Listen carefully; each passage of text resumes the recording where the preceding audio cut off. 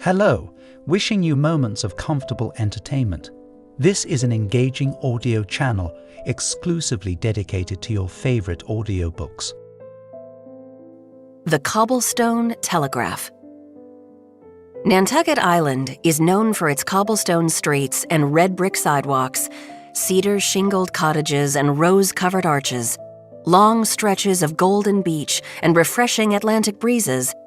And it's also known for residents who adore a juicy piece of gossip. Which hot landscaper has been romancing which local real estate mogul's wife, that kind of thing. However, none of us are quite prepared for the tornado of rumors that rolls up Main Street, along Orange Street, and around the Rotary out to Sconset when we learn that London-based billionaire Xavier Darling is investing $30 million in the crumbling eyesore that is the Hotel Nantucket. Half of us are intrigued. We have long wondered if anyone would try to fix it up. The other half are skeptical. The place, quite frankly, seems beyond saving. Xavier Darling is no stranger to the hospitality business. He has owned cruise lines, theme parks, racetracks, and even, for a brief time, his own airline. But to our knowledge, he has never owned a hotel, and he has never set foot on Nantucket. With the help of a local real estate mogul, Eddie Pansick, aka Fast Eddie, who, for the record, has been happily reunited with his wife, Xavier makes the savvy decision to hire Lisbeth Keaton as his general manager. Lisbeth is an island sweetheart. She moved to Nantucket in the mid-aughts from the Twin Cities, wearing her blonde hair in 2 long braids like the younger princess in Frozen. And at the start of her first summer on island, she found a prince in J.J. O'Malley. For 15 seasons, Lisbeth and J.J. ran a wildly popular restaurant called The Deck. J.J. was the owner-chef and Lisbeth the marketing whiz. Lisbeth was the one who came up with the idea for the rosé fountain and the signature stemless wine glasses printed with the day's date that became a social media phenomenon. Not all of us cared about Instagram, but we did love spending long Sunday afternoons at the Deck drinking rosé, eating JJ's famous oyster pan roast, and gazing out over the shallow creeks of Monomoy, where we spied the occasional white egret fishing for dinner among the eelgrass. We all believed that Lisbeth and JJ had achieved what our millennials called #relationship goals. In the summer, they worked at the restaurant, and in the off-season, they could be found scalloping in Pocomo or sledding down the steep hill of Dead Horse Valley or shopping together at Nantucket Meat and Fish because they were planning to cure a side of salmon into gravlax or make a 12-hour bolognese. We'd see them holding hands in line at the post office and recycling their cardboard together at the dump. We were all shocked when JJ and Lisbeth broke up. We first heard the news from blonde Sharon. Sharon is the turbo engine behind Nantucket's rumor mill, so we were hesitant to believe it. But then Love Robbins at Flowers on Chestnut confirmed that Lisbeth sent back a bouquet of roses that JJ had ordered. Eventually, the story came out. At the Deck's closing party back in September, Lisbeth had discovered 187 sexually explicit texts that JJ had sent to their wine rep, Christina Cross. Lisbeth was, according to some, desperate to reinvent herself, and Xavier Darling provided a way. We wished her well, but the once grand Hotel Nantucket had a tattered reputation to repair, along with the roof, windows, floors, walls, and sinking foundation. Throughout the winter of 2021 and into the early spring of 2022, we watch local contractors, architects, and interior designer Jennifer Quinn entering and leaving the hotel. But every single employee has been sworn to secrecy about what's going on inside. There are whispers that our favorite fitness instructor, Yolanda Tolentino, has been hired to run the wellness center, and that Xavier Darling is looking for someone with an island pedigree to operate the hotel's new bar. We see Lisbeth Keaton come and go, but when blonde Sharon bumps into Lisbeth in the vehicle inspection line at Don Allen Ford, Lisbeth in her Mini Cooper and Sharon in her G-Wagon, and asks how the hotel is coming along, Lisbeth changes the subject to Sharon's children. Sharon has no interest in talking about her children. They've just become teenagers. Jordan Randolph, the editor of the Nantucket Standard, ignores the first 2 calls he gets from Lisbeth Keaton, telling him the interior of the hotel is finished and asking if he would like a behind-the-scenes first look. Jordan is one of the skeptics. He can't stand the idea of someone like Xavier Darling, a business titan from overseas, buying a historically significant property like the Hotel Nantucket. Jordan is aware that Herman Melville wrote Moby Dick before he ever visited the island. Does that make him feel any better? Not really. But, Jordan reasons, if not Xavier Darling, then who? The place has been left to rot. Even the Nantucket Historical Association has deemed the hotel too big and expensive a project to take on. When Lisbeth calls the 3rd time, Jordan answers the phone and reluctantly agrees to send a reporter. Home and lifestyle editor Jill Tannenbaum is obsessed with interior design, as anyone who checks her Instagram will immediately realize, at Ashley Stark, at Element Style, at georgiantis.design. Jill would love to use this job at the Nantucket Standard as a stepping stone to a position at Domino or even Architectural Digest. Covering the renovation of the Hotel Nantucket could be just the way to do it. She's not going to leave out a single detail. As soon as Jill steps through the grand front doors, her jaw drops. Hanging from the vaulted ceiling of the lobby is the skeleton of an antique whaling boat that has been ingeniously repurposed into a statement chandelier. The ceiling's beams, salvaged from the original structure, lend the room a sense of history.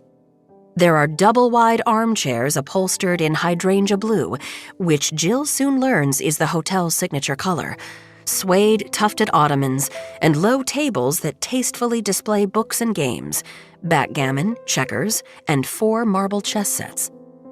The far corner of the room is anchored by a white baby grand piano. On the large wall next to the front desk hangs an enormous James Ogilvy photograph of the Atlantic off Sankaty Head that succeeds in bringing the ocean into the hotel. Wow, Jill thinks, just wow. Her hand is itching to reach for her phone, but Lisbeth told her that, for the time being, photos are forbidden. Lisbeth gives Jill a tour of the guest rooms and suites. Local artist Tamala Cornejo has hand-painted the ceiling of each room with a mural of the Nantucket night sky. The light fixtures, glass spheres wrapped in brass chain link, evoke buoys and ropes. And the beds, excuse me, the beds, Jill thinks. The beds have canopies fashioned from driftwood and thick nautical rope. They're a custom size, emperor, and they have ethereal white shears hanging at the sides. The bathrooms are the most spectacular Jill has ever seen in real life. Each one has a shower tiled with oyster shells, a hatbox toilet in a separate water closet, and a slipper tub, the base of which is painted the hotel's signature hydrangea blue. But the secret to success for any bathroom, Lisbeth says to Jill, isn't how it looks, it's how it makes the guest look. She flips a switch. Surrounding the long rectangular mirror over the double vanity is a soft halo light. See how flattering? Jill and Lisbeth gaze at themselves in the mirror like a couple of teenagers. It's true, Jill thinks. She has never looked dewier than she does standing in the bathroom of Suite 217. Then, Lisbeth tells Jill about the complimentary minibar. I can't count the times I've been in a hotel room and just wanted a glass of wine and a salty snack, but being charged $70 for a bottle of Chardonnay and $16 for a pack of peanuts is offensive when I've already paid so much for the room. So our minibars will be stocked with a thoughtfully curated selection of Nantucket-sourced products. She mentions Cisco beers, 888 vodka, and smoked bluefish pâté from 167 Raw, and everything is free, replenished every 3 days. Free minibar, Jill writes in her notes. Nantucket products. Jordan should give her article front-page placement for this announcement alone. Lisbeth leads Jill out back to see the pools. One is a sprawling family affair with cascading waterfalls. There will be lemonade and fresh-baked cookies served every day at 3, Lisbeth says. The second pool is an adults-only sanctuary, a teal-blue lozenge surrounded by gray shingled walls that will be covered with pale pink climbing roses in the height of summer. Around the pool are the most comfortable chaise longue in the known world, extra wide and easy to adjust, and stacks of custom-ordered Turkish cotton towels in hydrangea blue. Next, it's off to the yoga studio. Jill has never been to Bali, but she has read Eat, Pray, Love, so she appreciates the aesthetic. The ceiling of the studio is an elaborate teak carving salvaged from a temple in Ubud. Jill considers how much it must have cost to ship and install such a ceiling. Mind-exploding emoji. There's a gurgling stone fountain in the form of the somewhat terrifying face of the god Brahma that empties into a trough of river stones. The light from outside is diffused through rice paper shades, and gamelan music plays over the sound system. All in all, Jill thinks the new yoga studio will be an idyllic place to find a child's pose. But as far as Jill is concerned, the ultimate reveal is the hotel's bar. It's a high-concept jewel box, a space-painted pharaoh and balls pitch blue, which falls on the spectrum between sapphire and amethyst, and a blue granite bar. There are domed pendant lights that look like upside-down copper bowls, and an accent wall sheathed in bright pennies. There's also a copper disco ball that will drop from the ceiling every night at 9 o'clock. There's nothing like it anywhere else on the island. Jill is gobsmacked. Can she make a reservation now, please? Jill races back to her desk at the Standard office. Has she ever been so inspired to write a piece? She types like a fiend, getting all the details down, including the rainbow-hued Annie Selke rugs, the curated selection of novels on the bookshelves of the suites, the pin-tucked velvet stools in the new hotel bar, and then goes back over the piece one sentence at a time, making certain the language is as gracious and rich as the hotel itself. When she finishes her final edit, she takes the piece to Jordan Randolph's office. He likes to read each feature article on paper and then mark it up with red pen like he's Maxwell Perkins editing Fitzgerald and Hemingway. Jill and her colleagues joke about this. Hasn't he ever heard of Google Docs? Jill stands in the doorway as he reads, waiting for his usual outstanding. But when he finishes, he tosses the pages onto his desk and says, "Huh." Huh?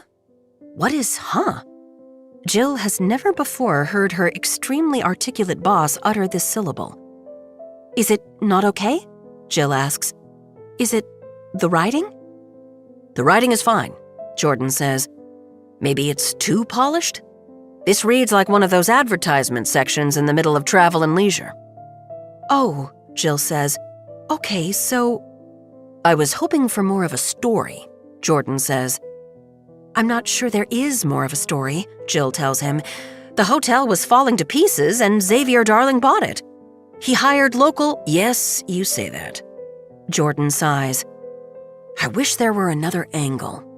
His voice trails off. I'm not going to run it this week. Let me think on it for a little while. He smiles at Jill. Thank you, though, for going to get a behind-the-scenes first look. He uses air quotes, which makes him seem like such a boomer. I appreciate it. Privately, Jordan Randolph suspects that the Hotel Nantucket will be like a work of art by Banksy. After it is unveiled, it will shine for one glorious moment and then self-destruct. One person who agrees is a 94-year-old resident of our island home named Mint Benedict. Mint is the only child of Jackson and Dahlia Benedict, the couple who owned the hotel from 1910 to 1922. Mint asks his favorite nurse, Charlene, to push him all the way to Easton Street in his wheelchair so that he can see the spiffy new facade of the hotel. They can fix it up, but it won't succeed, Mint says. Mark my words, the Hotel Nantucket is haunted, and it's all my father's fault. Mint is talking nonsense, Charlene thinks, and he definitely needs a nap. She spins his chair toward home. Haunted, we think. Half of us are skeptical. We don't believe in ghosts. Half of us are intrigued. Just when we thought the story couldn't get any better. Chapter 2. The Fifth Key. Lisbeth Keaton's Breakup Playlist. Good for You. Olivia Rodrigo. All Too Well, Taylor's version, Taylor Swift. If Looks Could Kill, Heart. You Oughta Know, Alanis Morissette. Far Behind, Social Distortion. Somebody That I Used to Know, Gautier. Marvin's Room, Drake. Another You, Elle King. Gives You Hell, All American Rejects. Kiss This, The Struts. Save It for a Rainy Day, Kenny Chesney. I Don't Wanna Be in Love, Good Charlotte. Best of You, Foo Fighters. Rehab, Rihanna. Better Now, Post Malone. Forget You, CeeLo Green. Salt, Ava Max. Go Your Own Way, Fleetwood Mac. Since You've Been Gone, Kelly Clarkson. Praying, Kesha. Ever since her devastating breakup with J.J. O'Malley, Lisbeth has been searching for an inspirational meme that will make her feel better. She spent $77 at Wayfair on a framed quote attributed to Socrates. The secret of change is to focus all your energy not on fighting the old, but on building the new. She hangs it on the wall at the end of her bed so that it's the first thing she sees when she wakes up and the last thing she sees before she turns off the light. All your energy, not on fighting the old, but on building the new, the secret of change. Easier said than done, she thinks. She spends all her energy fighting the old. Reliving September 30th, the last night at the deck. Last night at the deck is a bittersweet tradition. It marks the end of the summer season. Lisbeth and JJ have to say goodbye to the team they poured so much time and energy and money into building. Some of the staff will return next spring, but not everyone, so a summer can never be replicated. This, they've found, is both good and bad. Last night is one of bacchanalian revelry for the staff. Lisbeth and JJ throw down an excellent party, opening tins of beluga caviar and bottle after bottle of Laurent Perrier rosé. One of the traditions is the staff photograph that Lisbeth takes of them all leaning up against the railing with the Monomoy creeks behind them. She frames these photographs and hangs them in the hallway that leads to the restrooms. It's a record of sorts, an album, a history. Tonight's picture will be the 15th. She can hardly believe it. Lisbeth calls for everyone to gather, and they configure themselves into a creative and cozy pose. Shorty's up front. Goose, the sommelier, and Wavy, the head server, pick up Peyton, who is everyone's favorite, and quite petite besides, and hold her lengthwise. Christopher and Marcus reach for each other's hands, their first public acknowledgement that they've become a couple this summer. Akash and Ebo and all the prep chefs, dishwashers, and food runners fill in, finding their places.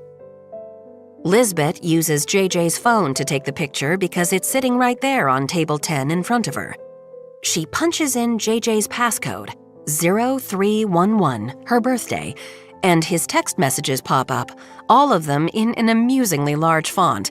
JJ won't admit that he needs readers. Lisbeth is about to click out of the texts when something catches her eye. I want you so badly. This is followed by, tell me what you want me to do to you. Lisbeth freezes. But then she thinks, wait, this isn't JJ's phone after all. It must be someone else's iPhone 13 Pro Max with an electric blue cover and a photo of Anthony Bourdain on the back and her birthday as its passcode.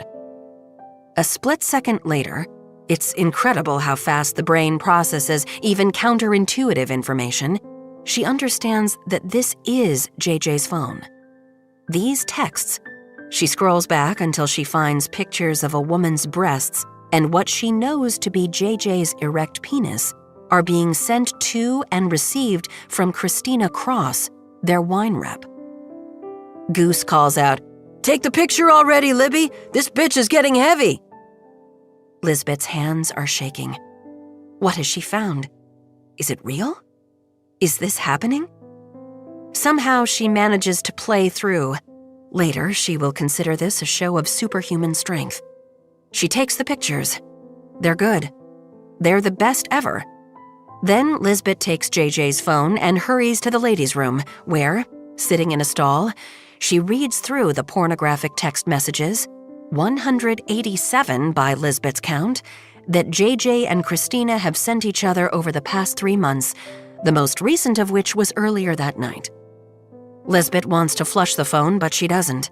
She has the wherewithal to take screenshots of the messages and text them to herself. Then Lisbeth returns to the party. It's in full swing. Polo G is singing Martin and Gina at top volume, and Christopher, Marcus, and Peyton are dancing. Lisbeth finds JJ in the corner at table number 1, the most sought after in the restaurant, drinking a beer with a couple guys from the kitchen. "There's my queen," JJ says when he sees her. He places a hand on Lisbeth's waist and tries to draw her in for a kiss, but she stiff-arms him, pushing his phone into his chest. "I'm going home," she says. "What?" JJ says. He takes his phone, and the texts from Christina brighten on the screen. "Oh, God, no. Wait, Libby." Lisbeth doesn't wait. She walks away, pushing past Wavy, who senses something is wrong and tries to stop her. "It's not what it looks like," JJ says. Oh, but it is what it looks like, Lisbeth thinks once she gets back to the Bear Street cottage she owns with JJ and reads through the texts one by one.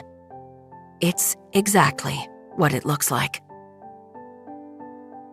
The Hotel Nantucket is perhaps the only place on the island where Lisbeth doesn't have any history or memories with Jonathan James O'Malley.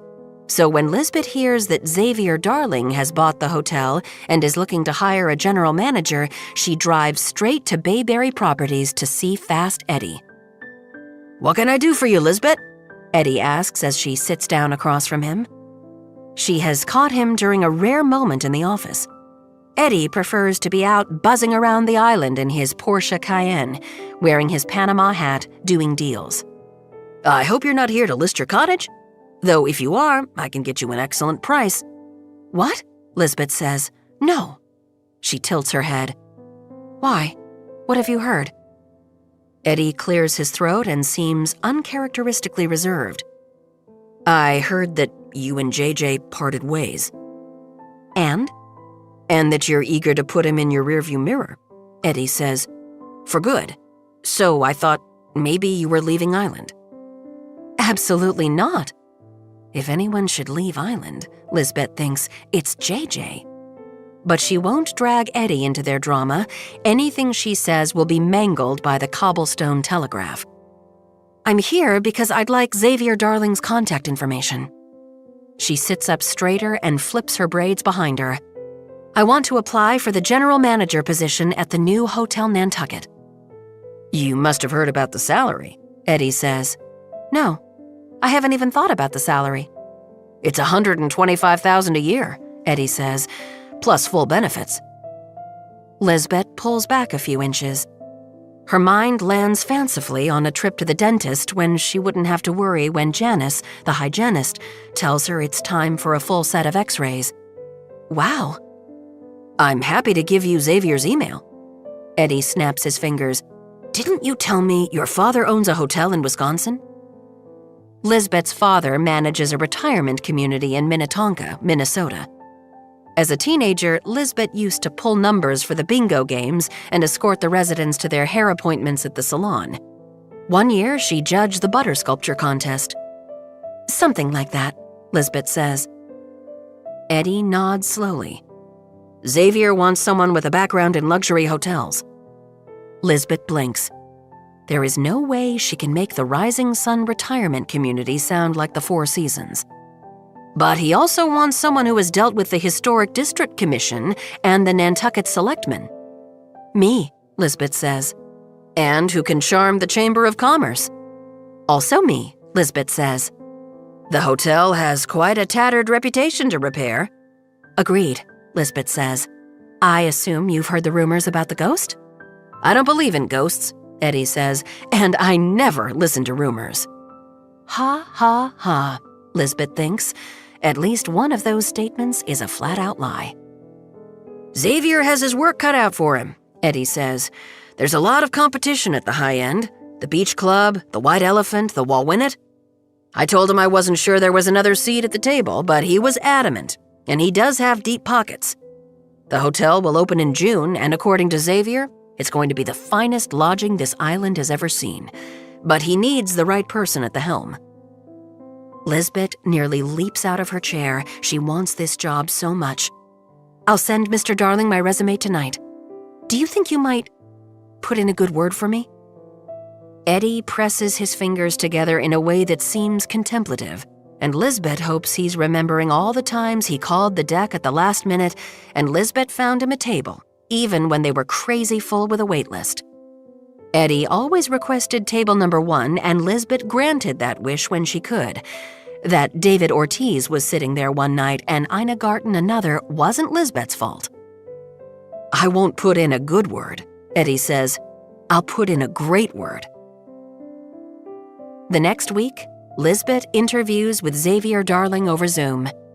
Although she thought she crushed it, dropping the name of the chairman of the zoning board to underscore her local connections, Xavier's demeanor gave nothing away.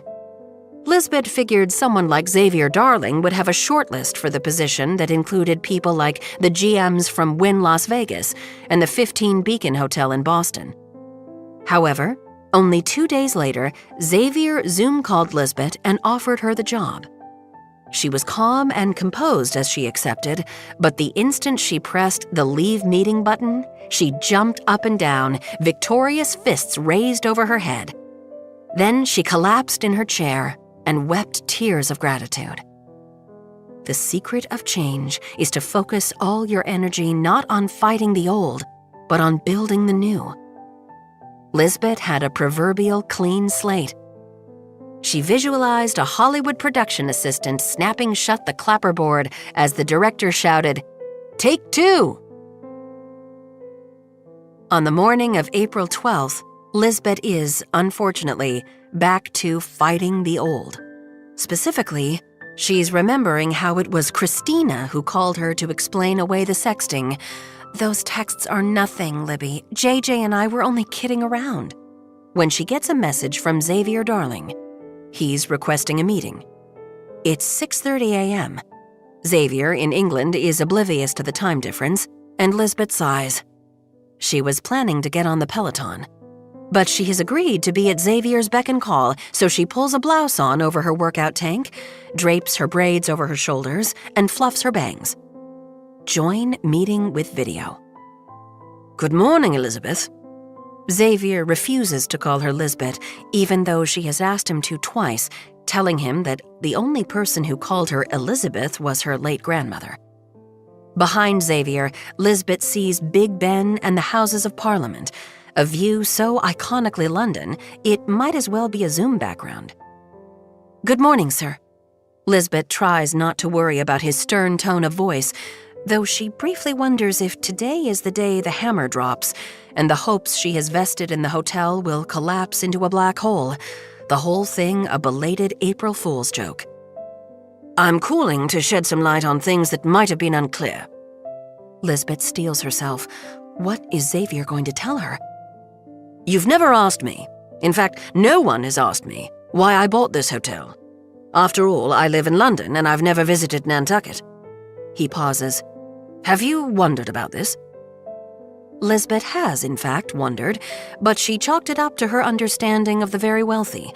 They buy things because they can. "I bought this particular hotel," Xavier says, "because I'm trying to impress 2 women." Whoa. Lisbeth pinches her thigh to keep from gasping. This is probably the only answer worth sacrificing her 30-minute hip-hop ride with Alex Toussaint for. 2 women? Lisbeth says. She checks her image on her laptop screen. She's maintaining a sort of straight face.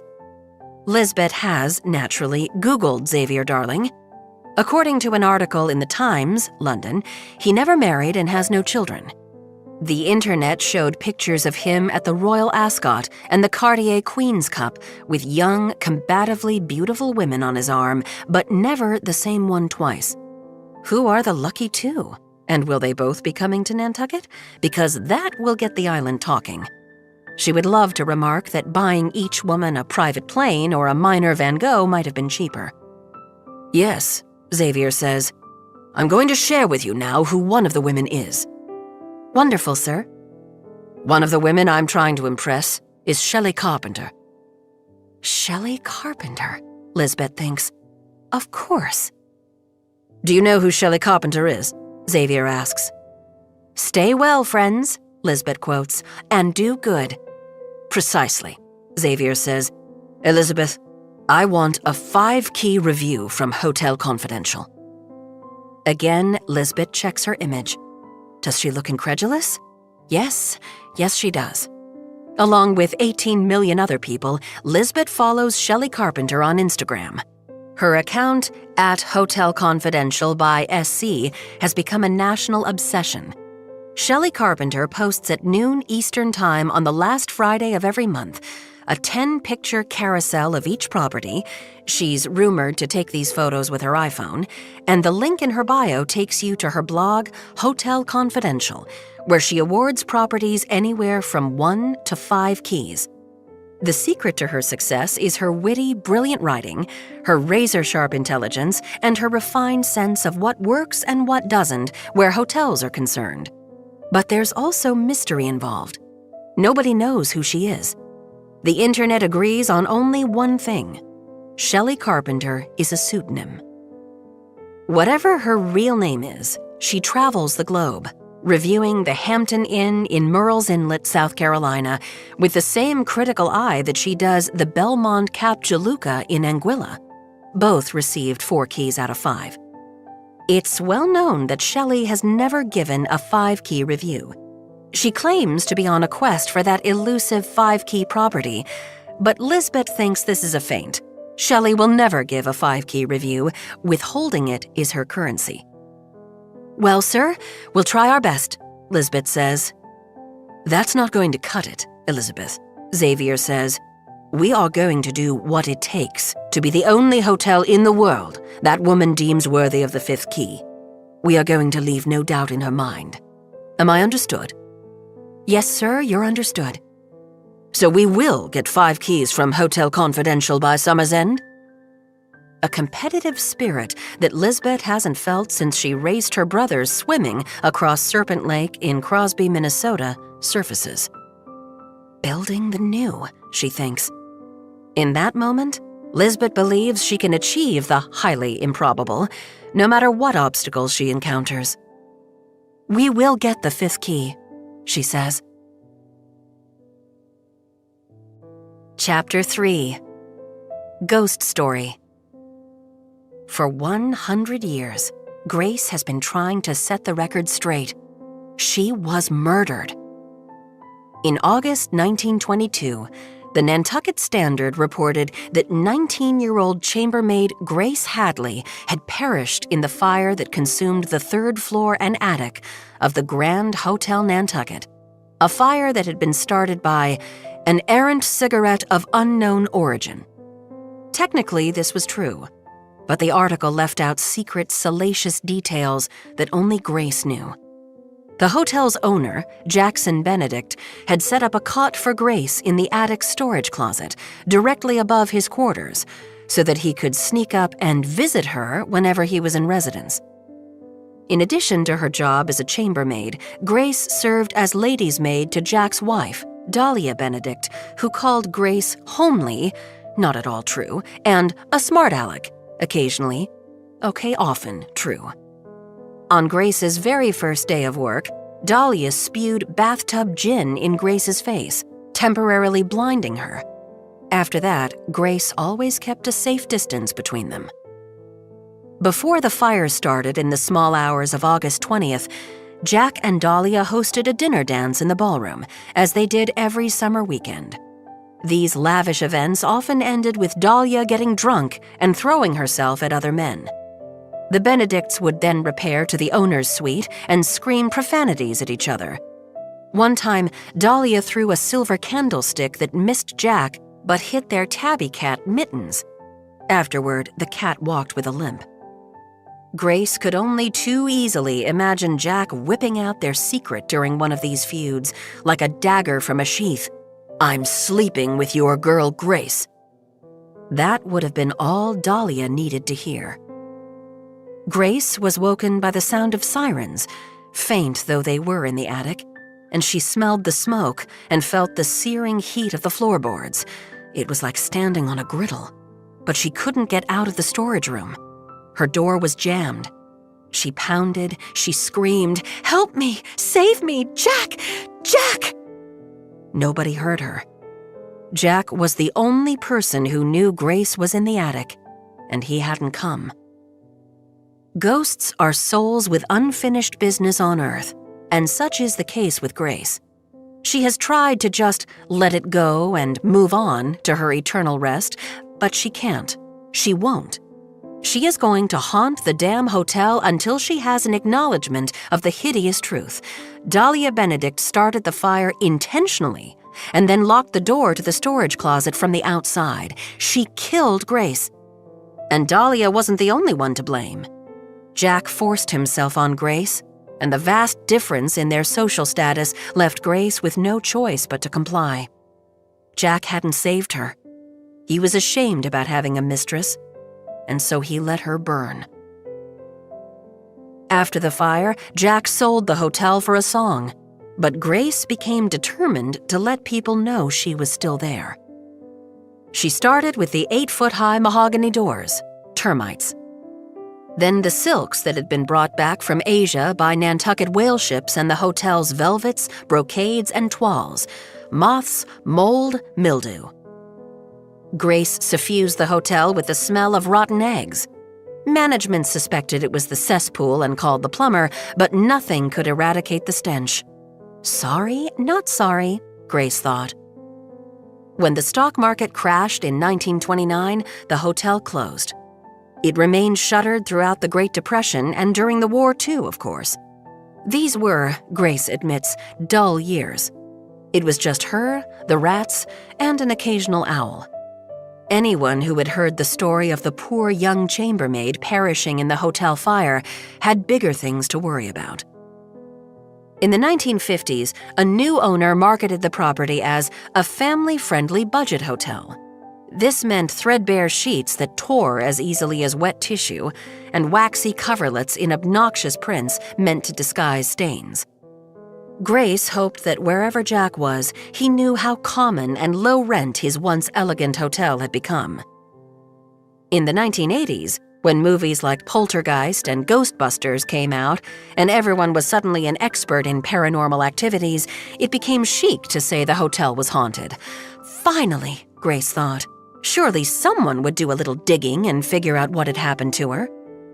Grace started properly haunting the hotel guests who deserved it. The philanderers and the casually cruel, the abusers and the loudmouths and the prejudiced. Stories accumulated. Cold drafts, knocking noises, a bowl set spinning on the server in the third-floor hallway, water falling drip by drip onto the forehead of a slumbering man. This man was handsy with the girls in his office.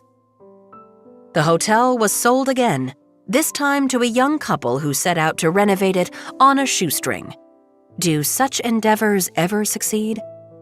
This one didn't, though the hotel operated, sluggishly, into the new millennium. It next changed hands in 2007, sold to a man without taste. Grace had peered over the interior decorator's shoulder and saw plans for round beds and beveled mirrors. But the hotel never opened under this particular owner. He had invested with Bernard Madoff, and he lost everything. After that, the hotel sat fallow, and Grace again grew bored. During Hurricane Jose in 2017, she cracked a window, which caused a section of the roof to blow off and cartwheel down North Beach Street. After the storm, the abandoned hotel's doors could easily be pried open, and the lobby became the site of many a high school party. Grace received quite an education. She listened to the kids talk. She watched them pair off and head down the shadowy halls to find privacy in the guest rooms. She became a fan of their music, Dua Lipa, levitating. She learned about Instagram, Venmo, Tinder, Bumble, YouTube, TikTok, and the greatest platform of them all, Snapchat, the ghost. Grace listened to debates about social justice and found herself growing impassioned. Every human being had dignity, even the maid/mistress kept in an attic closet. Grace and the kids got along just fine until a girl named Esme body-shamed a girl named Genevieve by posting a picture of Genevieve in her underwear in the gymnasium locker room. The next time Esme entered the hotel, Grace's face appeared on the screen of her cell phone. Her hair was still curly and dark under her white frilled cap, but her eyes were two infinite black holes, and when she opened her mouth, fire came out. Esme fainted dead away. When she came to, she swore to everyone that she'd seen a zombie on her phone. Some real-life Twilight shit, she posted. A fucking ghost. A few kids Googled Hotel Nantucket and haunted, but nothing came up. The digital records of the Nantucket Standard went back to only 1945. To get more information, they would have to delve into the physical archives.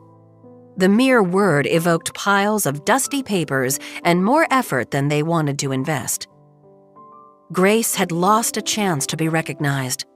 And not only that, but the high school parties came to an end, and she was alone again.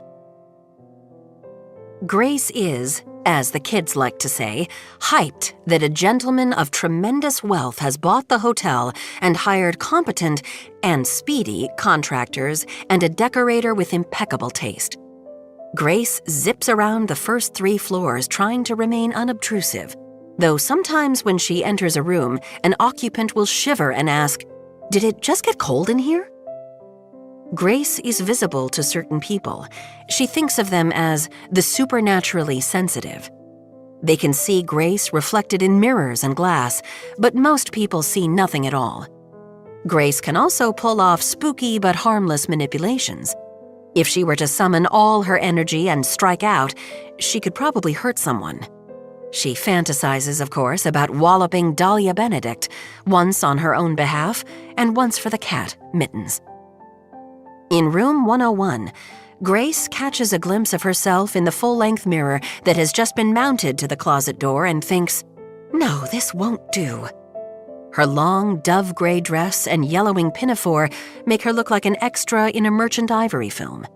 She solves the problem of her dated outfit when she happens across an open box of the hotel's new bathrobes. They're white waffled cotton lined in a soft, absorbent terry cloth. Grace slips off her dress. Naked, she still looks like a 19-year-old, full in both the chest and buttocks. She might even be considered a dime, and tries on the robe. It's as warm and delicious as a hug, and it has pockets. Grace decides to keep it. If someone caught sight of her in a mirror, what would that person see? Maybe a ghost wearing a bathrobe, or maybe just a levitating robe wrapped around an invisible body. Terrifying. Grace is delighted by the thought. When the new general manager, Lisbeth Keaton, walks through the restored front doors of the hotel holding a milk crate full of belongings, Grace thinks, "Finally, a woman in charge." Lisbeth is looking fit and sporty in yoga pants, a windbreaker, and a Minnesota Twins baseball cap that she wears over her blonde braids. Although her face is as wholesome as a child's, she wears no makeup. Grace would place her age somewhere between 35 and 40. Lisbeth sets her crate on the new front desk and turns around, arms raised, as if to embrace the lobby. Grace sees bright sparks of grit and resolution flying off her. She is a person determined to succeed where so many others have failed. and Grace can't help but fall a little in love with her. "Hey there, Lisbeth," Grace thinks. "I'm Grace. Welcome to the Hotel Nantucket." Chapter 4. Help Wanted. Lisbeth sets aside the third week of April to conduct her final round of staff interviews. She placed ads in the Nantucket Standard, the Cape Cod Times, and the Boston Globe, and on Monster, ZipRecruiter, and H-Careers, but the pool of applicants wasn't as large as she'd hoped. Lisbeth checked her junk folder but found nothing except emails from farmersonly.com. Once, at a low point post-breakup from JJ, she'd made the mistake of visiting their website.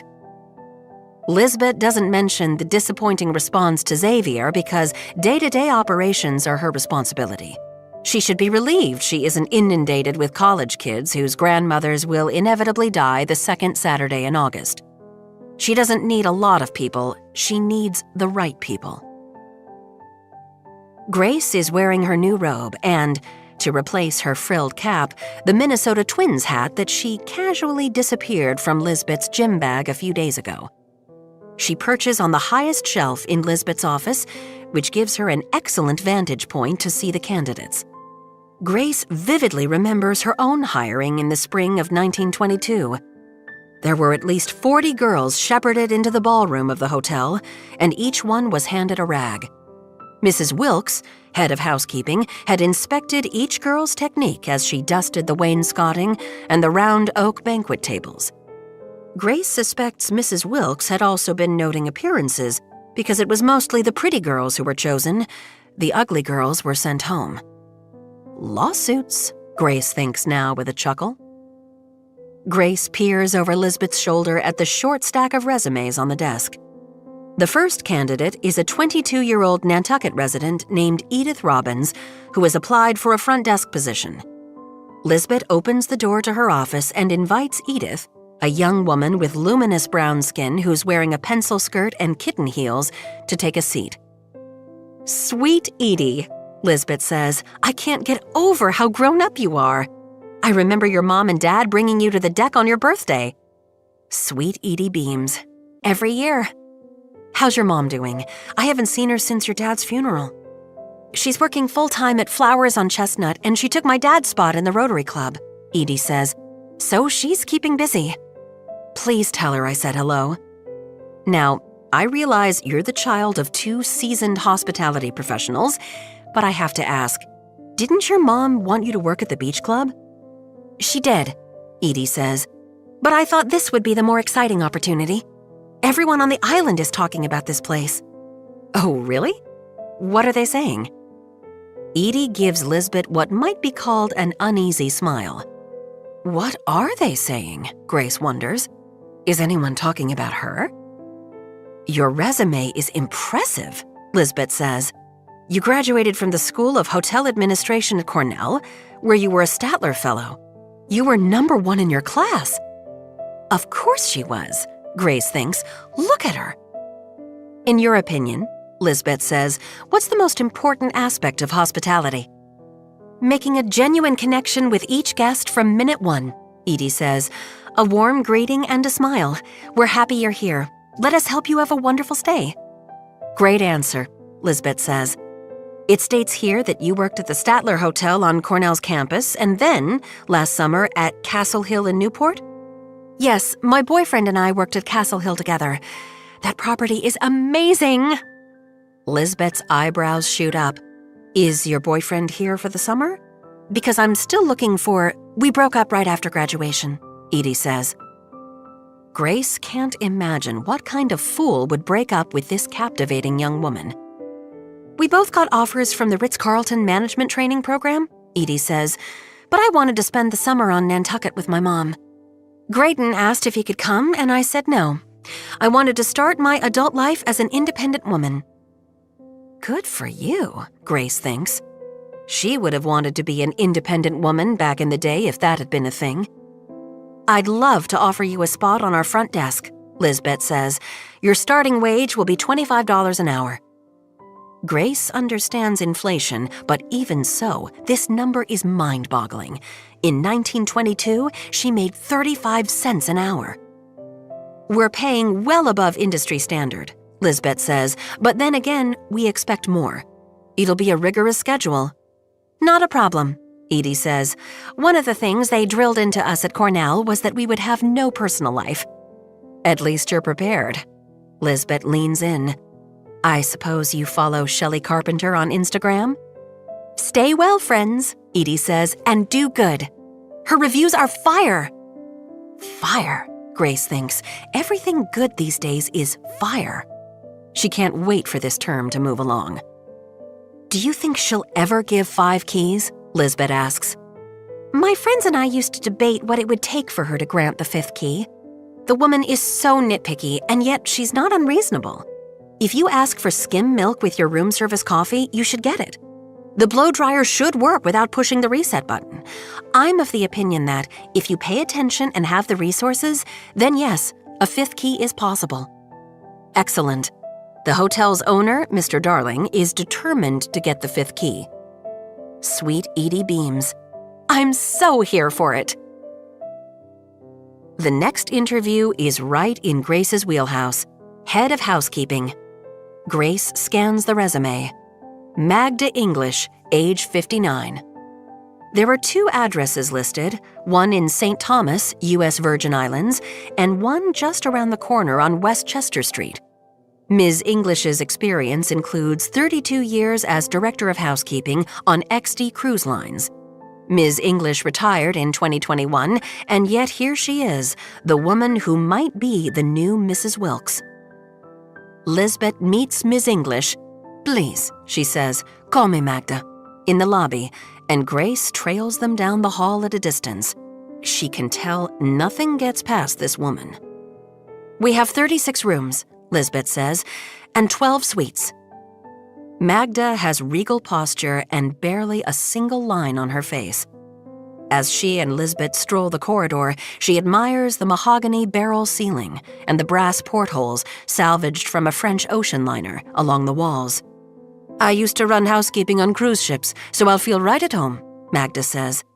Her voice has a delightful West Indian lilt, whereas Mrs. Wilkes's voice had been like a cheese grater on Grace's backside.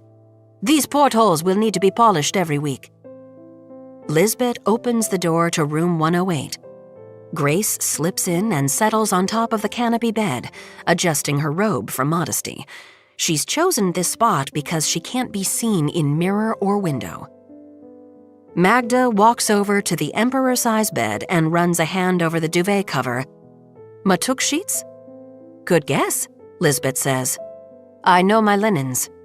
Magda picks up the hydrangea blue cashmere throw at the foot of the bed. "This is lovely." "All the rooms have them. They're woven at Nantucket looms especially for the hotel." "I hope they plan on weaving extras," Magda says, "because these will accidentally find their way into the guest's luggage, I assure you." She pokes her head into the walk-in closet and then the bathroom. "How many people would be on my staff?" "4, Lisbeth says. Magda laughs. "That's a tenth of what I'm used to, but it should be enough." "So what brought you to Nantucket?" Lisbeth asks. Magda sighs. "I spent the first half of my career on ships in the Mediterranean. Then I requested a transfer back home to the Caribbean. When my brother's wife died in September, I took my retirement and moved here to take care of him and my nephew Ezekiel." "Ezekiel English is your nephew? I'm interviewing him this afternoon." "He's a lovely boy, as you'll see for yourself," she smiles. "Zeke and William have had a rough few months, but now that they're back on their feet, a little job will fill my days." Lisbeth raises her eyebrows. This is more than just a little job. "Well, it's not a cruise ship," Magda says. "My standards are impeccable, as my previous employer will attest. I promise you, the hotel will be cleaner than it's ever been in the past." "Well," Grace thinks indignantly, "I guess we'll see about that." After Magda departs, Lisbeth considers going for a lunchtime run or grabbing one of the mountain bikes from the hotel's brand new fleet and powering out a quick ride. This morning, she finally felt a thaw to the air, but as tempting as it is to go outside, Lisbeth decides to stay at her laptop. First, she checks the references of a married couple, Adam and Raul Wasserman Ramirez, who have both applied for bellman positions. They currently work at the Four Seasons in Punta Mita, Mexico, and want to come to New England for the summer. Lisbeth has been putting off deciding about Adam and Raul because she isn't sure hiring a married couple for the same job is a good idea, even though they both interviewed well over the phone. What if they bicker?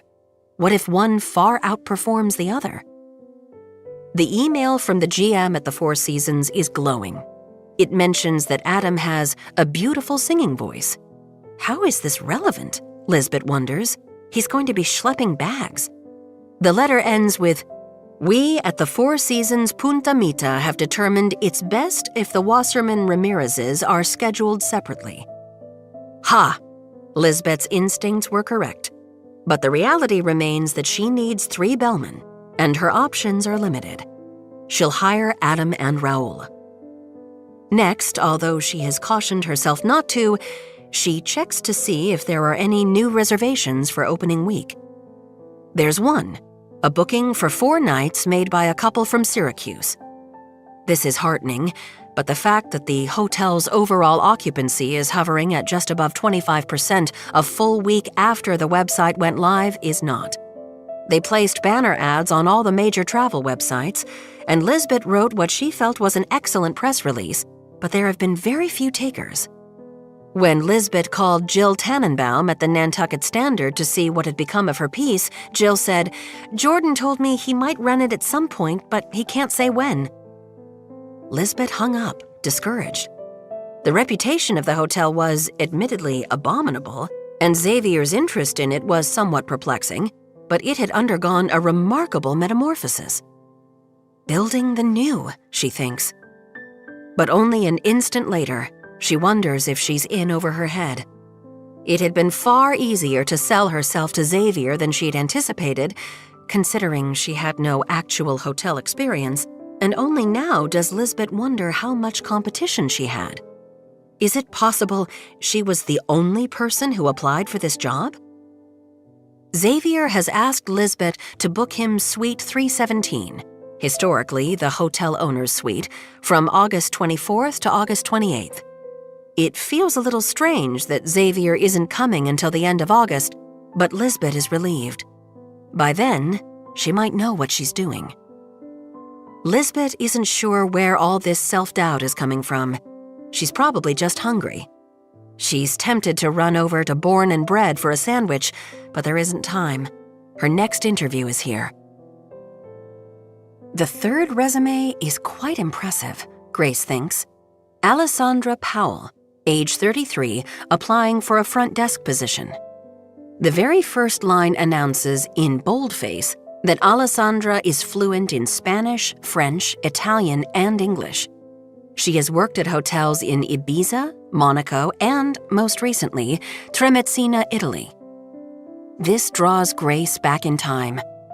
When Dahlia Benedict was being nice to Grace, she would gab about her and Jack's travels abroad.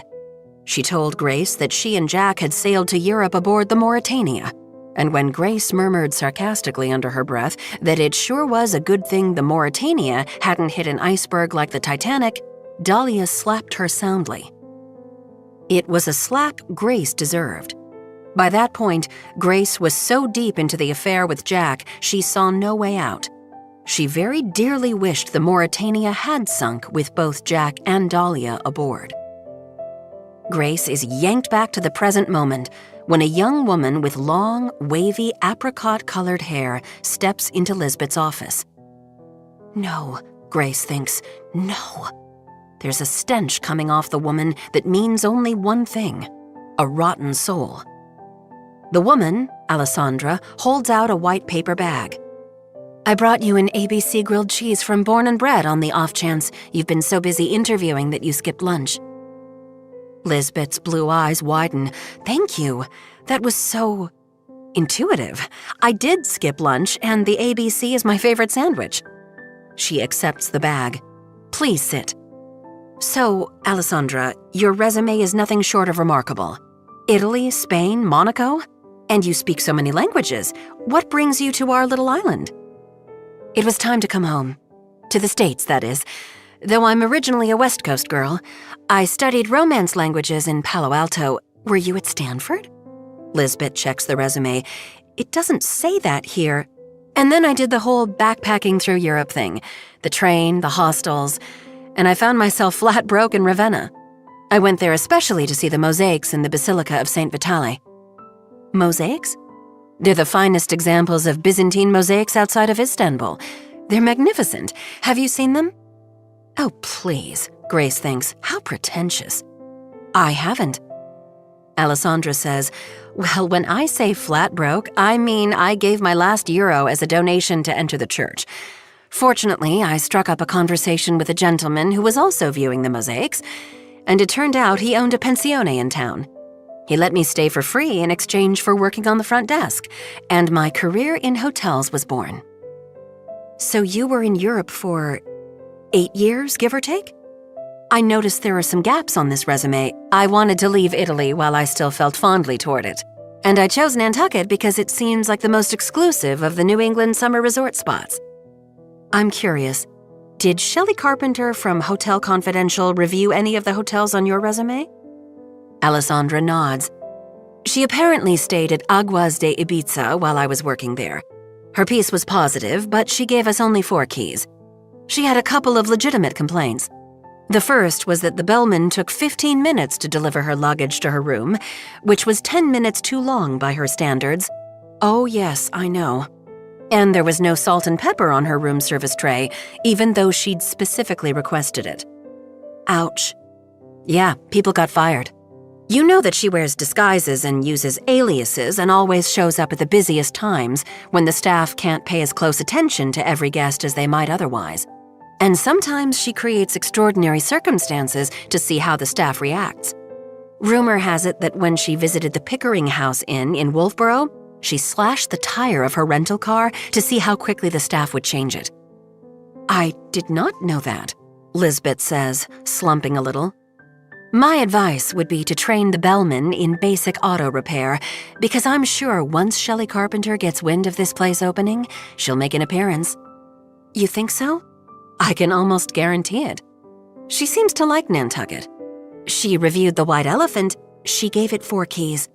And she reviewed the Nantucket Beach Club and Hotel, which is where I'm interviewing next. You're interviewing with Mac Peterson? I am, yes. Mac has basically offered me a position already, but I told him I wanted to keep my options open. Oh, come on, Lisbeth, Grace thinks. She's bluffing. Lisbeth runs her finger down the resume. These references have only the main numbers for the hotels. Can you provide any names or extensions? As I'm sure you're aware, there's a lot of turnover in the hospitality business. My GM in Ibiza retired and bought an olive orchard. My GM in Monaco got throat cancer and died. She pauses, milking the moment for all it's worth. Alberto. He smoked a pipe. When Lisbeth makes a sympathetic face, Grace groans. She would bet her robe and hat that there had never been an Alberto. If you call the hotels directly, they can pull up my performance records. You have the experience I'm looking for, Lisbeth says. High-end luxury hotels with a discerning clientele? May I ask what kind of pay you're offering? We pay $25 an hour, Lisbeth says, though because of your experience, I can bump you to $27.50 and make you the front desk manager. No, Grace thinks. She needs to get this little witchy witch out of here. Grace blows cold air down the back of Alessandra's neck. Alessandra doesn't even blink. Figures. The hours are pretty brutal, Lisbeth says. 1.5 days off every 2 weeks. A day off? What's that? Ha, Lisbeth says. You're too good to be true. Grace has a feeling this is precisely the case. Staff of 5, Lisbeth thinks, as she takes a bite of the apple, bacon, and white cheddar grilled cheese on cranberry-studded sourdough that Alessandra brought her. Alessandra interviewed well, though her resume has holes in it. There's a recent year-long period that's unaccounted for, but it's possible Alessandra was traveling between jobs. She seems cultured, into art and languages, and she said she'd studied Romance languages in Palo Alto. Palo Alto is a wink-wink reference to Stanford, but if Alessandra went to Stanford, wouldn't that be plastered across the top of her resume? Lisbeth decides to overlook these things. Mac Peterson down at the beach club basically offered Alessandra a job, but Lisbeth snapped her up. Alessandra seemed to know a great deal about Shelley Carpenter. Alessandra could be their secret weapon. What an improvement, Grace thinks when she sets eyes on the final candidate of the day. Ezekiel English, 24 years old, is, as the kids say, a smoke show. It's another piece of slang Grace doesn't love, though she can see how it applies now. She's feeling a little warm in her robe, and she pulls open the collar just a little. Zeke gives Lisbeth a dazzling smile and shakes her hand. "Hey, I'm Zeke English. What's good?" "The sandwich I just finished was good," Lisbeth says, "if that's what you mean." "Sorry, I'm a little nervous," Zeke says. "Thanks for having me in." How adorable, Grace thinks. He's nervous. "Please, have a seat," Lisbeth says. "I met your Aunt Magda this morning." "Yeah," Zeke says. "Aunt Magda's the bomb. She moved in with us last September." Zeke bows his head, and when he raises it again, his eyes are bright with tears. He clears his throat. "My mom died of a brain aneurysm. Aunt Magda cooks for us and just generally makes everything better." He wipes a tear with the back of his hand, and before Grace can stop herself, she flies down to give his broad shoulders a squeeze. She loves a man who isn't afraid to show his emotions. The hug seems to revive Zeke a bit, or maybe Grace is giving herself too much credit? Because he sits up straighter and laughs. "Am I blowing this interview or what?" Lisbeth leans forward. "I'm interested in hiring human beings," she says, "not robots. You experienced a profound loss." She takes a breath. "Let's start over. Hi, Zeke. Welcome. How long have you lived on Nantucket?" "My whole life, born and raised." "Where else have you worked on the island?" Lisbeth asks. "I've been teaching at the surf school out in Cisco since I was 15, Zeke says. He's a surfer, Grace thinks. Well, it's official. Zeke is her crush. She wonders if he would be interested in a ghost with the figure of a 19-year-old but the wisdom of someone much older. She's kidding. The scene in that 90s movie at the Potter's Wheel would, sadly, never happen in real life. "That's a fun job," Lisbeth says. "Why make the switch to hospitality?" Zeke laughs. "My dad told me it was time to grow up. He said I could either work here or work for him. He was the electrician on this renovation." "Yes," Lisbeth says. "William and his crew did a wonderful job." Zeke says, "I couldn't believe it when I heard someone was fixing it up. It had always seemed like a lost cause. You know, my friends and I used to party here in high school." OMG, Grace thinks. Zeke is one of her high school partiers all grown up. "Some strange stuff happened this one night," Zeke says. "A ghost's face appeared on this chick's phone." He pauses. "So then this place got a reputation for being haunted, and we stopped coming." Lisbeth gives him an indulgent smile. "Don't worry, we did an exorcism when we renovated." Ha ha, Grace thinks. She considers floating Zeke's resume off the desk to prove just how wrong Lisbeth is. But she doesn't want to show off. Yet. Lisbeth likes Zeke. He's a lovely boy, just as Magda promised. Though Lisbeth worries he might be a bit surfer dude laid back for the job. What if it takes him 15 minutes to get bags to a room instead of Shelley Carpenter's prescribed 5 minutes? She sighs. Women will go crazy when they see him. He's a dead ringer for Reggae John Page. And she's already hired Magda, and his father is their electrical contractor, so she can't not hire him. Lisbeth will just have to train him and Adam and Raoul that bags go directly to the room within 5 minutes. And she would like to train Zeke not to mention the ghost to anyone. Can she get away with that? She sends him a text. "You have the job." Zeke texts back, "KK." Lisbeth closes her eyes. KK? A second text comes in. Thank you very much for the opportunity. I won't let you down. Lisbeth exhales. She can work with that. The last person Lisbeth has to hire is a night auditor, but the only application she's received for the job is from some guy named Victor Valerio, real name? Who sent a picture of himself wearing white face makeup, glow-in-the-dark fangs, and a long flowing black cape. When you ask for people to work the graveyard shift, Lisbeth supposes, you end up with vampires. Perfect company for their ghost, she thinks, laughing to herself. She'll have to handle the night auditing until someone suitable applies. She sends Xavier an email. Dear Xavier, I hired our core staff today. Onward toward the 5th key. All best, Lisbeth. Chapter 5. Opening Day. June 6th, 2022. From Xavier Darling, xd@darlingent.com.uk. To employees of the Hotel Nantucket. The day has come. We're finally opening our doors to the public to show them our living work of art. The thing that makes it living is all of you. What do hammered silver basins in the bathroom matter if the staff is harried and distracted when you check in? What does the Swedish sauna in the wellness center matter if the bellman delivers the wrong bags to your room? Hotels are only as good as their staff. I will be personally reading every review of our hotel on the Travel Tatler website, and based on the content of that feedback, I'll be awarding a cash prize of $1,000 to the most outstanding employee each week. I hope each one of you wins. Though be warned, this isn't a participation trophy. It's entirely possible, for example, that the same employee will win all 18 weeks of the season. It's my goal to make the Hotel Nantucket the undisputed best in the world. But I can't do it without you. Thank you for your dedication and hard work. XD.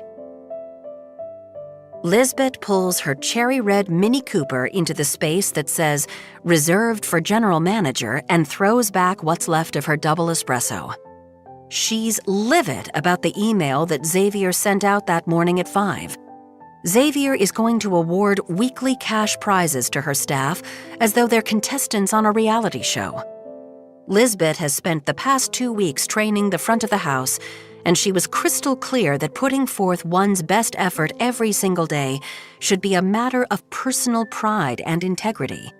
She also stressed teamwork, a concept that awarding individual cash prizes will unravel.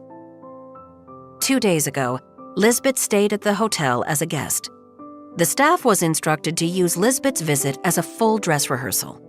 Front desk manager Alessandra checked Lisbeth in, and Alessandra presented her with the Blue Book, a compilation of Nantucket's best beaches, outings, museums, sites, restaurants, galleries, shopping, bars, and nightlife that Lisbeth herself had spent countless hours curating, writing, and refining. Alessandra asked if she could make Lisbeth any dinner reservations. No, thank you, Lisbeth said, though she would like a Reuben from Walter's delivered to her room between 7:15 and 7:30. Alessandra said she'd take care of it, no problem. A few moments after Lisbeth stepped into the room, only long enough for her to admire the view of Easton Street from the picture window, Zeke arrived with Lisbeth's luggage. Lisbeth flung herself across the emperor-size bed.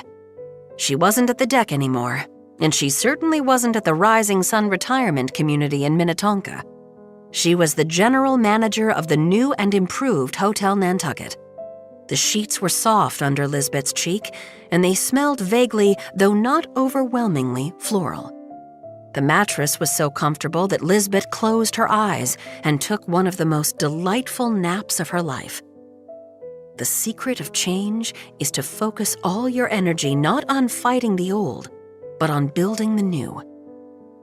She left a few tests for the housekeeping crew: a crumpled tissue kicked to the far back corner under the bed, a cake of the Nantucket Looms wildflower soap tucked incongruously behind the complimentary smoked bluefish pâté in the minibar.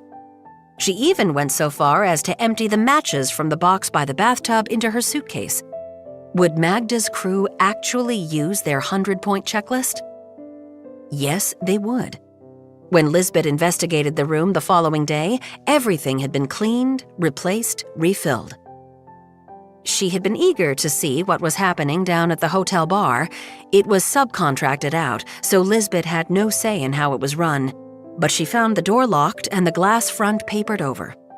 She could hear voices and movement inside, but when she knocked, nobody answered.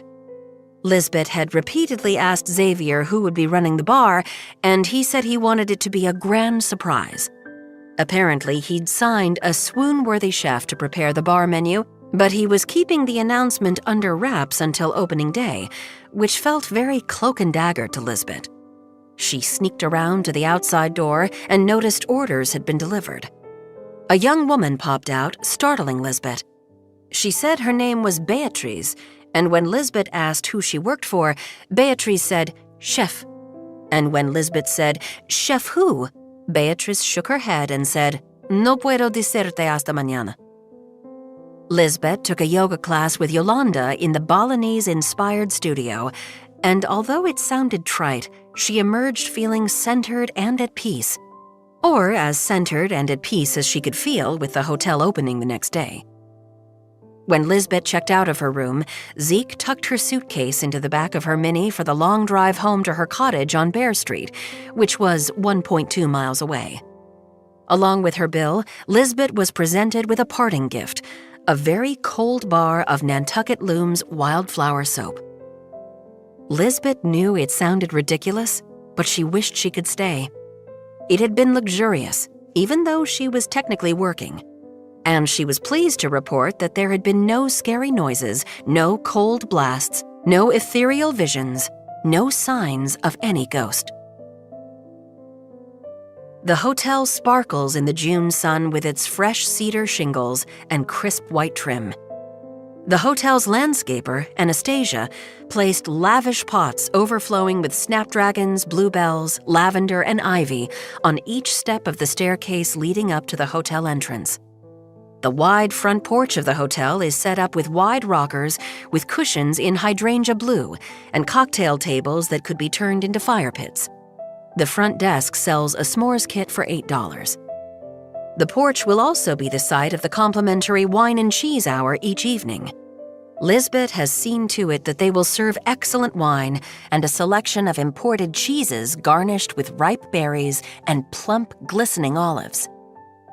Lisbeth checks for mascara on her eyelids and lipstick on her teeth. She stayed up way too late last night trying on outfits. It's a new job and she wants a new style. At the deck, she always wore muumuus because they were forgiving. She averaged 8 glasses of rosé and 14 pieces of bacon daily. Now her closet is filled with things that are fitted and a bit more professional. Today, she's wearing a navy halter dress, nude stiletto sandals, and a Minnesota golden gopher's charm on a chain around her neck. She steps out of the car, so excited she could levitate. She feels like a living, breathing, inspirational meme. She has stopped fighting the old and started building the new. She's weathered the storm by adjusting her sails. She is a pineapple, standing tall, wearing a crown, and sweet on the inside. Lisbeth slips her phone into her navy and white striped clutch and looks up to find her ex-boyfriend J.J. O'Malley standing in the white shell-covered parking lot with his hands behind his back. This is not happening, she thinks. Lisbeth hasn't actually seen JJ since the awful day in late October when he moved the last of his belongings out of their cottage. He told Lisbeth he was spending the off-season in upstate New York with his parents. He'd gotten a part-time gig cooking at the Hasbrook house. By that time, Lisbeth had already accepted the job at the hotel, but she didn't tell JJ that. But clearly he's heard the news. The cobblestone telegraph is real. "What are you doing here, JJ?" Lisbeth asks. He's wearing cargo shorts, his black dog t-shirt, chef's clogs, and a green bandana around his neck. A thought occurs to Lisbeth that's so horrible she nearly drops her clutch. The chef of the new hotel bar has been kept a grand surprise because In the world's most hideous twist, Xavier has hired JJ. Lisbeth will quit. No, she won't quit. She'll make JJ quit. But one thing is for damn sure. She and JJ O'Malley are not working in the same building. "Are you running the bar here?" she asks. "What?" JJ says. "No, I wasn't even approached. Why?" Sweet lightning, Lisbeth thinks. JJ brings his hands out from behind his back. He's holding a dozen long-stemmed pink roses wrapped in butcher paper. He gives her what she used to call his puppy dog look, big eyes and protruding lower lip. In happier days, this would spur Lisbeth to squeeze him tight and pepper his face with kisses. But now she thinks, wow, he looks awful. It was normal for JJ to let his hair and beard grow out over the winter, but has it ever been this unruly? His beard straggles across his face like creeper vines on a brick wall. "First of all, I came to wish you good luck for opening day." A text would have sufficed, though Lisbeth blocked his number months ago. "You betcha. And I'm not taking those flowers. What else?" He drops the roses to the ground, reaches into the deep-flapped pocket of his cargo shorts, and pulls out a ring box. "Don't you dare," Lisbeth says. JJ sinks to one knee in the crushed shells and Lisbeth winces. But no, sorry, she's finished empathizing with this guy's pain. He opens the box. Don't look at the ring, she thinks. But come on, she's only human. She crunches through the shells in her stilettos and studies the ring. It's a dazzler. It's either fake or JJ took out an enormous line of credit on the restaurant, a move she would have absolutely vetoed if they were still together. It's over 2 carats, maybe even 2.5, and it's a marquise cut, which is what she's always wanted. "I had a lot of time to think over the winter," JJ says. "I love you, Libby. Marry me. Be my wife." Libby is standing close enough to see a hole in the shoulder of JJ's black dog t-shirt, a shirt she knows he's had since the summer of 2002. It was his first cooking job over on the vineyard. The answer is no, and you know why. Gets to his feet. His knee is encrusted with shells. "You can't stay mad forever." "I'm not mad," Lisbeth says, "and I'm also not going to marry you. You cheated on me." "I didn't touch Christina," JJ says. "Not once did I touch her." "That may be so," Lisbeth says. "But clearly there was enough electricity or chemistry between the two of you that the mere idea of her gave you a hard-on that you then went to the trouble of photographing and sending to her along with 187 texts describing what you would like to do with her if you ever got her alone in the wine cellar." The espresso Lisbeth just finished asserts itself, its liquid anger coursing through her bloodstream. "You're a cheater, JJ. I will not marry you, and all the forgive me flowers in the world won't change my mind.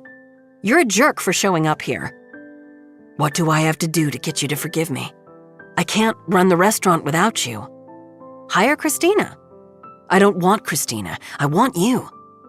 "I'm guessing what you really mean is that Christina was blackballed by every restaurant on this island, as she should have been, so she moved to Jackson Hole." Lisbeth can only hope this is true. "Libby, please. I'm desperate. I'm lost. And look at you, baby. You're 100 times hotter than you've ever been." For one vainglorious second, JJ snags Lisbeth's attention. She has spent the months since they split running and riding the damn Peloton and taking private bar classes with Yolanda. She has lost 32 pounds, carved out the sides of her thighs, and scooped out her ass cheeks. She can wall sit for 2.5 minutes and plank for 3. She can hold a crow pose in yoga. She has triceps. And today, she has freed her hair from the usual braids. She's wearing it sleek and long, parted down the middle. Lisbeth has been chasing something, and that something is revenge. She has been waiting for the moment when JJ would acknowledge her change in appearance. 100 times hotter. It's a start. Far more important than how Lisbeth looks is how she feels. which is strong, healthy, motivated. She's not going to drink 8 glasses of rosé every night this summer. She's not going to share JJ's cigarettes or stay up until 3 in the morning. She's finished with that lifestyle. "I need to get to work," Lisbeth says. "Please leave and take back the ring." "So you're saying you don't love me?" JJ reaches in his pocket again, and Lisbeth has a sudden panic that he's going to pull out a gun and shoot her? Himself? Is he that unhinged? She takes a step back, but then sees it's just his phone in his hand. "You're telling me you can listen to this and not feel anything?" He plays White Flag by Dido. "But I will go down with this ship." How many times did Lisbeth and JJ sing this at the tops of their lungs in JJ's truck as they rode to the beach at 2 in the morning so they could see the moonlight on the ocean? How many times did they dance to the song in their kitchen? "I'm in love and always will be." Playing it now is unfair. "What I feel is sad and disappointed," Lisbeth says. "You betrayed my trust. You tossed 15 years of my love down the drain because you couldn't stop yourself from telling Christina that you wanted to tongue her nipples." JJ winces. "I never said that." "Oh, but you did. Get out of here, JJ, before I have one of my bellmen physically remove you." JJ puts the ring box in his pocket and straightens up to his full height. He's 6'5" and weighs 280 pounds. In the land of 10,000 lakes, where Lisbeth was raised, that's called a Paul Bunyan. "Or I'll get a restraining order," Lisbeth says. "Libby." He grabs her arm and she wrenches it away. "Is there a problem?" A man in a white jacket and houndstooth pants steps out of the entrance to the new hotel bar and strides over to JJ and Lisbeth. Who is this? Lisbeth thinks. The script on his jacket reads, Chef Mario Subiaco. Lisbeth fights to keep her composure. Mario Subiaco? Almost involuntarily, Lisbeth looks over at JJ. His mouth has fallen open a bit.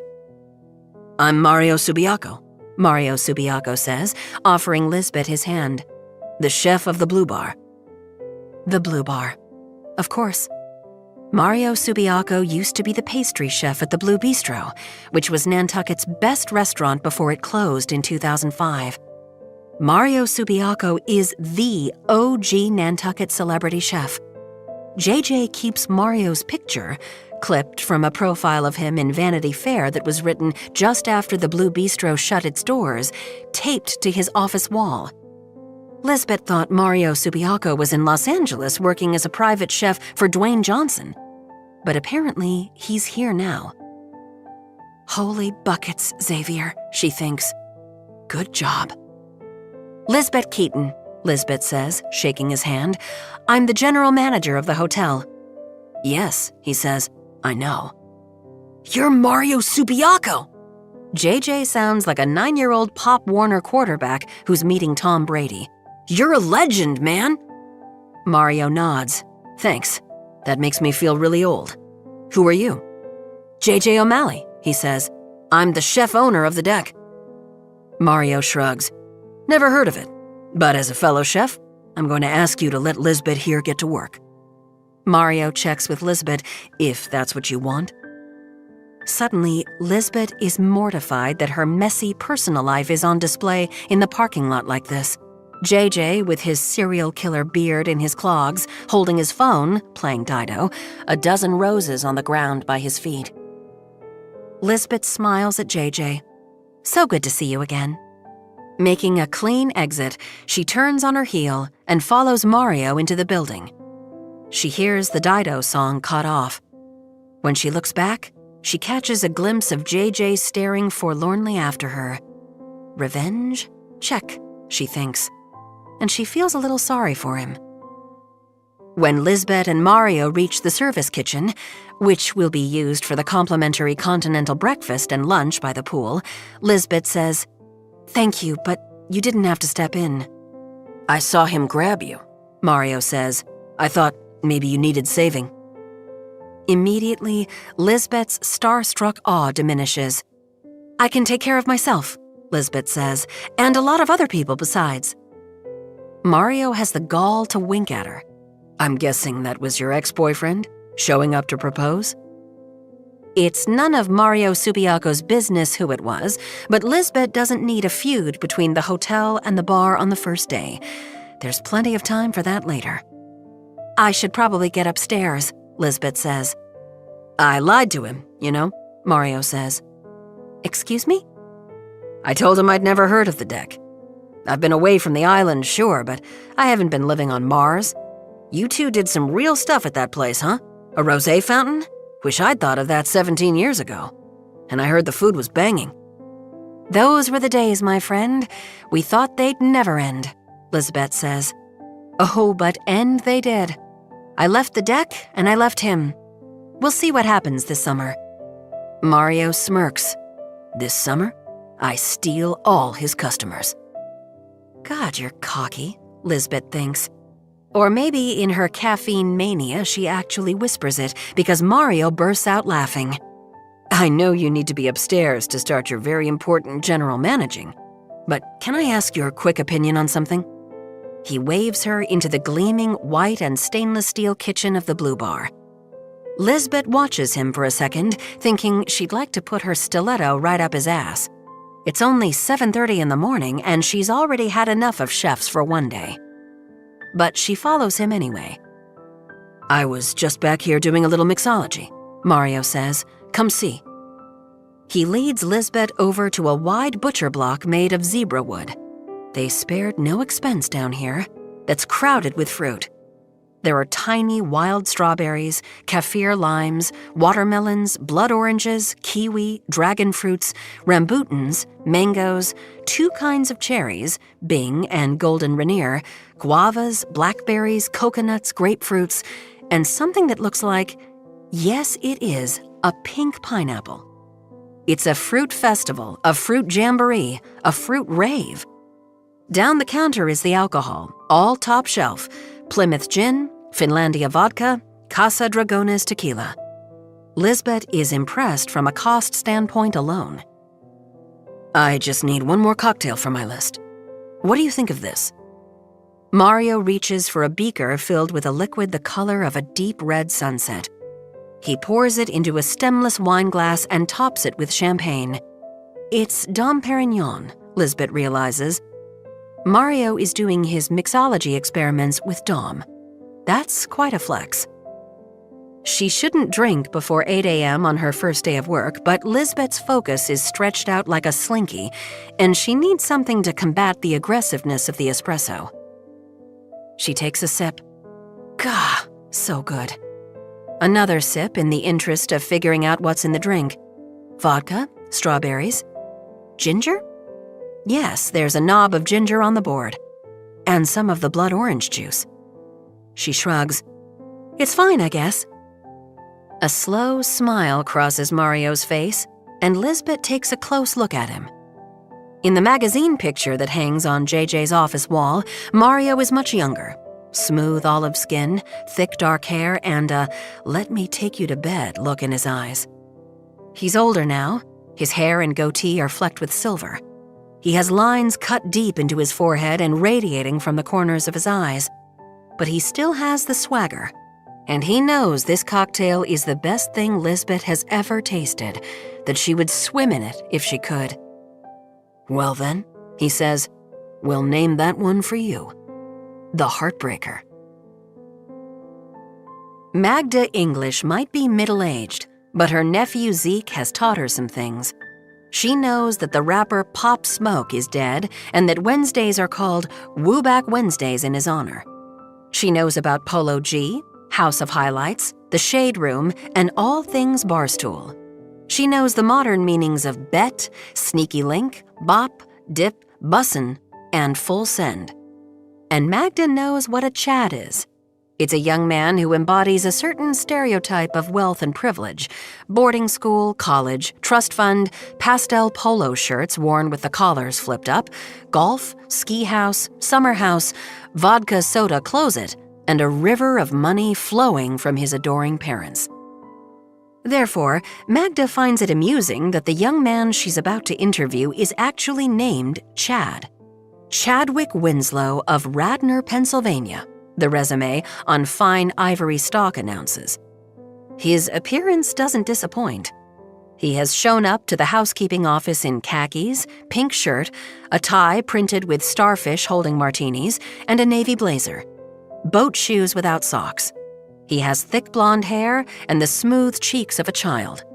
His resume also tells Magda that he's 22, graduated from Bucknell with a major in general humanities, and was in the Sigma Phi Epsilon fraternity. His previous work experience was as a counselor at a golf camp. Although Magda has no idea what this child is doing in her office, she's not unhappy to see him.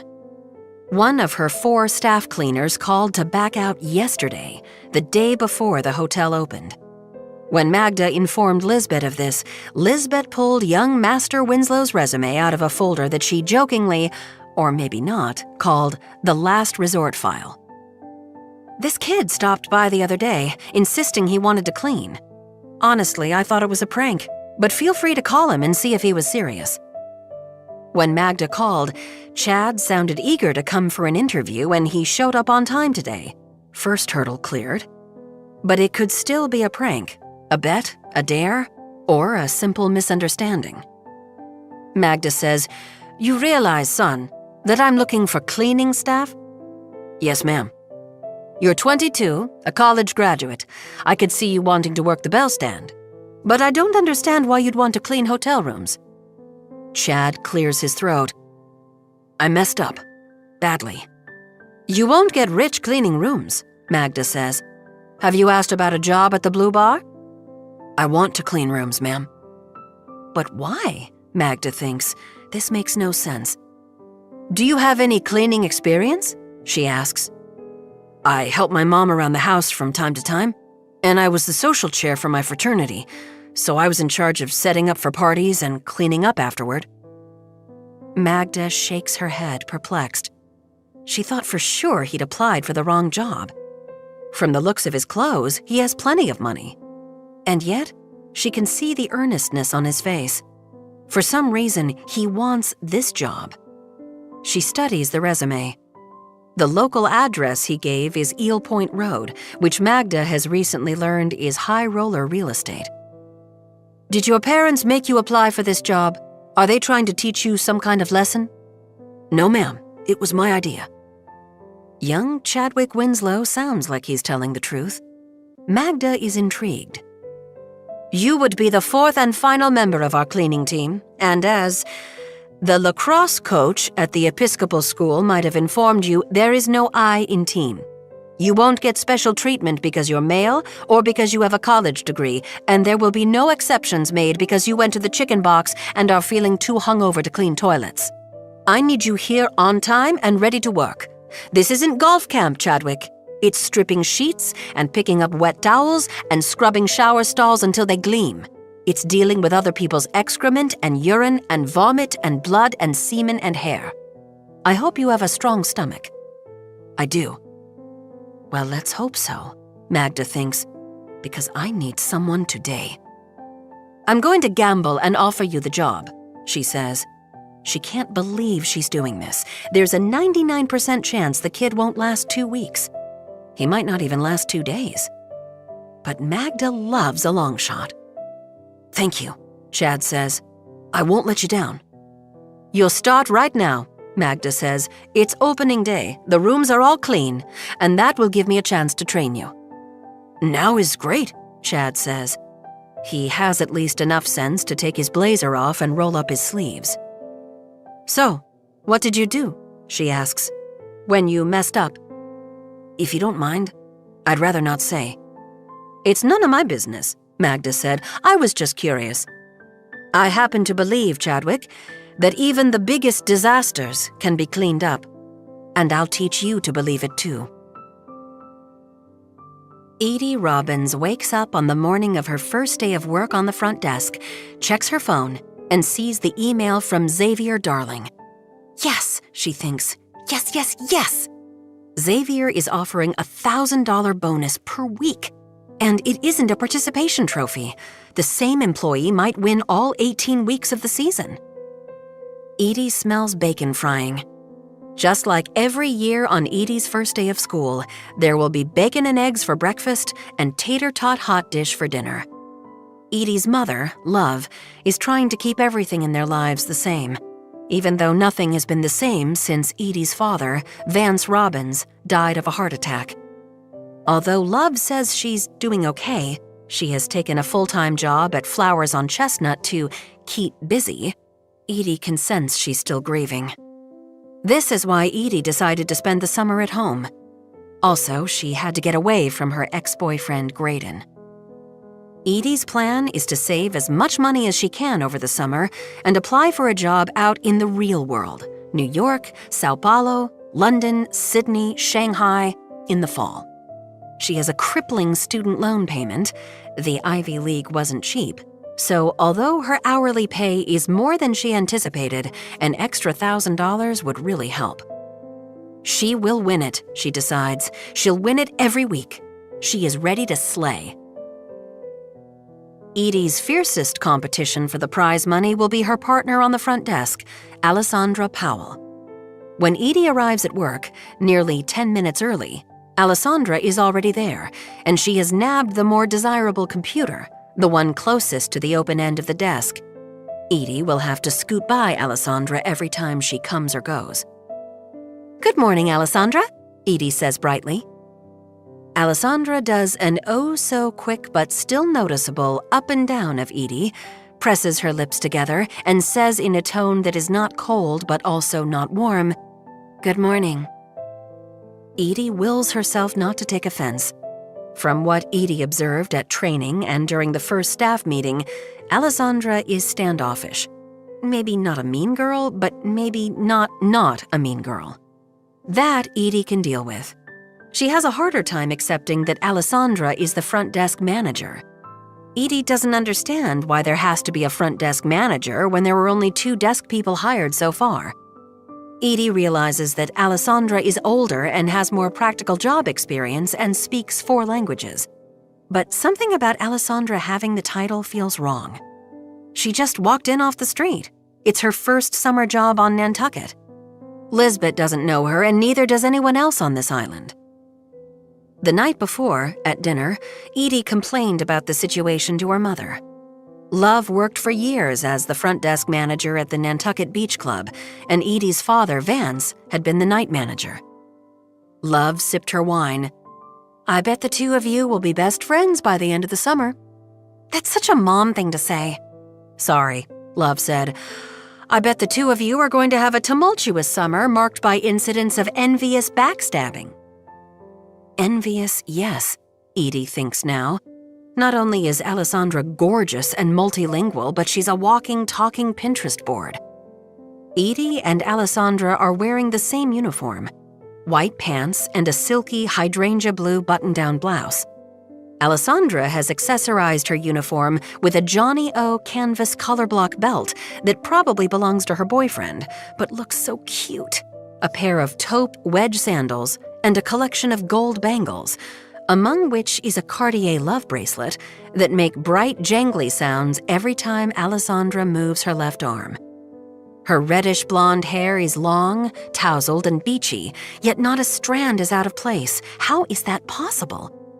She's wearing white eyeliner and has a tiny crystal pressed under her right eye. At college, Edie thought eye crystals were trashy, but on Alessandra it looks chic. How is that possible? Her name tag is upside down, which Edie thinks is a mistake, but then realizes it must be intentional, a conversation starter, because she can tell that Alessandra doesn't make mistakes. Edie, by contrast, has her hair held back in a headband, no belt, she didn't think to wear a belt, and Skechers on her feet because she was worried about being comfortable. Her name tag is right side up. "Thank you for setting up the coffee," Edie says as she logs onto the computer next to the wall. She tries not to feel hemmed in or trapped. She feels both. Alessandra's bracelets chatter in response, and Edie thinks, fine, whatever. The coffee smells rich and delicious, and Edie wonders if she can pour herself a cup. Lisbeth didn't say one way or the other. But at that moment, Edie sees her mother's co-worker, Joan, from Flowers on Chestnut, rolling in a cart laden with the bouquets for the rooms. They have guests for 11 rooms checking in today, and they've ordered a dozen Surfside spring arrangements, enormous blue hydrangeas, pink starburst lilies, flame orange snapdragons, and blush peonies curled up into tight little balls. Joan also has a supersized version of this arrangement for the pedestal table in the lobby. "Sweet Edie," Joan cries out, "look at you on your first day of work. Your mom is so proud of you." "Good morning, Joan," Edie says. She hears Alessandra murmur, "Sweet Edie?" And Edie feels herself flush. That's the thing about working on your home island, she thinks. Everyone knows you, and they all call you by your mortifying nickname. She has been Sweet Edie since she was small, her father's fault. Edie moves the large arrangement to the lobby while Alessandra tasks the short, floppy-haired bellman named Adam with delivering 11 of the arrangements to the rooms. The 12th arrangement goes back in Lisbeth's office. Joan re-enters the lobby holding a planter of glorious deep purple Vanda orchids. "Those are stunning Vandas," Edie says, showing off her orchid knowledge for Alessandra. "Are they for me?" She's kidding. That's at least $400 worth of orchids, and although Edie's mother is proud of her, they don't have that kind of money to throw around. "These are for Magda English," Joan says. Seems she has an admirer. Magda English, Edie thinks. That's Zeke English's aunt, the head of housekeeping. "I'll take them to her." Edie carries the orchids down the hall to the housekeeping office, where she catches Magda just leaving with a blonde guy about Edie's age, who's wearing a pink Oxford shirt and a needlepoint belt. He looks like one of the obnoxious summer kids who elbow other people out of the way to throw down their parents' credit cards at the gazebo. "Miss English, these came for you," Edie says. "You have an admirer." Magda stops in her tracks and stares at the flowers, then tisks and shakes her head. "Put them on my desk, please, dear," she says. "Chadwick and I have work to do." Chadwick, Edie thinks, trying to hide her smile. Chad. She sets the orchids on Magda's desk and stares at the small envelope gripped in the prongs of the plastic stake. The envelope is sealed, and Edie can't very well open it, but she's tempted to hold it up to the sunlight streaming through the window so she can see who has sent Magda English these extravagant flowers. Edie has successfully checked guests into 2 rooms and 1 suite when a family bursts into the lobby. It's a mother and 2 children, 1 girl, 1 boy. The mother is tall and supermodel thin. She's all flat chest and protruding hip bones, and she has what Edie can only describe as peacock hair, dyed ombre streaks of green and blue. She's either way cooler than your average mother, Edie thinks, or going through a midlife crisis. Edie is on hold with Carew, attempting to secure a dinner reservation for the Katzens in room 103. She watches the little boy make a mad dash for one of the chess sets. When he picks up a knight and moves it, Edie hangs up. "Louis," the mother says, "get back here this instant." "They have chess," Louis shouts. He goes to the opposite side of the board and moves a pawn. Next to Edie, Alessandra snaps to attention and gives the family her radiant and phony smile. Welcome to the Hotel Nantucket," Edie calls out, stepping on Alessandra's words. Without removing her sunglasses, the peacock-haired mother looks from Edie to Alessandra as though she's arrived at a fork in the road. She seems inclined to go to Alessandra, and Edie wonders if she will be forced to suffer this rejection check-in after check-in, day after day, all summer long. Given the choice between Edie and Alessandra, people will always choose Alessandra, either because she's beautiful or because she radiates the mesmerizing self-confidence of a Kardashian. Edie waves the woman over so there can be no mistake. "I'll check you in." Alessandra's bracelets clinkety-clank. It's the passive-aggressive sound of her discontent. Thankfully, the phone rings and Alessandra answers it. Edie splinters her attention long enough to realize that it's the hostess from Carew calling back. Alessandra can handle the Katzens' dinner reservation. "Okay," the peacock-haired woman says. She approaches with her children now firmly in hand. Both have white blonde hair and are wearing little round spectacles with thick lenses that make their eyes look like pale blue fish swimming behind glass. They're so odd-looking, they're cute. "My name is Kimber Marsh, and this is Wanda and Louie. We'd like to book a room." "I can certainly help you with that," Edie says. Their first walk-in. Lisbeth will be thrilled. She confided to Edie that she's concerned about their low occupancy. "What kind of room would best suit your needs?" "I'd say we need a room with 2 queens. I can't very well get them their own room, they're too young." "For how many nights?" "I'd like to stay for the entire summer." The entire summer? Edie thinks. She starts vibrating with excitement. This is what Lisbeth has been hoping for, people hearing about the hotel and walking in off the street to book rooms. "The rate on our deluxe guest room with 2 queen beds is $325, Edie says. "With tax and fees, that room is $400. "That's fine," Kimber says. "Please book us until—" She pulls up the calendar on her phone. "The kids have to be back in school then. Add a few days to get ready. Let's say August 25th. Edie checks her availability, glances at Alessandra, who is just hanging up with Carew, and says, "Tell you what, I'm going to give you a free upgrade to one of our family suites." The hotel has 12 suites, and only one of them has been booked, so Edie feels fine about upgrading Kimber Marsh. The suites are divine and, in Edie's opinion, should not be left languishing. Suite 114, which is the one Edie is giving the Marsh family, has a big living area with a full wall of brand new hardcover books, all for the guests' reading pleasure, and there's a window seat overlooking Easton Street. This particular suite has a master bedroom and a whimsical room for kids, with 4 wide bunk beds connected by tunnels and rope bridges. There are hidden reading nooks, and there's even a swing. It's very extra. Wanda and Louie will love it. "You're upgrading us?" Kimber says. She raises her sunglasses to the top of her head so she can read Edie's name tag. "Edie Robbins, you're an angel fallen to earth."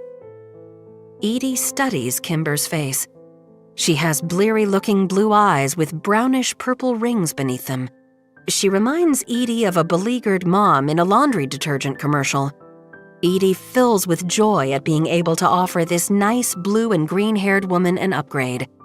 "It's my enormous and wholehearted pleasure," she says. She's overcome with a sense of professional pride and fulfillment. This is what hospitality is about, offering the guests something extra, something that makes them feel special, singled out and tended to. "I'll just need to run a credit card." "Well, that's the thing," Kimber says. She glances at the children, who are as still as sentinels beside her. "Kids, go play chess, please, but only one game." "I don't want to play chess," Wanda says. "I want to read." She holds up a book that Edie recognizes, a vintage Nancy Drew mystery with a canary yellowback cover, The Secret of Shadow Ranch. Edie read the same edition when she was Wanda's age. "Please, Wanda," Louie says. "I'll let you win." Edie laughs and Kimber rolls her eyes. He's obsessed. He brought a travel chess set with him, of course, but he accidentally left it at the Connecticut Welcome Center, and it was a river of tears all the way up I-95. I hope you like children, because we'll never get him out of here. He'll sit at that chessboard all summer. Edie laughs again, though a little less enthusiastically. Louie is able to drag Wanda over to the chessboard while Edie waits to hear what thing Kimber is talking about. When the children are out of earshot, Kimber says, "I was hoping I could pay cash." "Cash?" Edie says. The woman is booking a room for $400 a night for 81 nights, and she wants to pay cash? Kimber drops her voice to a whisper. "I'm in the midst of a divorce, so both of my cards have been frozen because they draw on joint accounts, yada yada. I have cash, but I won't be able to give you a card, I'm afraid." Edie blinks. Who in the year 2022 is crazy enough to think she could check into a luxury hotel without a credit card?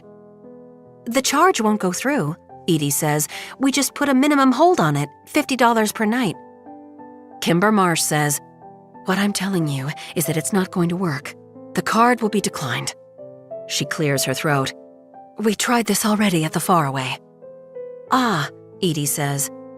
The Faraway is a fairly new boutique hotel in the center of town. If the Faraway didn't let Kimber Marsh check in without a credit card, then Edie obviously shouldn't either. But she knows it's the hotel's mission to distinguish itself from the other luxury hotels on the island. Why shouldn't they accept cash? Cash is money. But then Edie recalls the unspoken but understood reality of the hotel business. Guests lie. Their relationship with you, meaning the hotel staff, is temporary, so they feel they can say whatever they want. How many case studies did Edie read at Cornell about handling sticky situations with guests? Dozens, and yet none exactly like this. Her ex-boyfriend Graydon would probably say that Kimber Marsh was trying to pull a con, using her children as a smokescreen. She says she has cash, but what if she doesn't? And even if she does, is she just going to hand over a stack of bills? Edie needs to speak to Lisbeth. I'll just be 1 second, Edie says. She pops into the back office and calls Lisbeth's cell, but it goes straight to voicemail. Ugh. She remembers that Lisbeth is giving a tour of the property to the couple from Syracuse checking into room 303 and shouldn't be interrupted. Every guest is a potential influencer. Alessandra comes back into the office. You're letting those guests wither. Wither? Really? Edie thinks. She's been gone less than 60 seconds. I need to speak to Lisbeth. Why don't you let me take over their check-in since you're not comfortable doing it? I'm comfortable, Edie says. She brushes past Alessandra, goes back out to the desk where Kimber Marsh waits. Edie hears Louis say, "Checkmate." He starts setting the board up again while Wanda sinks back into the armchair and opens her book. I really need to speak to my GM before I okay this, Edie says. Kimber Marsh leans in. My soon-to-be ex-husband left me for my nanny. She emits a short, bitter laugh. It's such a cliche, but the reality is, I lost my spouse and my help. Craig and Jenny are spending the summer together in the Hamptons. Jenny just found out she's pregnant, so I wanted to take my kids away rather than let them stew in the cauldron that is New York City. But not having a functioning credit card is an issue. I realize this. She pauses. What if I give you the first week in cash with an extra $500 thrown on top for incidentals? She sighs. Can you work with me, please? Left her for the nanny? Edie thinks. Who's pregnant? Of course Edie can work with her. This poor woman needs her help. Kimber Marsh wants her kids to have a fun summer, and Edie is going to make that happen. And maybe win the $1,000 bonus for her superlative service. She hears Alessandra's bracelets, but she doesn't look over. She slides 2 key cards across the desk. I'll discuss your payment options with my GM, but for now, let's get you settled in your suite. Alessandra clears her throat. Do you have luggage? Edie asks. Yes, the gentleman out front. Kimber checks behind her. There's quite a lot of stuff. I think they're just unpacking the car. And they have Doug! Wanda reappears, though Louis has made himself comfortable over at the chessboard. Excellent, Edie says. She has no idea who Doug is. Maybe a stuffed animal, maybe an imaginary friend. I can't wait to meet him. Since the bellmen are busy with your luggage, I'll show you the way. At this point, Edie has no choice but to turn to Alessandra. I'm just showing the Marsh family to their suite. I'll be back in a moment. Alessandra's smile is glacial. Of course. And then to Kimber, enjoy your stay, and let us know if there's anything we can do for you. No sooner does Edie emerge from behind the desk than Adam walks in with the luggage trolley, filled to the tippy top with bags. Adam catches Edie's eye and says something under his breath that Edie doesn't hear and, based on his tone and facial expression, probably doesn't want to hear. A second later, Zeke English, who graduated from Nantucket High School 2 years ahead of Edie and who is so smoking hot he makes Edie feel kind of dizzy, comes into the lobby with a dog on a leash, a lean and muscled blue-brindled pit bull. Edie knows the breed because Graydon, her ex, had a pit bull named Portia. This dog, who is wearing a black muzzle, pulls Zeke along, nails skating across the rare, wormy chestnut floors of the lobby. Edie's mouth drops open, and she looks at Zeke and then Adam, but it's clear they're both expecting her to handle this. "Is this Doug?" Edie chirps. Kimber's expression brightens. "Yes, I put the muzzle on him in the minivan, which he was not happy about. He's a sweet couch hippo, but he can act up around strangers." He can act up around strangers, so why not bring him to a resort where there will be strangers around constantly? Edie starts to sweat. When you want to spend the summer on Nantucket with your children and your dog, you rent a house. Why didn't Kimber Marsh rent a house? It's possible she couldn't find a suitable rental at the last minute. Or maybe she didn't want the upkeep. Maybe she wanted a pool, a wellness center, and room service. There could be lots of reasons, but one thing has become clear. Edie needs to speak to Lisbeth. She's too anxious to gauge Alessandra's reaction. "Will you take Ms. Marsh and the children to their suite?" Edie says to Adam. "I'm going to call Lisbeth." "What about the dog?" Zeke asks. "Take him?" All Edie can picture is Doug jumping up on the sumptuous white bed, chewing on the rope and driftwood frame, clawing at the white sheets, peeing on the Annie Selkie rug. She gets the shivers. She figures the faraway turned the Marshes down not because of the cash, but because of the dog. "Would you and Doug wait outside for 2 seconds until I speak to Lisbeth?" Zeke looks put out. The dog quite obviously wants to follow the rest of the family, but Zeke shepherds him back outside. Edie glances at Alessandra, who offers ice-cap eyes. She's not going to help. Okay, fine. Edie pops into the back office and tries Lisbeth again, and this time Lisbeth answers. "Lisbeth," Edie says, "we've had our first walk-ins. It's a woman named Kimber Marsh and her 2 children. They want to stay for the entire summer, and they're paying cash." "Please tell me you got a credit card, Edie," Lisbeth says. "She's going through a divorce, so both her cards are frozen. She said she'll give us the first week plus $500 for incidentals." "Oh no, Edie." Only now does Edie realize how absurd this sounds, and she's barely started. "I upgraded her to Suite 114 because it was empty."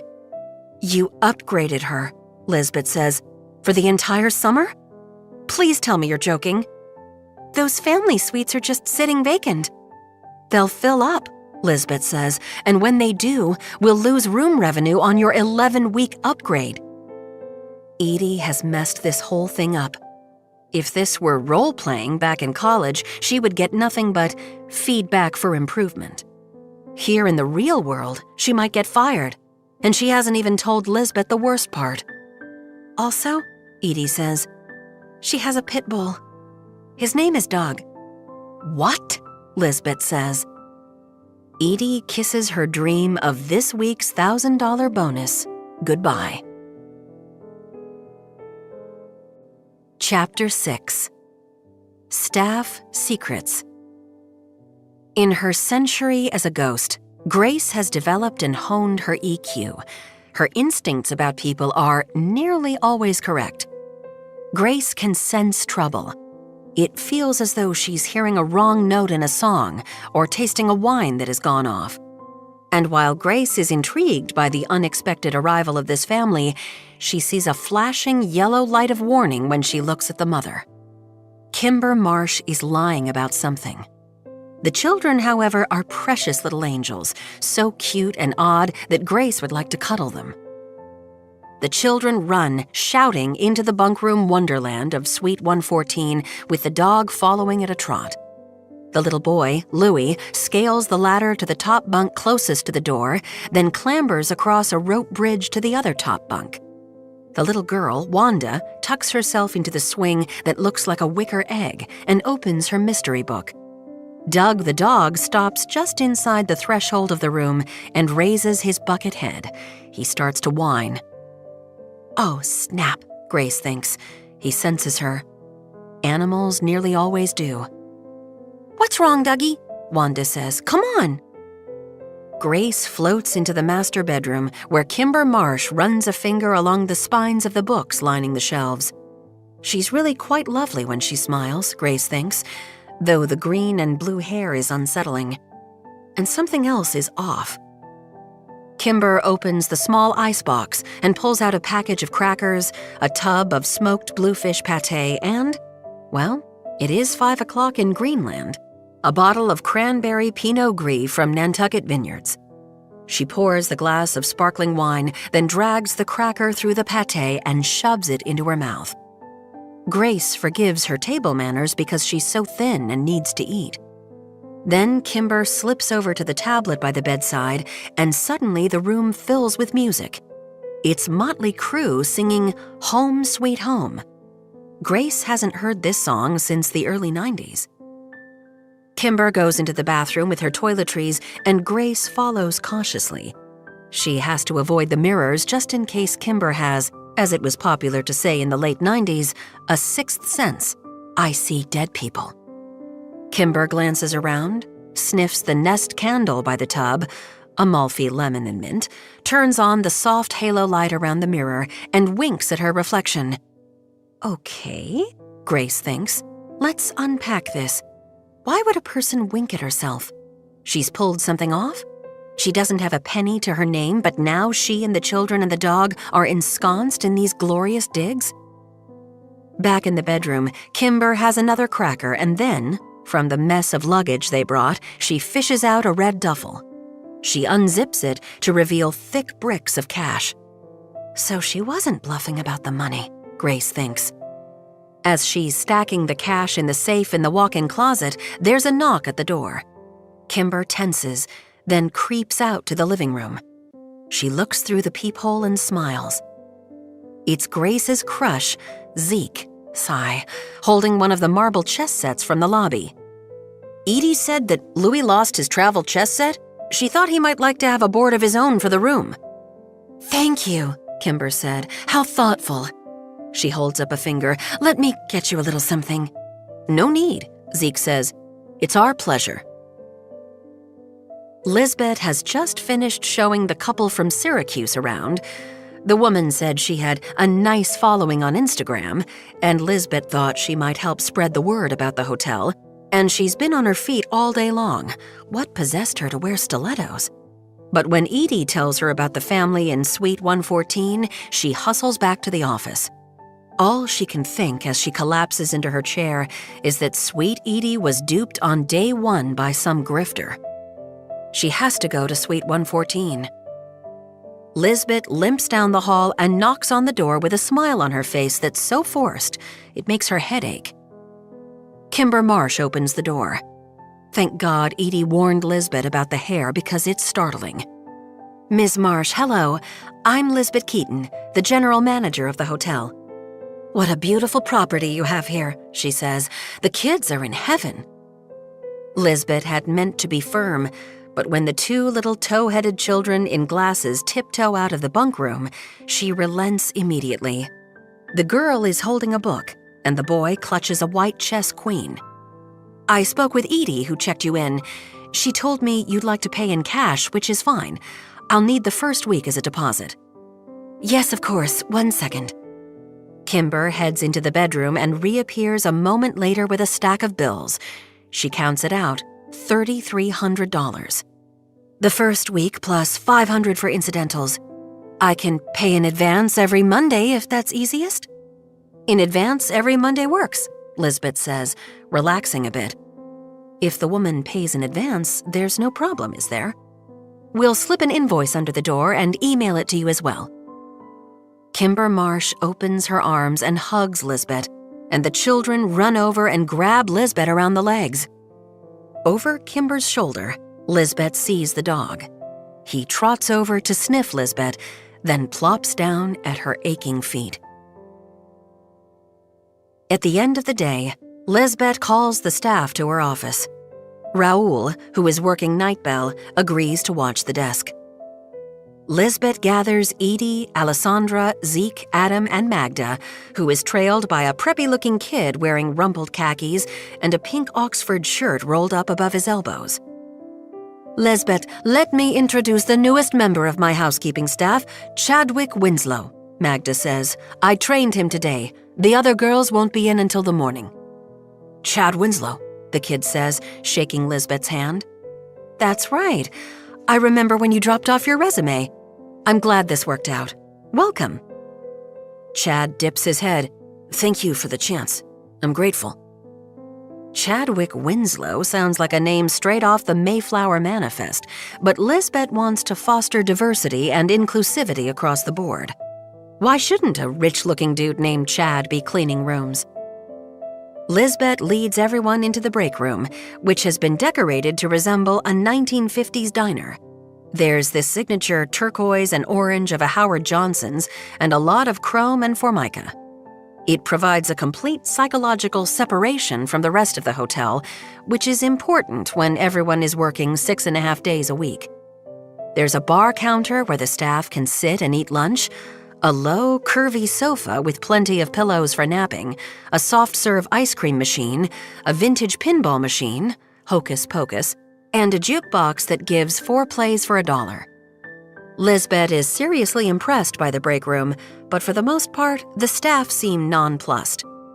Zeke stares at the pinball machine like it's a Martian spacecraft, and Lisbeth can see him wishing there was a TV and a PS5 instead. Edie inspects the songs on the jukebox and says, "I've never heard of any of this music. Who's Joan Jett?"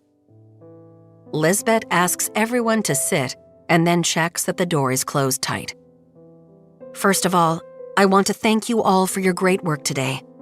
She brings her hands together in front of her chest.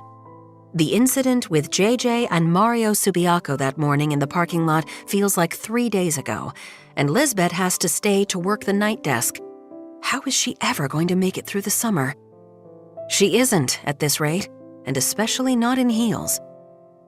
We have guests in Suite 114 who will be staying for the summer. I just want to remind everyone that although these guests may become very familiar to you over time, you should always treat them with the highest standards of service. And information about all our guests should be held in the strictest confidence. "Of course," Edie says. Everyone else just nods. Something about Kimber Marsh's cash felt fishy, and after the children and Doug retreated back to their room, Lisbeth had wanted to ask Kimber a question, but she wasn't sure what that question should be. Was her ex-husband abusive? Was he in the mob or a drug dealer?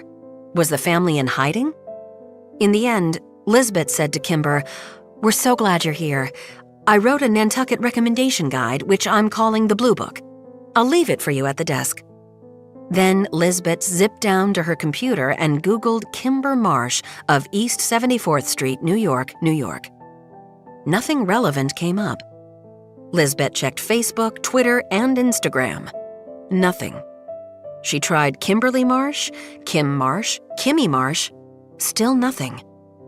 As far as the internet was concerned, Kimber Marsh didn't exist. Was that suspicious? Lisbeth reasoned that there were lots of people who didn't use social media. Or maybe because of the divorce, she had deleted her accounts. To the staff, Lisbeth says, "I've advised Ms. Marsh to use the exit next to her suite to walk the dog. The last thing I want to see is that dog strolling through the lobby." "I'll walk the dog for Ms. Marsh if she needs me," Zeke says. Edie laughs. "Seriously? This afternoon, that dog was walking you." "We bonded," Zeke says. "It'll be my pleasure to do that for Ms. Marsh."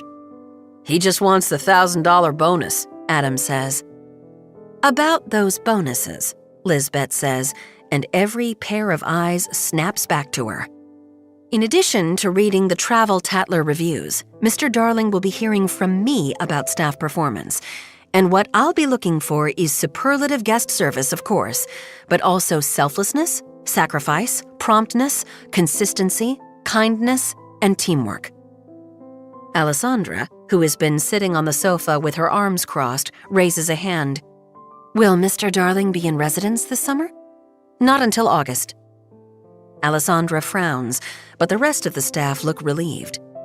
Adam raises his hand. "Can we get the piano in the lobby tuned?" he asks. "Sure," Lisbeth says.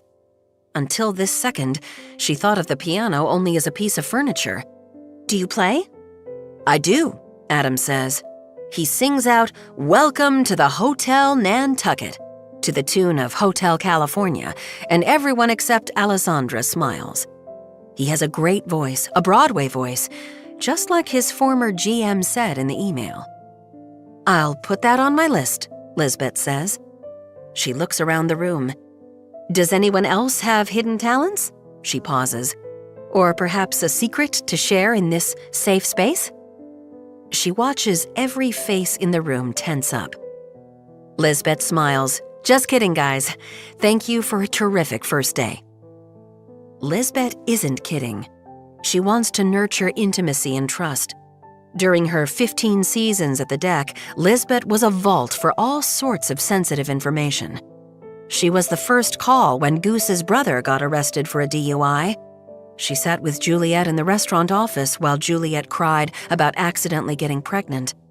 However, Lisbeth kept boundaries in place. She was 90% boss, 10% big sister. Her staffers were a little afraid of her, but that meant she was doing a good job. She wants to create that same atmosphere here. It's her strength. She scrutinizes her staff. If they're hiding anything, as she suspects Kimber Marsh is, she wants to know about it now. Chad Winslow leaves the staff meeting and drives his brand new Range Rover back to his parents' summer house on Eel Point Road. Secrets? He thinks. There's no way Lisbeth could have heard what happened back in Pennsylvania, but the question made him uncomfortable. He checks his phone only long enough to see that it's clogged with texts and snaps from his summer friends, but there's nothing from Patty, which is both agonizing and a relief. Chad has texted Patty every day since he arrived on the island, but he's heard nothing back. Patty is finished with Chad, hates his guts, will never speak to him again. And the thing is, Chad can't blame him. As Chad rumbles down the dirt road past the grandest beachfront homes on the island, he recalls Ms. English's words, "I happen to believe, Chadwick, that even the biggest disasters can be cleaned up, and I'll teach you to believe it too." Chad wants to believe it. He wants to think that, if he works hard and keeps his eyes straight ahead, he'll be able to scour the ugly stain from his life. Ms. English and Chad spent all day in room 104, which was already impeccably clean. She stripped the sheets off the emperor-size bed, and he started from scratch, pulling the fitted sheet tight around the corners. "Nothing worse than a rumpled bottom sheet," Ms. English said. She showed him how to arrange the pillows. She made him take a picture of the finished product as though it were an art installation.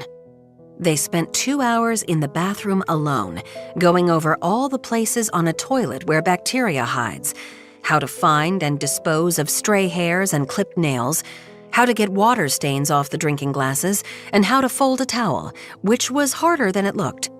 Chad folded the same towel 62 times, starting over if the edges weren't straight. They ran through the 100 points on the checklist, including the tiniest details that Chad never would have thought about. The number of hangers in the closets, whether all the light bulbs worked, and the temperature of the mini-fridge. Ms. English gave Chad strict instructions about which of the guests' belongings it was okay to touch. He was to fold discarded clothes and place them on the surface closest to where he found them. The guests will always leave their underwear draped over the telephone, Ms. English told him, which made him laugh. He hoped she was kidding. He was never to touch jewelry, watches, or cash unless it was a checkout and the cash had been left as a tip. He was never to go into the drawers, the closet, or a suitcase. Obviously, Chad said, and Ms. English had given him a pointed look. Did she think he was a thief? He hadn't told her how he'd messed up, so it was possible she thought he'd stolen something. That was practically the only thing he hadn't done. When Chad pulls into his driveway, he sees his friend Jasper's Porsche Cayenne parked there, and Jasper, Bryce, and Eric are standing on the front porch. Chad aims the air conditioning vents straight at his face and wishes he could disappear.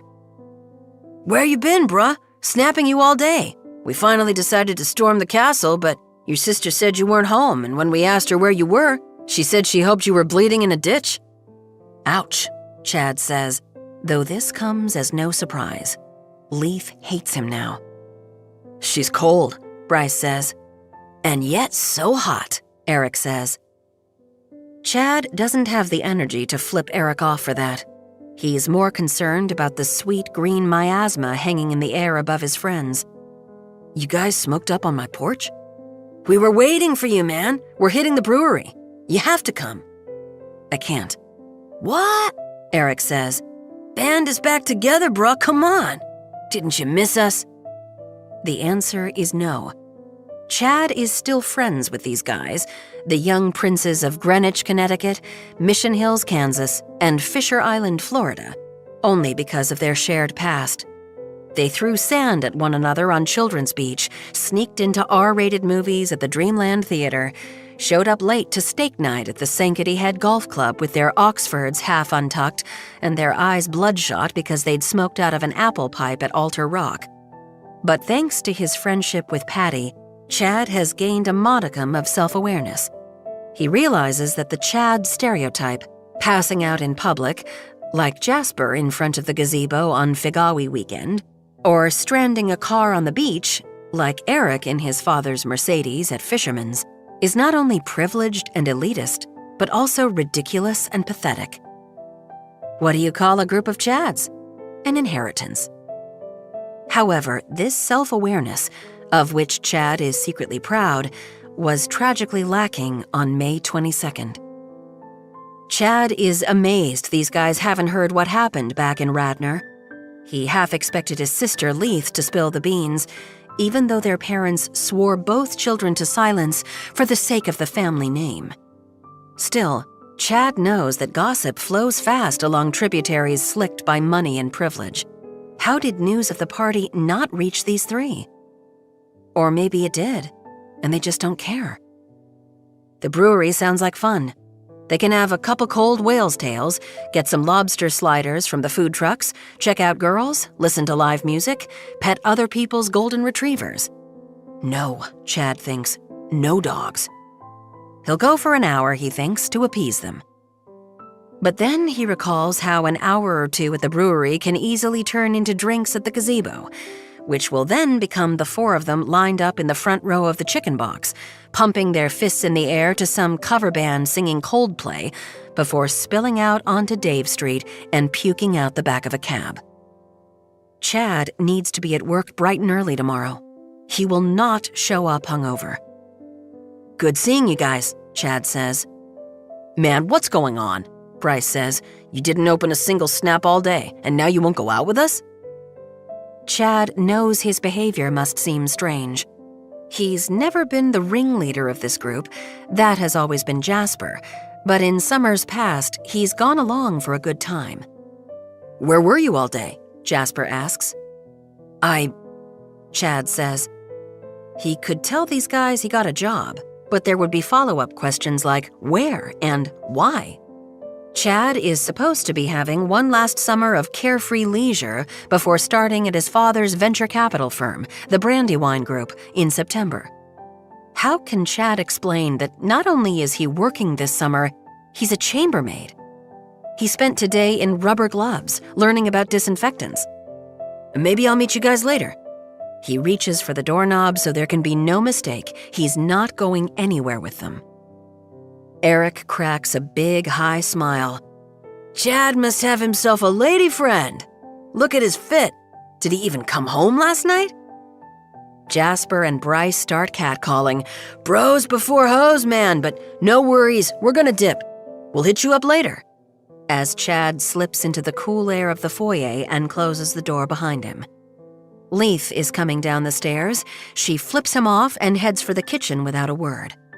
His sister has recently earned her doctorate in the silent treatment, which hurts because they used to be friends. A second later, he hears his mother, Whitney, "Chatty?" If she's calling him the world's worst nickname, Chatty, then she's already into the Chardonnay. Chad pokes his head into the kitchen and sees Whitney standing at the island with a large, uncorked bottle of Kendall Jackson in front of her. She flutters a piece of paper in his direction. "Pretty please," she says. "Mark it for Mom?" He takes the list. 8 Wagyu steaks, 3 pounds bluefin tuna, 2 pounds lobster salad, Comté cheese, truffled potato chips, 6 bags. "This is a lot of food," he says. "Are we having company?" Whitney shrugs and casts her eyes down into the golden promise of her wine. "Things for dinner." Chad's father won't arrive on the island for another few weeks. He's busy closing a deal. Leith consumes only 2 things, hard-boiled eggs and Diet Dr. Pepper, and Whitney eats even less than that. Yet his mother always stocks the fridge like the offensive line of the Philadelphia Eagles are coming for dinner. When she goes to the trouble of cooking, 90% of the food is pitched straight into the trash. Neither of Chad's parents believe in leftovers. But most of the time, Whitney can't be bothered to cook. Instead, she pours wine, microwaves a bag of popcorn, and gets lost in Netflix. Or she meets the girls at the yacht club, and the groceries sit in the fridge until they grow a slimy film or greenish-gray fur. This never bothered Chad. He never even noticed until Patty went on a tirade about the conspicuous waste of the Winslow household. He'll buy 3 steaks, the cheese, and 1 bag of potato chips, he decides. "I got a job today," he says. "You did not." These are the first words Leith has spoken to him since May 22nd. "At the Hotel Nantucket," Chad says, "cleaning rooms." His mother blinks. "I wanted to do something," Chad says, "to make things right." "Your father is handling it with the lawyers," his mother says. "I wanted to do something. Get an honest job. Make my own money to give to Patty." "Oh, sweetheart," Whitney says. "Wait," Leith says. "You're serious? You're going to clean rooms at the hotel?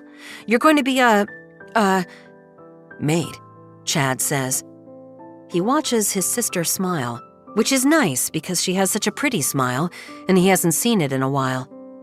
But then she dissolves into hysterical laughter that quickly becomes more hysteria than laughter and finishes as ugly sobs. She takes the closest thing she can find, a coffee mug with a picture of a dachshund on it, and throws it at him, hurling it like she's trying to get a lacrosse ball into the net for the game-winning goal against a longtime rival. She misses Chad. The mug smashes against the tile floor. "You can't make things right!" she screams. Chad leaves the kitchen and heads out the front door with the list clenched in his fist. His sister is correct.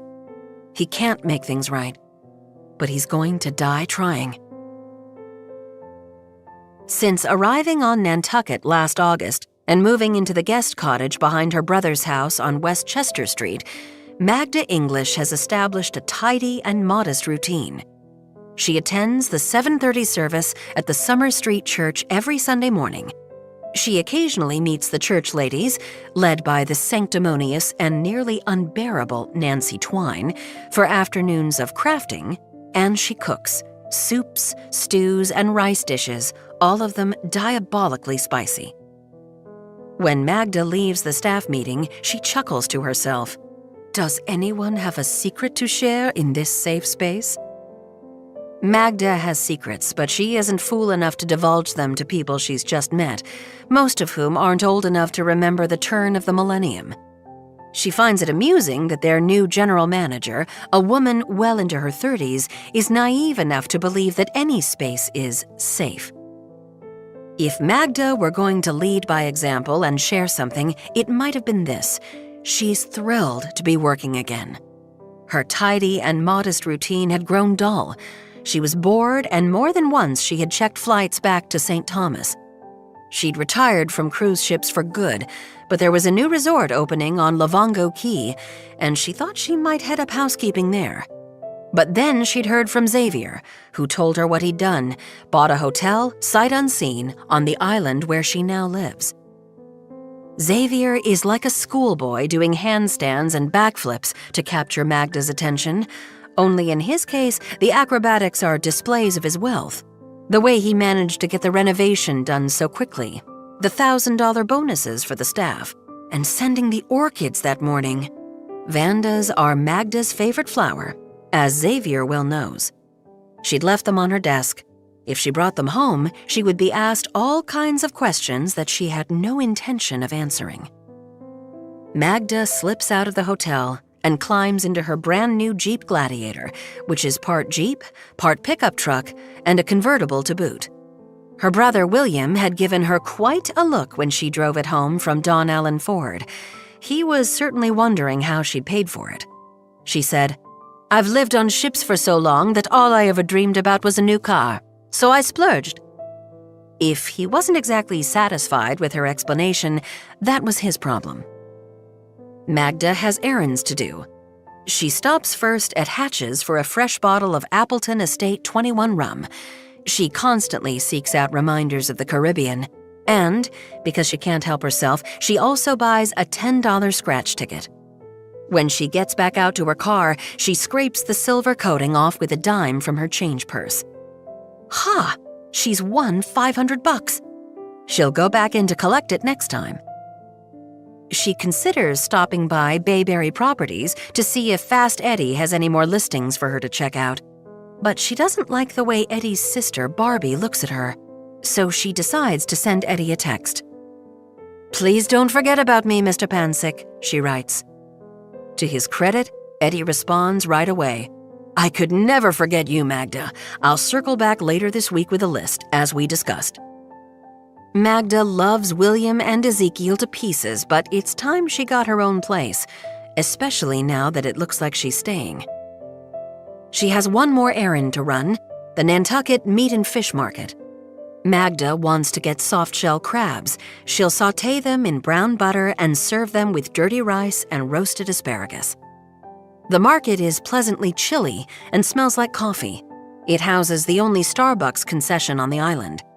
Magda heads for the bounty of the long refrigerated butcher case, where she finds impeccable trays of ribeyes, individual beef Wellingtons, steak tips in 3 different marinades, chicken breasts stuffed with spinach and cheese, plump rainbows of vegetable kebabs, baby back ribs, lamb chops, lobster tails, jumbo shrimp cocktails, cilantro lime salmon, and swordfish steaks as thick as paperback books. The line at the case is 4 or 5 people long, but Magda doesn't mind waiting. It's the first time she's stopped moving all day. The hotel has turned out beautifully, she has to admit. But of course, Xavier never does anything halfway. If you're not planning on being the best, why do anything at all? Isn't that what Xavier said the night she met him a million years ago, back when he first bought the cruise line? He'd addressed the staff in the Tropicana Theater. Everyone had been thrilled, Magda included, because it was an hour of free drinks. Magda can still picture Xavier, upright and self-important in his bespoke suit. That was over 30 years ago now, the night her fortune changed. Xavier is coming to the island in August. Magda will make sure his suite is spotless. Just thinking these words makes Magda laugh, which attracts the attention of the young man standing in front of her. He turns around. "Oh," he says. "Hey, Miss English." For the love of Pete, Magda thinks. It's her long shot. She has a hard time coming up with the boy's name even though she spent all day with him, showing him how to vacuum in neat rows, how to scrub the oyster shell tiles with an electric toothbrush. They'd covered a surprising amount of ground, though it was immediately clear the child had never so much as cleared his plate from the dinner table. They still have the laundry to tackle. Folding a fitted sheet, will he ever master it? They also need time to go over the sensitive things maids come across: sex toys and props for role-playing, birth control pills, condoms, diaphragms, tubes of lubricant, falsies, and drug paraphernalia. She doesn't want him to be shocked. "Hello." She can't for the life of her remember his name. Did she use it today? She must have. Her mind grapples for it the way her hand feels around on her nightstand for her glasses in the dark of the early morning. "Chad," he says. She starts giggling. She can't help it. She bows her head and chortles into her cleavage, her body rocking with laughter. It's so funny, not only her forgetting his name when she was with him all day, but also the name itself, Chad, when he appears, outwardly anyway, to be precisely that Nantucket type. A Chad named Chad. Magda laughs so hard, her stomach muscles ache and tears leak out of the corners of her eyes. Chad is staring at her, as are a couple of other people in line, which begins to sober her. But then Magda catches a glimpse of Chad's expression, and it's so befuddled that Magda doubles over again. She's making a ticking noise that doesn't even sound like laughter, but it's all she can eke out. She's probably 30 seconds away from someone calling an ambulance. Now it's Chad's turn to step up to the counter and order. He asks for 3 Wagyu fillets, and although Magda has known the boy for less than 12 hours, this is exactly what she would have guessed his family eats for dinner. Magda is finally able to catch her breath and compose herself, though little bursts of laughter continue until Chad turns around with his wrapped parcel and smiles uncertainly at her. "See you tomorrow, Miss English," he says. "See you tomorrow, long shot," she says. His smile widens. He can take a little ribbing, and Magda feels a pulse of optimism.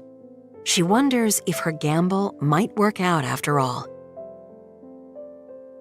Edie steps out of the meeting and thinks, "Is it just me, or has this day been 3 weeks long?" She checks her phone. There's a Venmo request for $500 from her ex-boyfriend. No, Edie thinks.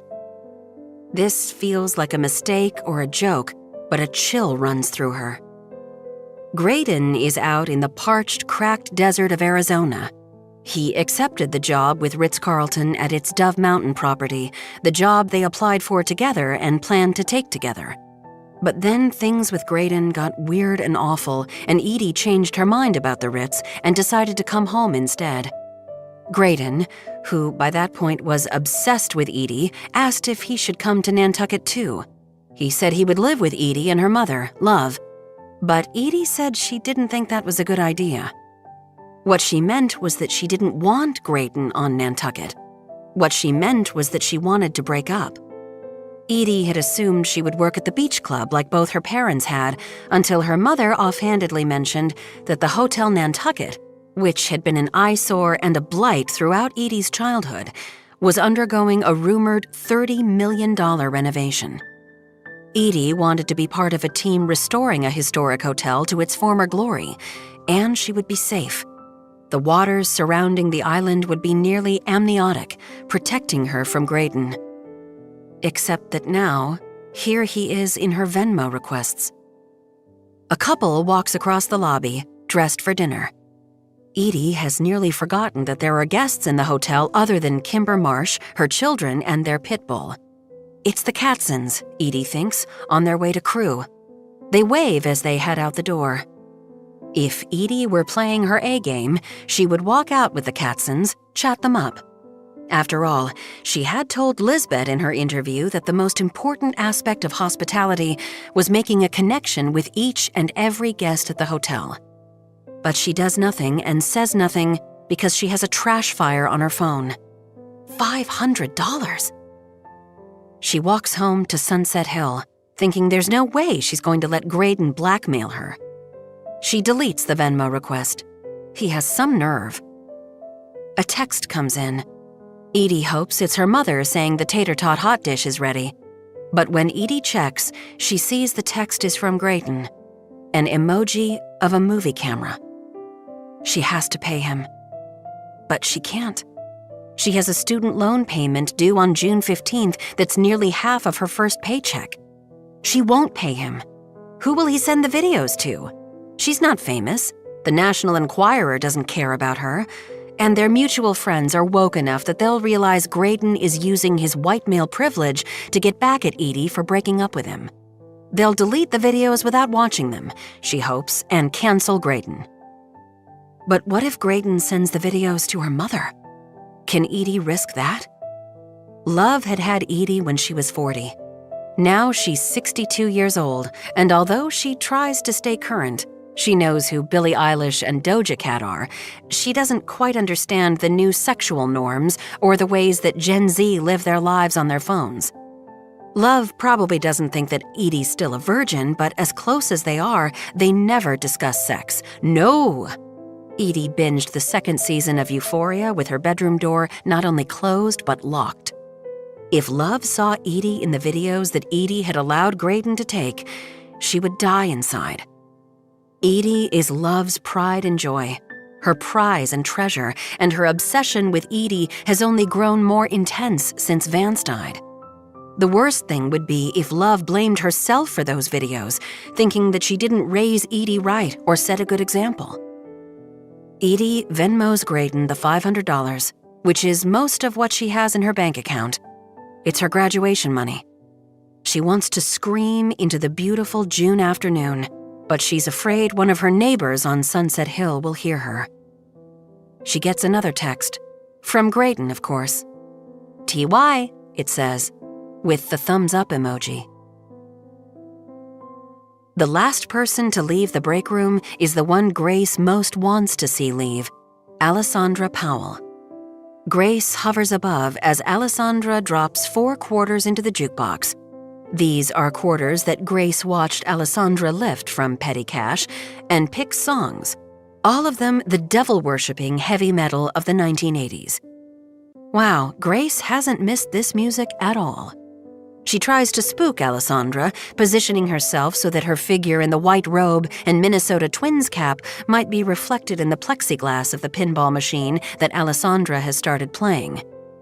Grace does a little headbanging dance to amuse herself and get Alessandra's attention.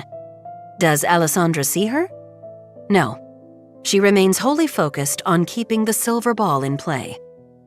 Grace blows cold air down the back of Alessandra's neck, but she doesn't seem to notice that either. This can mean only one thing. The girl has demons inside her. Grace can practically hear their taunts. You can't scare us. Nothing scares us.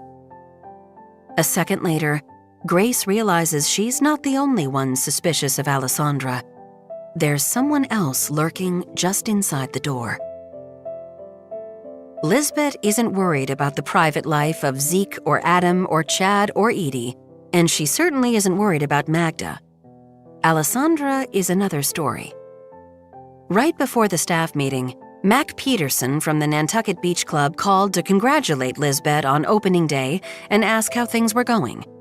Mac did this in good faith despite the fact that they're direct competitors. Lisbeth knows Mac from her days at the deck.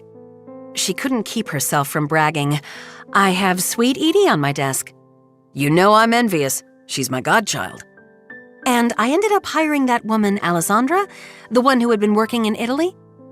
Mac said, I'm not sure who you mean. Wasn't she supposed to interview with you? Alessandra Powell? For your front desk? Mac said, I didn't have any front desk positions open this year. The only position I hired someone for was night bell. I got lucky and nearly my entire staff from last year returned. Oh, Lisbeth said. She was stymied for a second. Hadn't Alessandra said she was interviewing with Mac at the beach club? She had. She told Lisbeth that Mac had basically offered her a position on the desk. Well, let's hope I get that lucky next year.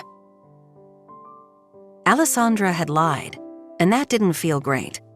Lisbeth should have been more guarded during their interview, but Alessandra had charmed her, bringing Lisbeth a sandwich when she knew she was interviewing right before lunch. How canny, how clever, how manipulative. And then she dodged the questions about her references. This manager retired, this one died, there is no one in all of Europe who can vouch for my performance. Lisbeth had called all 4 of the hotels listed on the resume, and only at one hotel, the Grand Hotel Tremezzo, had she found someone who could verify that yes, Alessandra Powell had worked there for 2 years, but no, nobody was around at that moment who had known Alessandra personally. Lisbeth left messages at the other 3 hotels and is waiting for them to call back. Though, what is she going to do now? Fire Alessandra? The woman is exceedingly professional on the desk, and she's stunning to look at. She's beautiful enough to get away with murder. Lisbeth is about to start her shift on the night desk. They need a night auditor. When she realizes she saw everyone on her staff leave the hotel except Alessandra. Lisbeth cracks open the door to the break room. Alessandra is standing at the pinball machine, gyrating her hips like she's making love to the thing, and the machine is dinging and flashing its lights like it's enjoying it. The jukebox is playing Same Old Situation by Motley Crue, which Lisbeth hasn't heard since she listened to 92 KQRS back in the Twin Cities growing up. When the game is over, Alessandra must be pretty good because it lasts longer than half the men Lisbeth has been with, and the song changes to Highway to Hell by AC/DC. Nearly every song on the jukebox is from the previous century. Alessandra steps up to the soft-serve ice cream machine and swirls herself a gigantic bowl of chocolate. She digs in like she hasn't eaten in days. "Hey," Lisbeth says, stepping into the room. Alessandra blinks. Her wavy, apricot-colored hair falls over one shoulder. "We haven't really had a chance to chat," Lisbeth says. "Chat?" Alessandra says. Her spoon hovers over the peak of ice cream. Lisbeth considers confronting Alessandra with her lie about Mac and the beach club, but she doesn't, because the fact is, she can't afford for Alessandra to get defensive and quit. "I thought maybe we could get to know each other a little?"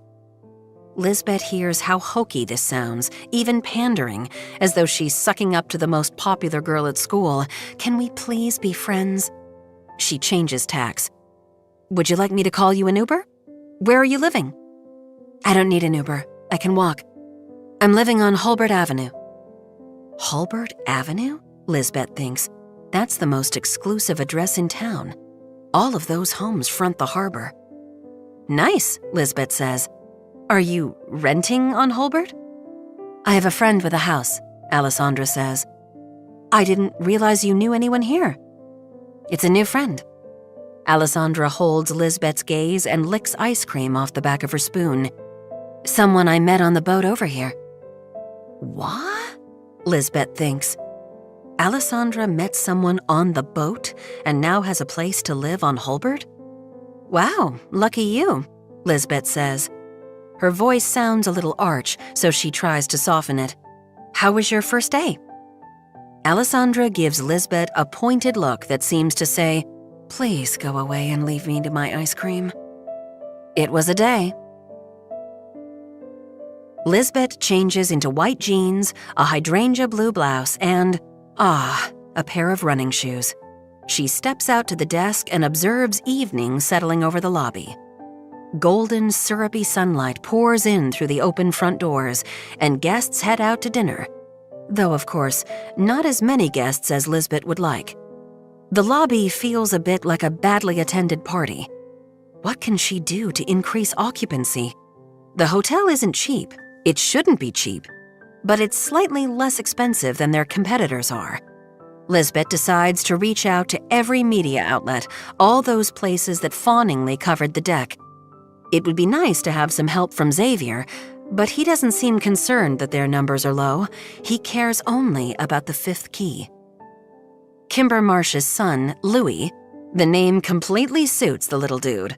In his seersucker shorts and pressed white polo, he's both cute and formal, like a child king, wanders into the lobby alone, settles at one of the chessboards, and begins moving pieces. Lisbeth watches him for a second, wondering if Kimber will appear. Mr. and Mrs. Stamm from room 303 stop by him on their way out the door. "You really know what you're doing," Mr. Stamm says to Louis. "How old are you?" Louis doesn't look up.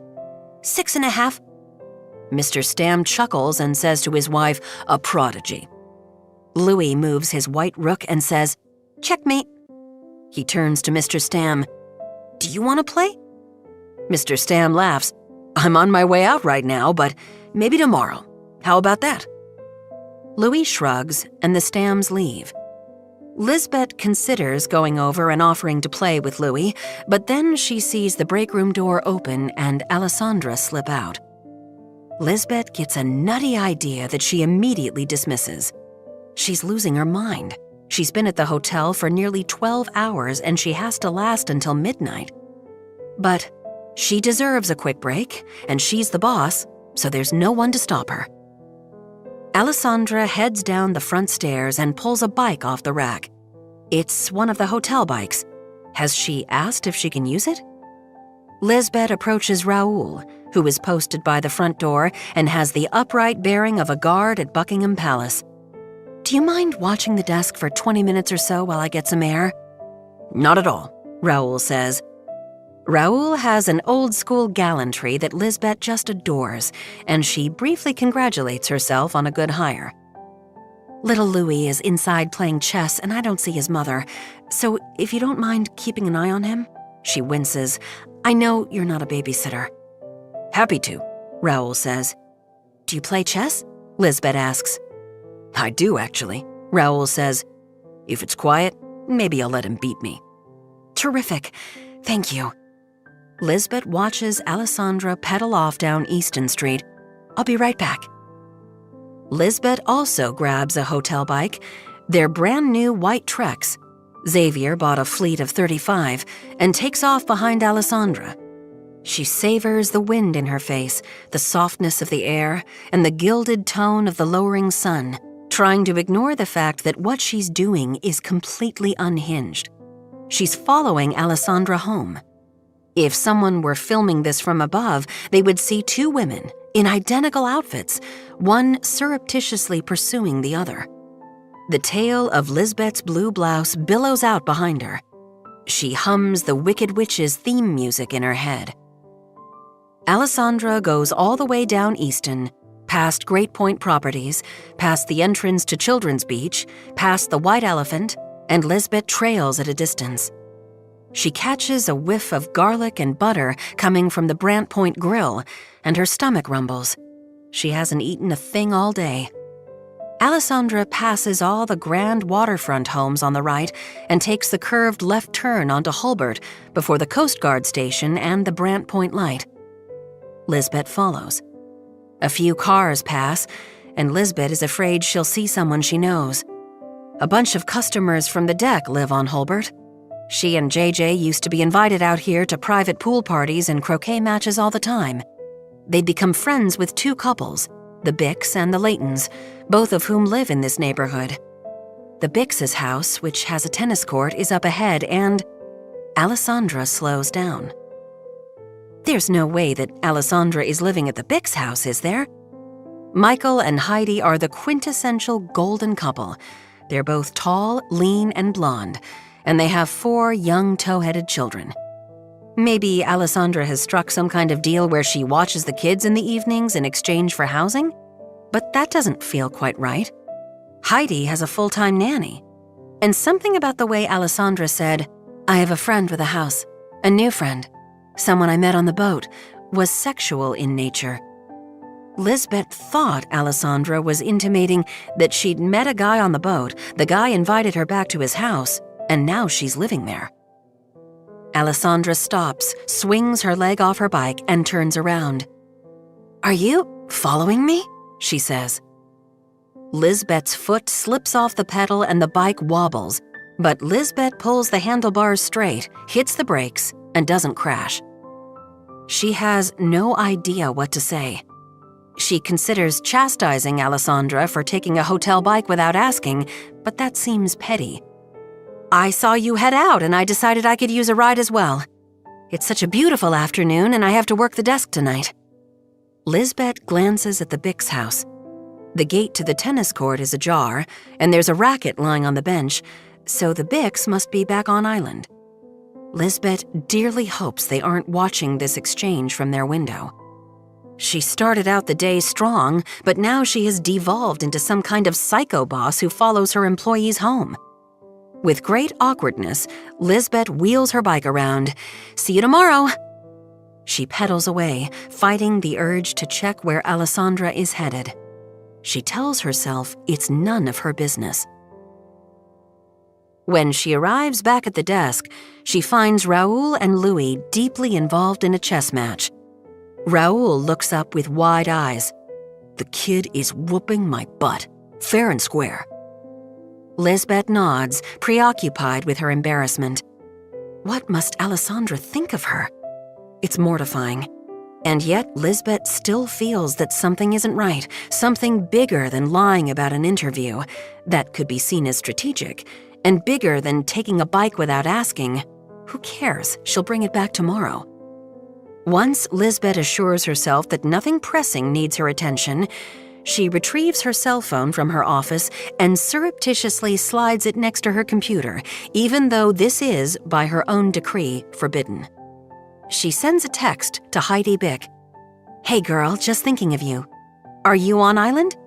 Now that I'm not working at the deck, we can actually go out to dinner this summer. Let me know when you're free so we can catch up." She hits send and takes a breath. Then she decides to place another ad for a night auditor in the Nantucket Standard Classifieds. She won't be able to go anywhere or do anything until she hires someone. This time, she lists the pay, $25 per hour plus possible bonuses. Hopefully, that will do the trick. Suddenly, a young woman is at the desk, holding out a white cardboard box. It's Beatrice from the Blue Bar. "Chef asked me to deliver this to you with his compliments," she says. Chef, Lisbeth thinks. Mario Subiaco. She recalls that morning, JJ's proposal, the fruit frenzy on the zebra wood cutting board, and the cocktail. She could really use that cocktail now. "Thank you," Lisbeth says. She opens the top of the box and nearly swoons. "It's called the bakery box," Beatrice says. "One of Chef's specialties. Clockwise, you have homemade pizza rolls, gougere filled with bechamel, and two favorites from the Blue Bistro, savory rosemary and onion donuts, and pretzel bread served with his signature honey mustard." Sweet lightning, Lisbeth thinks. This looks amazing. "Chef wanted to be sure you ate something delicious today," Beatrice says, and she vanishes through the door that leads back into the bar. Lisbeth hears laughter and chatter and Nat King Cole singing Unforgettable. It sounds fun and lively. Lisbeth feels a pang. Despite her bravado, she misses the restaurant business. She isn't sure where to start. She wants to inhale the whole box of goodies, but she picks up one of the two glistening golden brown donuts because she has heard stories about them. Gah! The donut is so good that Lisbeth's eyelids flutter closed and she has to keep herself from moaning. Next, she nibbles the end of one of the flaky triangular pizza rolls and finds it chock full of crumbled sausage and pepperoni in a sauce that's slightly spicy. It's so insanely delicious that she feels guilty. She casts a glance at Raoul and Louis. Raoul stands up and announces, "I should get back to my post." Louis returns the pieces to their home squares. Raoul swings by the desk and says, "That kid is something else. I thought I would let him win, and he killed me." Oh, so reluctantly, Lisbeth offers Raoul the box. "Would you like a donut or some pretzel bread?" She dearly hopes he doesn't take a gougere because there are only 3. Raoul waves the box away. "Thank you, but I don't eat carbs." Ha! Brilliant! Raoul heads back to the bell stand, and Lisbeth absconds with her box of treasure to her office, but keeps an eye on Louis through the doorway. He starts another game against himself, but then Wanda appears, holding a notebook and a pencil, and says, "Mom wants you back in the suite, Louis, come on." "In a minute," Louis says, "I'm playing." Wanda puts her hands on her hips like an aggrieved mother. "You have a board in the room." Louis sighs, then follows his sister down the hall. Lisbeth pops a gougere into her mouth and it explodes with creamy bechamel.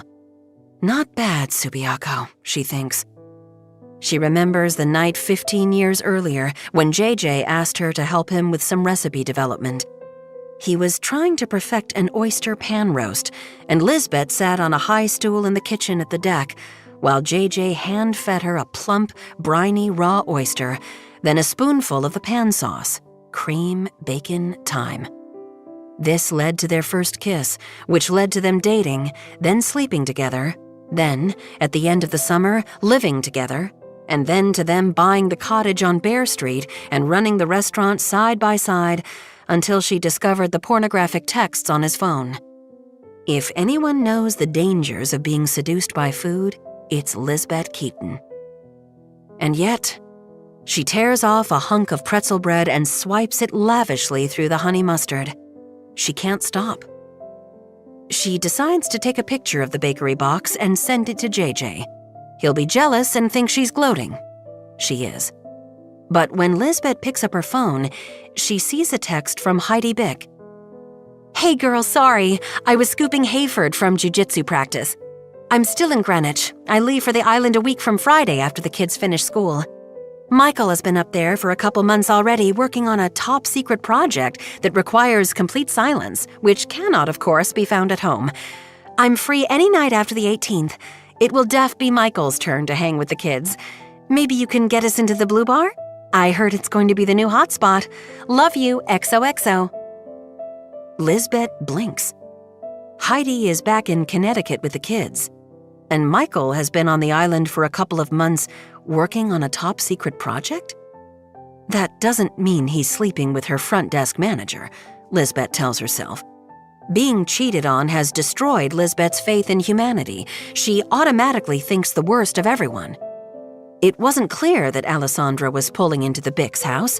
That was just where she stopped to confront Lisbeth. It was as if she had eyes in the back of her head. It was a little scary, to be honest. Lisbeth said she wanted to know everyone's secrets, but she understands now that she doesn't. She pops another gougere into her mouth. She doesn't at all. Chapter 7. Bad Reviews. June 15th, 2022. From Xavier Darling, xd@darlingent.com.uk. To employees of the Hotel Nantucket. Good day, team. We have a sticky situation on our hands, I'm afraid. The reviews of our property on Travel Tatler for the first week were primarily negative. Now, I understand that people are more likely to leave a review when they have a problem, and that it's highly likely that all the guests who didn't leave a review left the hotel feeling perfectly content and satisfied with their stay. However, I will not be awarding the $1,000 bonus this week. I hope you all realize that a satisfied guest isn't enough. I want you, please, to make every effort to see that our guests leave jubilant, energized, and inspired to tell the internet about their unparalleled stay at the Hotel Nantucket. This is not meant as punishment or even a reprimand.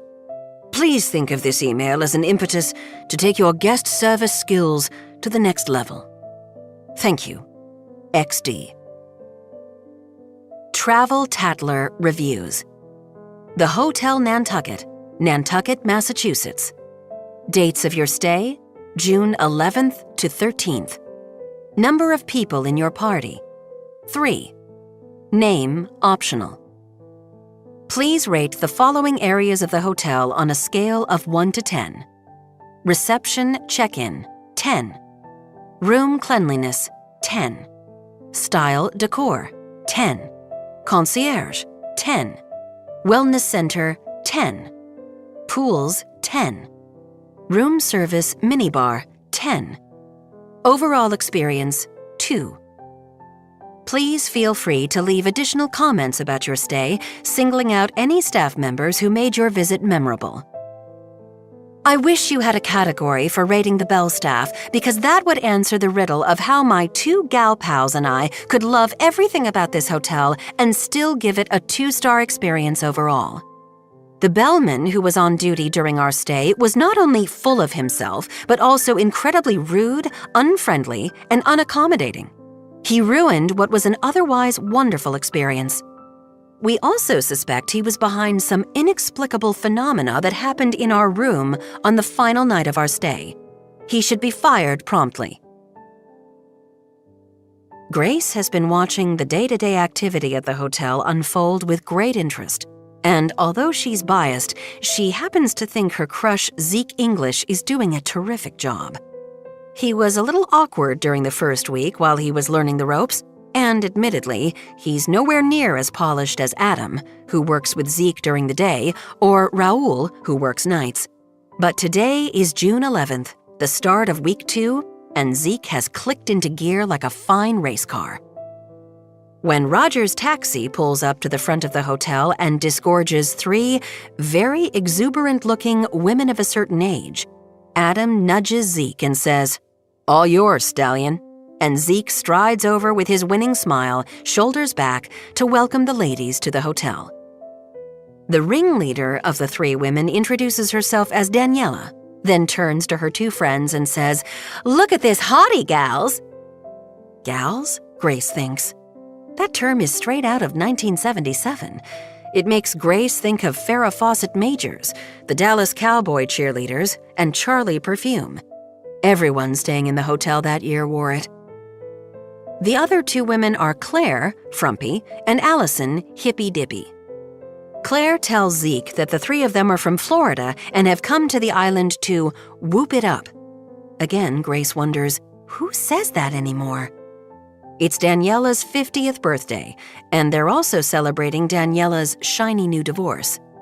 "I'm on the prowl," Daniela crows, "like only a woman who lost her orthodontist husband to one of his patients' mothers can be." Daniela is tall with ringlets of black hair down to her waist and a wide mouth. She's not quite Cher. Oh dear, Grace thinks. She sees trouble barreling down on Zeke like a freight train. Zeke delivers the ladies' bags to Suite 117 and displays its wonders, the sound system, the electric shades, the complimentary minibar. Daniela hands Zeke a $100 bill and asks him to stay for a beer. "Thank you so much for the offer, ladies, but I'm on the clock for another 5 hours, so I'll have to take a rain check." "We expect to see you later," Daniela says. She squeezes Zeke's biceps through his hydrangea blue button-down. "Look at these guns!" Allison, who has frizzled gray blonde hair and is wearing a tie-dyed sundress, shrieks, "Daniela!" Claire, who wears glasses and mom jeans, blinks at Zeke and says, "You are quite the snack," which actually makes Zeke laugh. But he hightails it out of there. Grace is relieved that Zeke gets off work before the ladies leave their room, buzzed from the bottle of Laurent Perrier rosé they ordered from the Blue Bar, and head out to dinner at Lola. Claire briefly tries to flirt with Raoul, asking if he's taken, and Raoul deadpans perfectly that yes, he's married to Adam, the day bellman. That shuts them up. The next morning, Grace sees Zeke arrive at the hotel not in his uniform as usual, but in workout clothes. He heads down to the yoga studio, and Grace follows. There are 8 or 9 women stretching, in anticipation of Yolanda's bar class. When Yolanda takes her place at the front of the room, Grace sees Zeke melt a little. Aha! Grace can hardly blame him. 27-year-old Yolanda Tolentino looks like Chrissy Teigen's little sister. She has tousled dark hair, highlighted auburn, flawless skin, big brown eyes, and a deep dimple in her left cheek. Her body is trim, limber, flexible. Over the past few weeks, Grace has seen Yolanda float through the lobby. Once, she stopped to talk to Lisbeth and held a tree pose, foot tucked against opposite knee, hands held over her head like branches, which was unusual but also impressive. Another time, Yolanda was waiting for the elevator and executed a full-on backbend, which caused Mr. Goldfarb from room 202 to hiccup in surprise. Yolanda, Grace is happy to report, is as lovely on the inside as she is on the outside. And she must eat like a horse. She's back and forth between the yoga studio and the kitchen of the Blue Bar 6 times a day. When Yolanda sees Zeke, she hurries over to get him set up at the bar with a ball, a looped resistance band, and 2-pound hand weights. Zeke says, looking at the tiny lavender weights. "I've held burritos that weigh more than this." "Feel free to switch them out for heavier ones," Yolanda says. "Just remember, I warned you. And unfortunately, I don't have any grippy socks that will fit you." "Big feet," says a woman just walking in. It's Daniela. She's followed by Allison and Claire. We know what that means, don't we, gals? No, this won't do, Grace thinks. She blows cold air down the back of Daniela's neck, and as she does so, she inhales the unmistakable scent of last night's tequila. Daniela doesn't notice the draft. Possibly she welcomes it. When Claire and Allison spot Zeke, they start furiously whispering. Grace is embarrassed for them. She has seen 14-year-olds with more composure. Zeke is a bar virgin, Daniela cries out. Don't worry, I'll be right behind you, Zeke, admiring your form. Me too, Allison says. She's wearing leggings printed with rainbows and peace signs. I'm moving closer, Claire says. She has on a t-shirt that reads, I date everybody. Yolanda starts the music. Ladies, let's try to focus. She lifts her leg while crossing her arms in front of her chest. Zeke follows suit. He can't lift his leg very high at all, or maybe he can, but he's simply too enraptured by Yolanda, in her white leggings and her hydrangea blue tank, with her hair in a thick braid hanging over one shoulder, to try very hard. Leg lifts transition to planks on the yoga mats, followed by push-ups. Grace watches Zeke do all this with ease. When the class moves to the bar, Yolanda says, Who's ready for a thigh party? Daniela hoots and raises her arms over her head, giving Zeke an unimpeded view of her chest. Grace notices that she has removed the pads from her yoga top so that Zeke can see her nipples protruding. Heels together, toes apart, Yolanda says. Now sink down 6 inches and find your high diamond. Zeke tries to approximate the position, but his heels lift only an inch off the ground. When he sinks down, he winces. Up an inch, Yolanda says, and down an inch. Remember, an inch is the size of a paperclip. When they press down to finish, Zeke's legs shake uncontrollably. It's the funniest thing Grace has seen in a long time. End of the first set, Yolanda says, 2 to go. Zeke looks longingly at the door. Everyone grab your balls, Yolanda says. Danielle rolls her tongue. Now you're talking, she says. When bar class ends, there's a standoff. Zeke seems to want to chat up Yolanda, but Daniela, Allison, and Claire are clearly lingering in order to talk to Zeke. Yolanda says, Thanks for coming, everyone. I'm going to run to the restaurant for an acai bowl before I teach yoga. Ta! Daniela, Allison, and Claire close in on Zeke, who has his back up against the bar. Tonight's my birthday dinner at Ventuno, Daniela says. Then we're going to the club car to sing and hopefully to the Pearl for a nightcap. Guess what we're giving Daniela for a present, Claire says. Zeke tells the ladies he can't begin to guess. You, Allison says. Please join us. We'll pay for everything. Wish I could, ladies, Zeke says, but I have to work tonight. That's okay, Daniela says. There's always the after party. Zeke is a sitting duck when the ladies from Suite 117 enter the lobby that evening in a flurry of high-pitched cackling and waves of perfume. The 3 of them are dressed in sequins and feathers and high heels with red soles. Daniela is wearing a tiara. Zeke takes a visible breath. He's such a good sport, Grace thinks. Here's my birthday queen, Zeke says, taking Daniela's hand and allowing her to twirl. Love the Louboutins.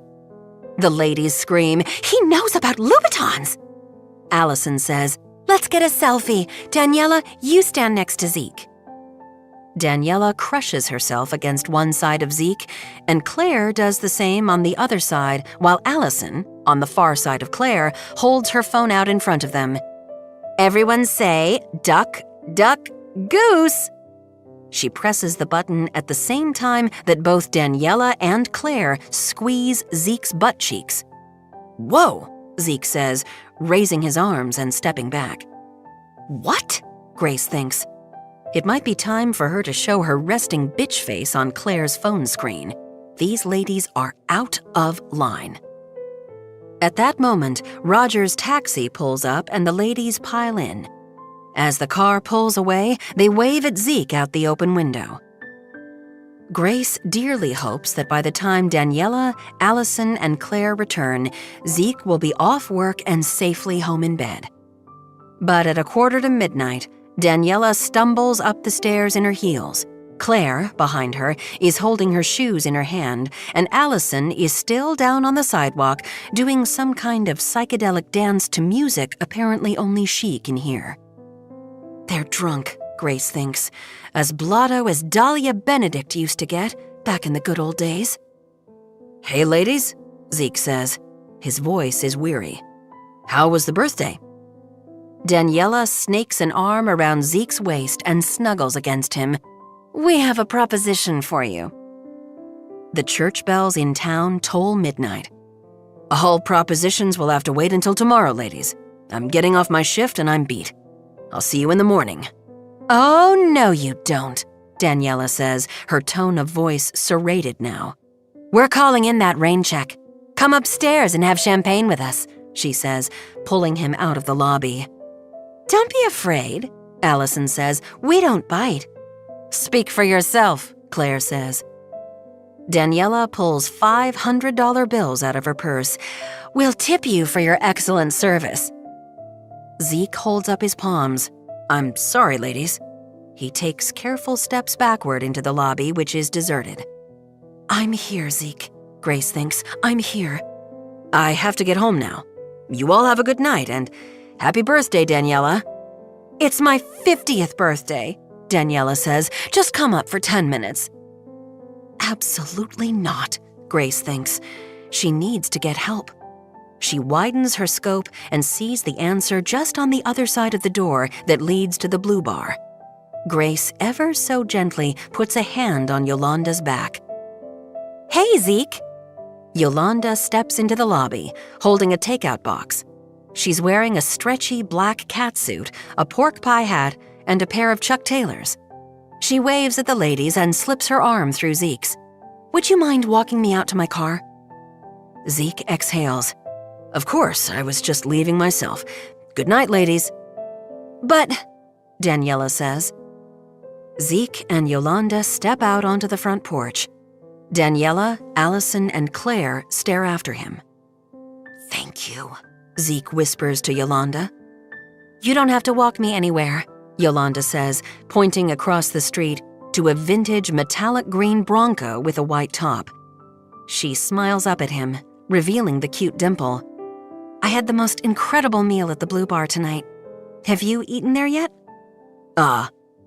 Yolanda sighs. "I'm madly in love with the chef." "You are?" Zeke says. "She's in love with Mario Subiaco?" Grace thinks. Well, that explains why she spends so much time in the kitchen. Yolanda skips down the stairs with a wave. "Have a good night, Zeke." She drives off and Zeke stares after her. He turns around to see the backlit figure of Daniela standing in the lobby. She crooks a finger at him, but Zeke runs for home. "Good night, sweet prince," Grace thinks. Then she follows the ladies to Suite 117. Claire passes out face down on the bed in the second bedroom. She's going to miss all the fun, Grace thinks. Allison declares she's drawing herself a bath, and in a few moments the tub is filled with steaming water. She takes the box of matches from the little table next to the tub and tries to light the lemon and mint candle, but the match sputters and goes out. She tries a second match, but it happens again. And again. She can't get a match to stay lit. She turns on the pearly light around the mirror, and this sets a similar mood, so she steps 1 foot into the tub. She shrieks. The water is ice cold. And then the light goes out. "Daniela!" she cries. Daniela is in the master bedroom trying to make the electronic shade go down. Every time she pushes the button to lower the shade starts to go down, but then, as if it changed its mind, it travels back up. Grace is delighted. The petals of the lilies and peonies in the Surfside spring bouquet wither and fall to the table. And while Daniela is gasping at this, Grace whips the shade all the way up. Daniela picks up the phone to call the front desk, but there isn't a dial tone. She flops on the bed, still in her red-soled shoes, and pulls a pillow over her face. Grace goes into the sound system, and an instant later, music is blaring. Quiet riots, come on, feel the noise. Daniela sits bolt upright in bed, and Grace laughs and laughs. She hasn't had this much fun since girls were gals.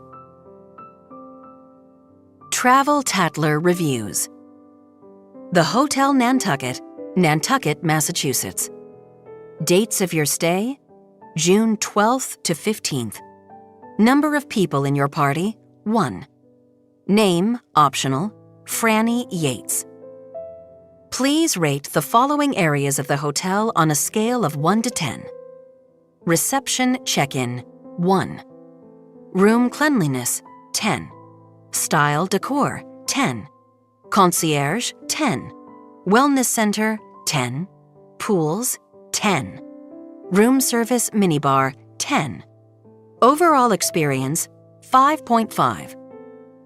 Please feel free to leave additional comments about your stay, singling out any staff members who made your visit memorable. I enjoyed my 3-night stay at the Hotel Nantucket. However, I'm only giving it 5.5 stars overall because the night of my check-in was an unmitigated disaster, and had the hour not been so late and had every other room on the island not already been booked, I would have left immediately. The front desk clerk and the night bellman were harried and distracted, and the front desk clerk was, at one point, snippy with me. Then it took the night bellman 30 minutes to deliver my bags to my room when all I wanted to do was put on my pajamas and go to sleep. Furthermore, when the bellman came, he neglected to explain any features of the room. I didn't realize until my final day, while chatting with a lovely couple at the adult pool, that everything in the minibar was complimentary. The Blue Bar, however, was outstanding and the perfect place to eat as a party of one. I went all 3 evenings of my stay. My compliments to the chef. This review, forwarded to her by Xavier, is waiting in Lisbeth's inbox when she gets to work on June 16th. She could easily check their Travel Tattler reviews herself, but she's too busy overseeing operations at the hotel, and Xavier has a 5-hour jump on the day, which feels like an unfair advantage. The comments accompanying this survey read as follows. Good morning, Elizabeth. After reading this survey, I checked the schedule and discovered that the night desk clerk was you and that the night bellman was Raul Wasserman Ramirez. I suppose I don't need to mention that, as the GM, you must uphold our rigorous hospitality standards. The hotel isn't anywhere near full, so I would urge you to pay close attention to the guests who are in residence. The woman who wrote this review could easily have been Shelley Carpenter. Keep your eye on the 5th key, Elizabeth. The 5th key. XD. Lisbeth is starting to resent Xavier Darling. How dare he judge her when he's in London and she's here, chest deep in the trenches? He checked the schedule, as though he's Big Brother. Bah! He can send all the admonishing emails he wants, but he isn't going to impress Shelley Carpenter or the second woman, whoever she is, if he doesn't help her deal with their staffing shortages and low occupancy. Even so, Lisbeth's indignation, and why can he not call her Lisbeth like she's asked him to, is mixed with guilt and culpability. That woman, Franny Yates of Trapp, Pennsylvania, checked in 3 hours late. Not her fault. Cape Air was delayed due to fog during a moment of crisis. The crisis involved Wanda Marsh. The Marsh children had made themselves quite at home at the hotel. Every morning and every evening, Louis would come down to the lobby in a polo shirt buttoned to the top, his hair wet and combed, wearing his funny little glasses, and he would sit at a chessboard playing against himself, waiting for one of the guests to notice him and offer to play a game. Louis always won, and he became something of a curiosity, a 6.5-year-old chess genius right there in the lobby of the Hotel Nantucket. One of the guests, Mr. Brandon, room 301, had written about Louis in his Travel Tattler review, saying how much he'd enjoyed playing chess every morning with Louis while he drank his cup of percolated Jamaica Blue Mountain coffee. Lisbeth was just waiting for Xavier to award Louis the $1,000 bonus. Wanda wandered the hotel freely as well. She always had a Nancy Drew mystery in her hand. She was working her way through them in chronological order, though her mother had only bought her up to number 12, The Message in the Hollow Oak, and she was already on number 9, The Sign of the Twisted Candles, so she would soon be out of books. Wanda had also started carrying a spiral notebook and a number 2 pencil because she wanted to write her own mystery novel starring girl sleuth Wanda Marsh. She was constantly asking people, staff, and guests alike if they had noticed anything strange or secret around the hotel, but the only mystery she'd learned of was the case of the disappearing almond croissants. It was unusual how rapidly Beatrice's croissants, filled with almond-flavored marzipan, vanished from the continental breakfast. And why didn't the kitchen ever make a second batch? Unlike her children, Kimber Marsh was having a difficult time settling in. Back on the 3rd night of their stay, Kimber had wandered down to the lobby at 1 in the morning. Lisbeth was on the night desk. "I suffer from chronic insomnia," Kimber said. Lisbeth nearly asked if they could switch places. Kimber could watch the desk, and Lisbeth would go to Suite 114 and sleep in the emperor-size bed. Kimber poured herself a giant cup of coffee, and leaned against the desk to have a chat. Fine, good, Lisbeth thought. It would keep her awake from her remaining hour. Kimber said, "My husband left me for our nanny, whom he has now impregnated. And let me tell you, that was a wake-up call." Yes, you told me, Lisbeth thought. She'd had a wake-up call of her own, though she didn't want to tell Kimber Marsh about her breakup with JJ. She was so tired, she was sure she'd start to cry.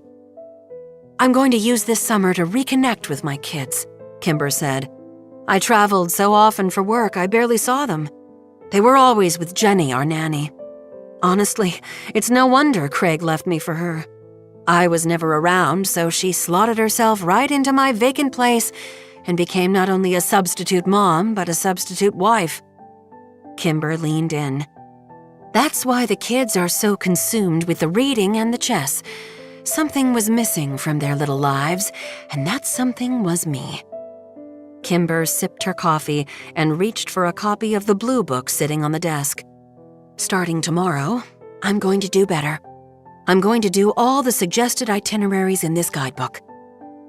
The following day, Thursday, Kimber and the kids took Doug to Tuppence Links for a long walk.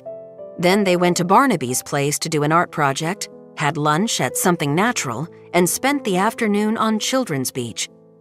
But on Friday, Kimber plopped herself under an umbrella by the pool and read, while Louis played chess in the lobby and Wanda interviewed hotel guests, and Zeke took Doug out to do his business. On Saturday, Kimber didn't come down from her room until late afternoon. When she did, she had her laptop with her. She announced she was going to sit in the lobby and write her memoirs. Okay, Lisbeth thought. At least Kimber could keep an eye on Wanda, who was finishing the last Nancy Drew mystery she had, and Louis, who was playing chess against himself. But Lisbeth felt dismayed that the Marsh family had spent the entire day inside. Late June days on Nantucket were the gold standard for the season. Blue skies, plentiful sunshine, lilacs and cherry blossoms, and without the overbearing heat and humidity of July and August.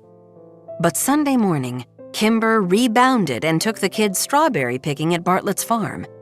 When they came back, Wanda walked into the lobby proudly holding an overflowing quart of luridly red fruit. While Lisbeth was pleased they had gotten out, she couldn't help thinking about the pristine white linens on the beds and the Annie Selke rug, so she offered to wash the strawberries and let the children eat them over soft-serve vanilla ice cream in the break room. Both Wanda and Louis had been gobsmacked by the ice cream machine. "I want to work here when I grow up," Wanda announced. Then, at 10:15 on Sunday evening, when Lisbeth was fading fast, she'd worked double shifts for 7 straight days. Kimber Marsh came flying into the lobby in what Lisbeth's mother would have called a dither. Wanda wasn't in her bed, she said. "Have you seen Wanda?" Kimber practically screamed. "Have you seen her?" "I haven't," Lisbeth said. She did a sweep of the lobby, checking Wanda's favorite reading chair and under the piano where, inexplicably, Wanda sometimes liked to read, then said, "Let me look in the break room." The allure of the soft-serve machine was strong. Lisbeth had to fight it herself each and every day. But the break room was empty. Lisbeth enlisted Raoul's help. He would search the hotel, floor by floor. Kimber asked if it might be possible for her to let Doug out of their suite. She was certain he would lead them right to Wanda. Lisbeth hesitated. The last thing she wanted was a pit bull roaming the halls of the hotel. But Lisbeth sensed the urgency. An 8-year-old child was missing at 10:15 at night, so she okayed it. Raoul called up from the wellness center, no Wanda. "I thought she might be in the yoga room," Raoul said. "That fountain is mesmerizing." He was now moving to the first floor. "Check all the unoccupied rooms, please," Lisbeth said. There were 21 empty rooms and 6 empty suites. Lisbeth felt each vacancy like a pinhole in her heart. Maybe she found a way in. Lisbeth tried to think like Wanda. She seemed fascinated by the other guests, so Lisbeth poked her head into the only populated area of the hotel, the Blue Bar. And wow, the place was popping. The bar was 3 deep. Every seat was occupied. The copper disco ball had dropped, and a group of people were dancing to Tainted Love in the space in front of the penny wall. Lisbeth surveyed the crowd at hip level and tried to peer under tables. There was no sign of Wanda anywhere, though Lisbeth spied plenty of people drinking flame-red cocktails, the Heartbreaker. When Lisbeth got back to the desk, a round, middle-aged woman wearing glasses with dark, square frames and a fanny pack around her waist, she looked like an aging version of Velma from Scooby-Doo, was standing at the desk. "Finally!" she huffed. "I'm so sorry," Lisbeth said. "You must be Ms. Yates?" "I arrived over 5 minutes ago, and you're the first person I've seen." Lisbeth returned to her spot behind her computer just as Raoul came rushing down the corridor saying, "I'm headed up to the second floor." Lisbeth gave Raoul the thumbs up. She was afraid if she spoke, she would lose her cool. A child missing in the hotel, she thought, or not in the hotel. When was the right time to call the police? "I'll need a form of ID and your credit card, please, Ms. Yates." Franny Yates pulled both a Pennsylvania driver's license and a MasterCard out of her fanny pack. "You're certainly traveling light," Lisbeth said. "My luggage is down on the sidewalk," Franny said. "It's far too heavy for me to carry up the stairs. Silly me, I thought a hotel that costs as much as this one does might actually have a bellman." "We do have a bellman," Lisbeth said. "Right now he's assisting another guest. I'm happy to fetch your luggage." "You won't be able to get it up the stairs," Franny said.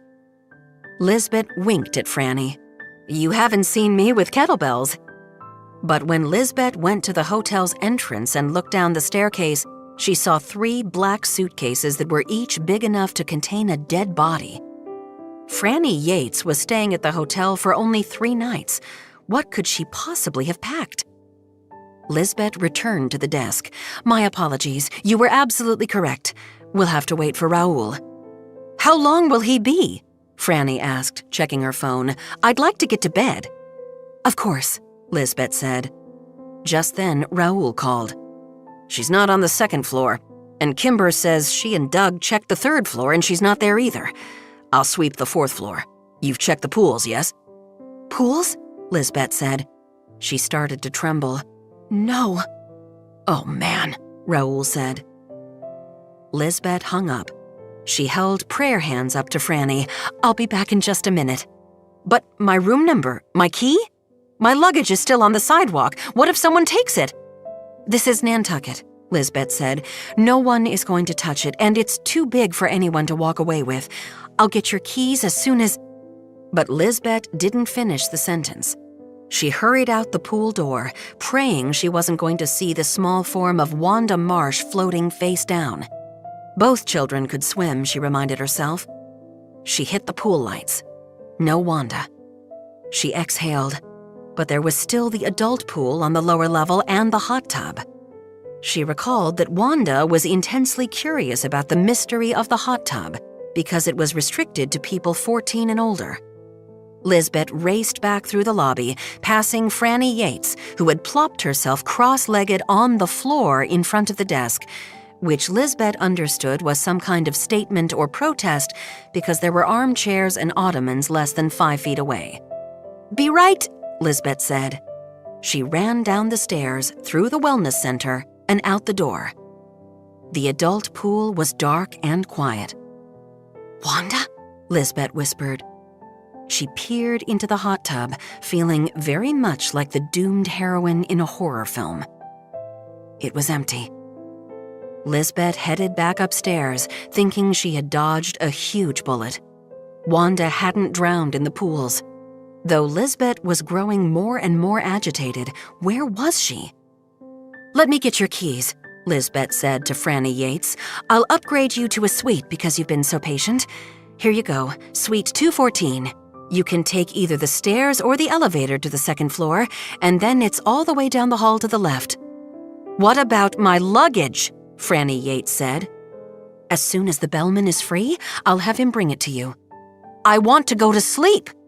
"Miss Yates, I need to ask for your indulgence. We have a situation here." "Your situation is that your hotel stinks," Franny Yates said. She marched off down the hall. Lisbeth wasn't sure what to do. Should she try to schlep Franny Yates's luggage up the stairs herself? Should she go up to the 4th floor to help look for Wanda? Should she call the police? A child is lost.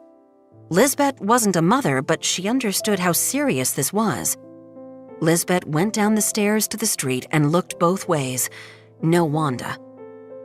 She heard the phone ringing back in the lobby, and she hustled up the stairs, taking them 2 at a time, so when she reached the top, her heart was pounding in her ears. "Hello?" "We found her," Raoul said.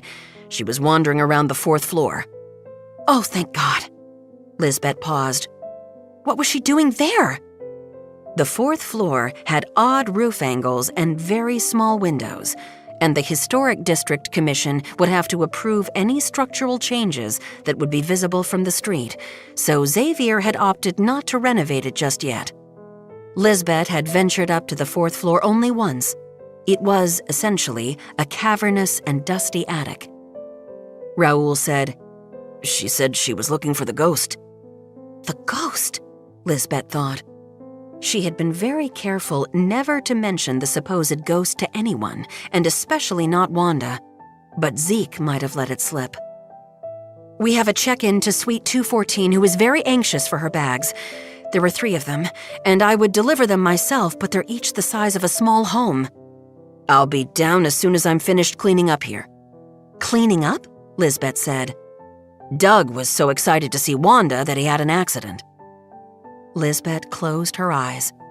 The other line of the hotel phone rang. It was Suite 214. "You have to get Suite 214 her luggage. Please, Raoul, right now." "But the dog." "Raoul, please." "Yes, boss," Raoul said. Lisbeth answered the other line. "Your luggage is on its way, Ms. Yates." "You're a liar," Franny Yates yelled. "I can see my luggage from my window. It's still on the sidewalk." Franny Yates's review is factually correct. It took Raoul a full 30 minutes to deliver her luggage. Both Lisbeth and Raoul were harried and distracted, and Lisbeth was, perhaps, a bit snippy. But was the check-in an unmitigated disaster? No. An unmitigated disaster would have been Wanda staying missing or found dead. Lisbeth had comped Franny Yates's entire bill at the Blue Bar, 3 nights, $260. Why didn't her review mention the comped meals? Lisbeth clicks out of the email from Xavier and rests her head, ever so briefly, on her desk. It's 7:30 in the morning, and she's so tired she could sleep until 7:30 tomorrow morning. She's so demoralized she feels like crying, or crying uncle.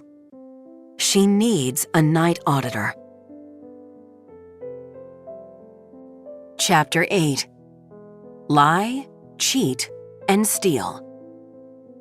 Grace tightens the belt of her robe and does her usual nocturnal sweep through the hotel, beginning with the room where Louis and Wanda are sleeping.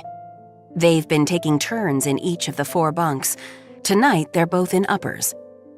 Wanda has her notepad tucked under her pillow, and Louis has fallen asleep in his glasses, clutching the white queen piece. Grace can hear Doug the dog snoring in the other room. He always lies in front of the door of the suite. If Grace goes anywhere near him, he'll wake up and snarl. Kimber, the mother, sleeps with her arms and legs in an X. She looks like a blue and green-haired angel fallen from the sky. Grace floats out of Suite 114 and pops in to check on the Bellefleurs in room 306. Oops, sorry to interrupt. Then to Suite 216, where Mrs. Reginella is scrolling through the text messages on her husband's cell phone, and then down to room 111, where Arnold Dash sleeps with the urn of his wife's ashes on the nightstand. Grace wishes there were more action. She hopes that as July gets closer, occupancy will increase. The hotel is so welcoming, the staff so attuned to every detail. What's keeping the guests away? Maybe there's too much competition, or maybe it's too expensive. After all, when this was a family-friendly budget hotel, it was jam-packed. Maybe the hotel's reputation is too damaged to rehabilitate. Is that her fault? She wonders whatever happened to the article that lovely young woman, Jill Tannenbaum, came to write. As far as Grace knows, it hasn't been printed. Suddenly, Grace catches a whiff of something that smells like a passing garbage truck, and she realizes a new threat is about to enter the hotel. She swoops down to the lobby, which is warmly lit with Norah Jones playing over the sound system. Lisbeth is at her post at the desk, perusing summer dresses on the Alice and Olivia website. Grace can hear people in the blue bar chanting, "Don't stop, believe in," which is par for the course. The disco ball dropped over an hour ago. Everything seems to be in order, but nevertheless, Grace's hackles are up. There's a predator approaching. She hears footsteps on the stairs. A figure walks through the doors of the hotel. Really? Grace thinks. This guy? Lisbeth is so tired when she interviews Richard DeCameron, a 54-year-old father of 3 from Avon, Connecticut, who has answered her prayers and applied for the job of night auditor, that the exchange has a dreamlike quality. He arrives at the hotel at 10:30 at night, fresh off the late ferry, but he's as ebullient and chipper as a QVC host trying to sell you the leaf blower that will change your life. He's dressed like it's Casual Friday at the hedge fund office, in a navy blue spring suit, a navy and yellow checked shirt, and chocolate suede Gucci loafers without socks. He has a dad bod, a bit of a paunch, and gray hair thinning on top, but his smile and his twinkling eyes are appealing. He gives Lisbeth strong vibes of guys she knew in college, the fun, good-natured best friends of the hot jock jerks everyone was in love with. Richard DeCameron, he asks her to call him Richie, was the guy who actually stuck around to make sure you got in a cab after you did that last ill-advised shot of tequila. Lisbeth prints out his resume. He was an executive in the insurance business in Hartford for 30 years, and for the past 2 years, he's been working for something called Kick City. This Kick City? I'm not familiar with it, Lisbeth says. It's a sneaker broker website, Richie says. When athletes or rappers drop a limited edition shoe, our brokers snap them up and resell them. I'm sure it sounds like kid stuff, but trust me, it's big business. What inspired you to make the switch? Lisbeth asks. I wanted a change from insurance, something with a little more sex appeal. And what brings you to Nantucket? Richie sighs. I'm divorced. My ex-wife has recently started dating again. The new guy lives in the same town that I do, and it got a little claustrophobic. So I decided to treat myself to a summer at the beach. I'm a night owl by nature, so when I saw you advertising for a night auditor, I thought I'd reach out. Do you have housing? Lisbeth asks. Please say yes, she thinks. She wants a night auditor so badly she might let Richie sleep in one of the empty rooms. The rest of the staff would, no doubt, mutiny. "I'm staying at the hotel out by the airport tonight," he says. "Tomorrow I have an appointment with a woman who's renting a room in her home on Cliff Road." "Ah, wonderful. And you're familiar with FreshBooks? You'll be fully responsible for preparing guest invoices." "I have all kinds of system software experience," Richie says. "I'm a numbers guy. I was a math major at UConn back in the day." He pumps a fist. "Go Huskies!"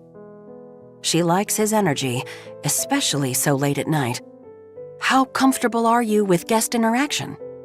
"I talk to everyone. My kids find it embarrassing." "How old are your kids?" Lisbeth is asking just to be polite. She's going to hire this guy. "Kingsley is 13, Crenshaw is 11, and Millbrook is 8. He pulls out his phone. "Here's a picture of our family in happier times." Grace hovers above so that she can scrutinize the photo. There's a slightly younger version of Richie posing next to a pretty brunette with 3 smiling children arranged in front of them. There's a river, a water wheel, trees aflame with color. It's autumn. The youngest child is holding a basket of apples. This family looks happy.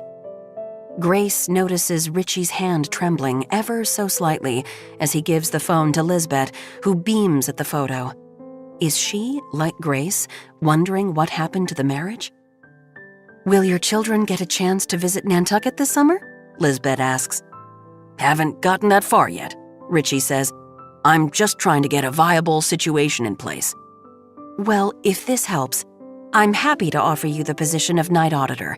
It'll be 6 nights a week, I'm afraid. I can only cover 1 night and still keep my sanity." "I'm happy to work 7 nights," Richie says. "I'd prefer it. It'll keep me out of trouble. It's best that I keep busy so I don't miss my kids as much."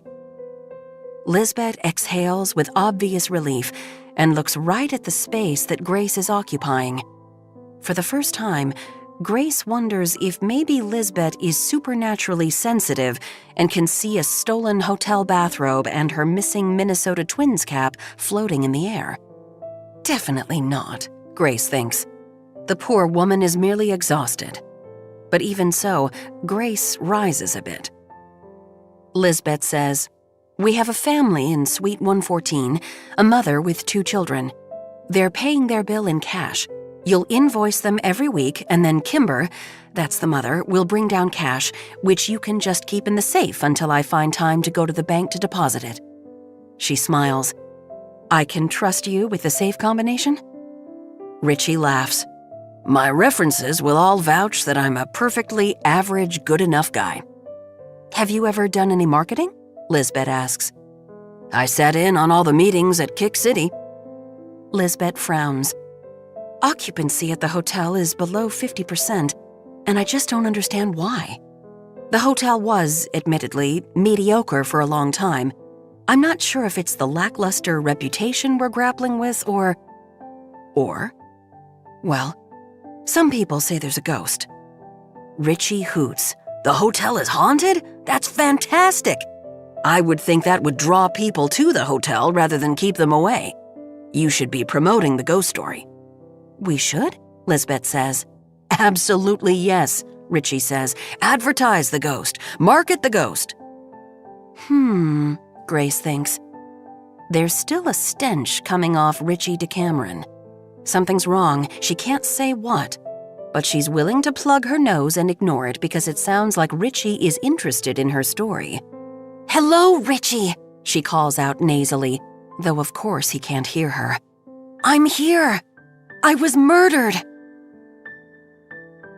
Everything Alessandra Powell owns fits into 2 knockoff Louis Vuitton duffels that she bought at the Mercato di Sant'Ambrogio in Florence.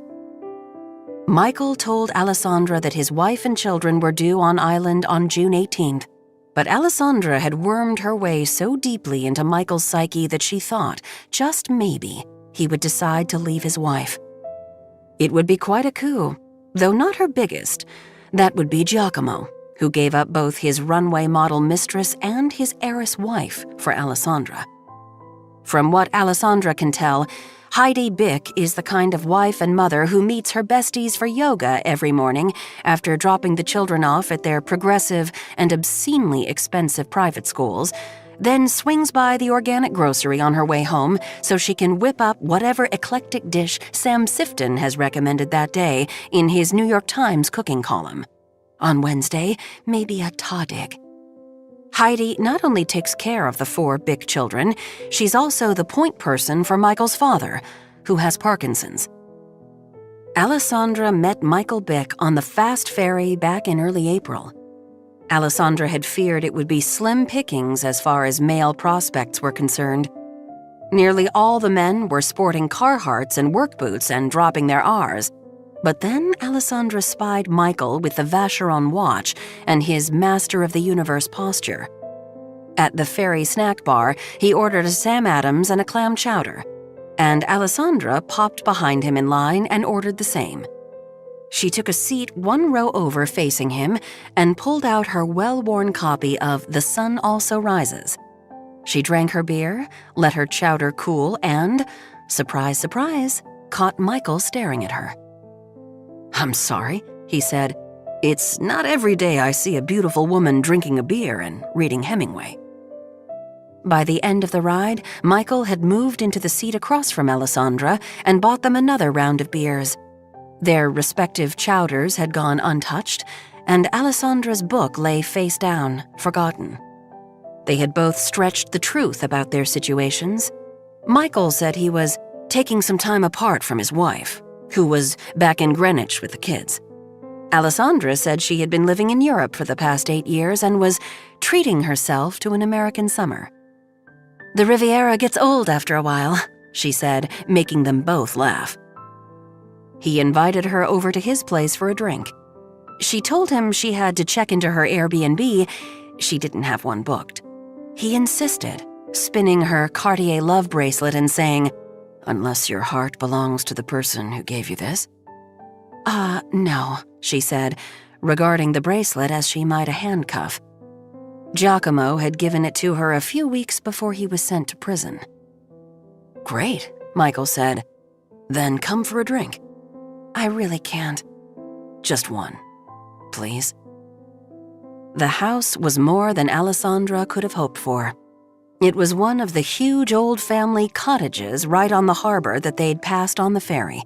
It had a long, elegant pool that fronted their tiny private beach and a tennis court in the side yard. "Do you play?" Michael asked. "A little," Alessandra said. The inside of the house was tasteful and fresh, magazine-worthy. Lots of white wainscoting and exposed blonde beams and a massive stone fireplace, and a table behind the wide, deep sofa laden with silver-framed photographs, the wife he was supposedly taking some time apart from, and the 4 children. Michael kissed her outside on the deck, right away biting her lower lip. He wrapped his hand in a length of her hair, tugging a little to let her know who was in charge. He, erroneously, thought this was him. He slid his mouth down to her neck, lingering in the kill spot just below her ear. Good boy. He'd been well trained by wifey. Though Alessandra would bet $1,000,000 he no longer kissed Heidi Bick this way. He unbuttoned Alessandra's blouse slowly, his pinky just barely grazing her nipple, and Alessandra felt a pulsing between her legs that was replicated by the ruby beacon of Brant Point light in the distance. He had her panting, shirt open, breasts exposed, jeans unzipped, when he turned and walked back into the house. Alessandra waited a second, wondering if he was having a crisis of conscience. She chastised herself. She had made a poor choice. When she finally followed him inside, she had to let her eyes adjust to the dark. There was milky moonlight through a window, blue numbers on a cable box, and then hands grabbed her waist and she screamed, genuinely frightened, and realized she wasn't in charge at all. She also realized Michael Bick had, very likely, brought home women he didn't know before. Possibly he did it all the time. But in the pearl gray light of morning, Fog covered the harbor like a layer of dust on an antique mirror. Michael traced one of her eyebrows and said, "Where did you come from, Alessandra Powell?" That was the question, wasn't it?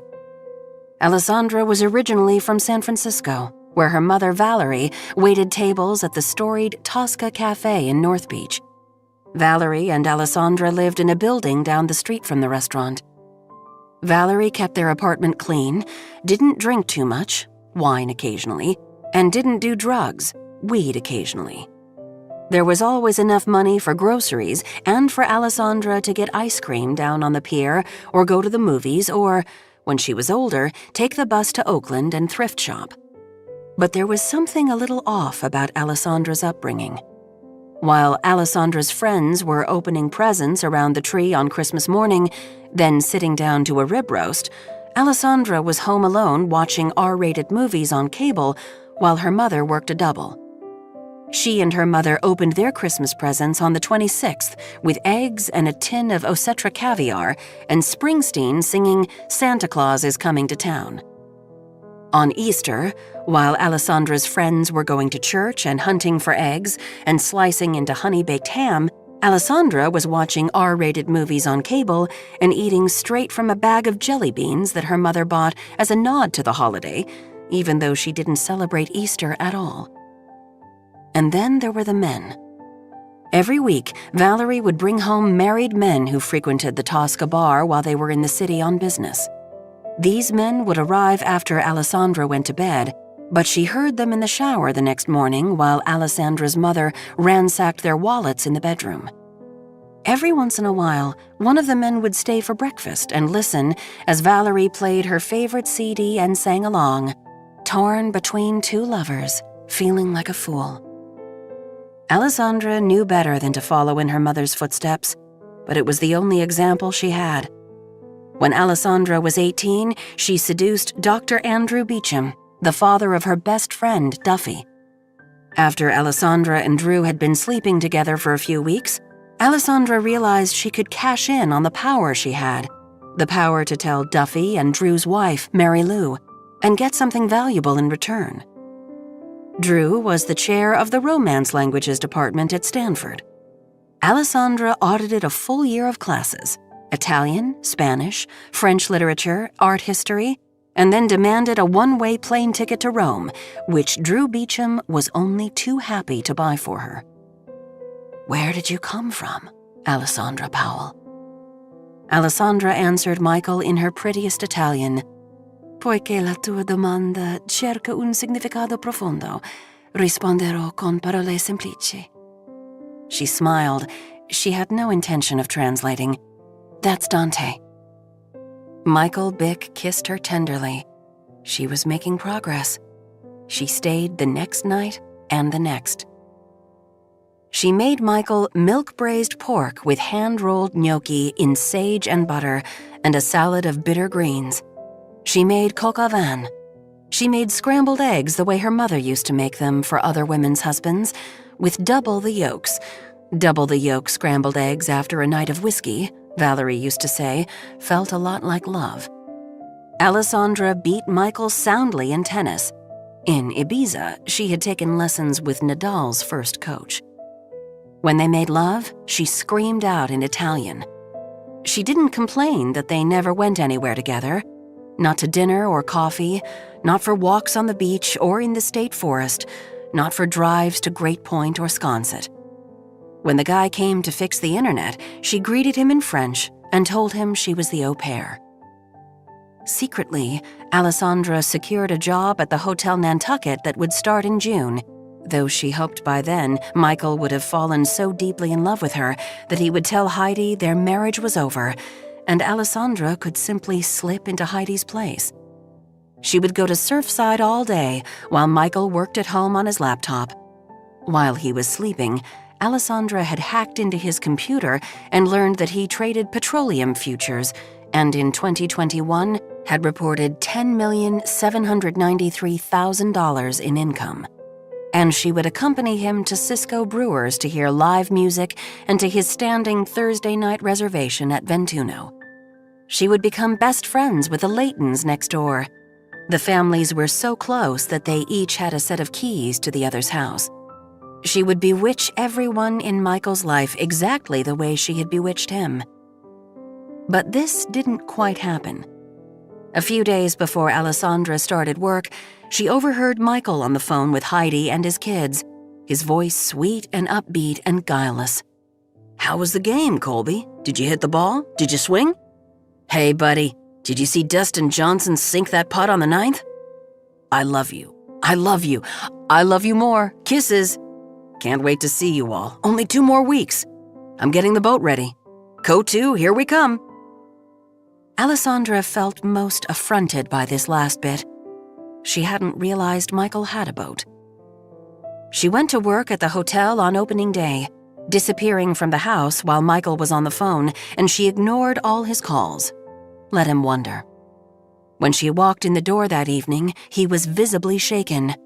"Where were you?" he said. She narrowed her eyes and tried to read his face.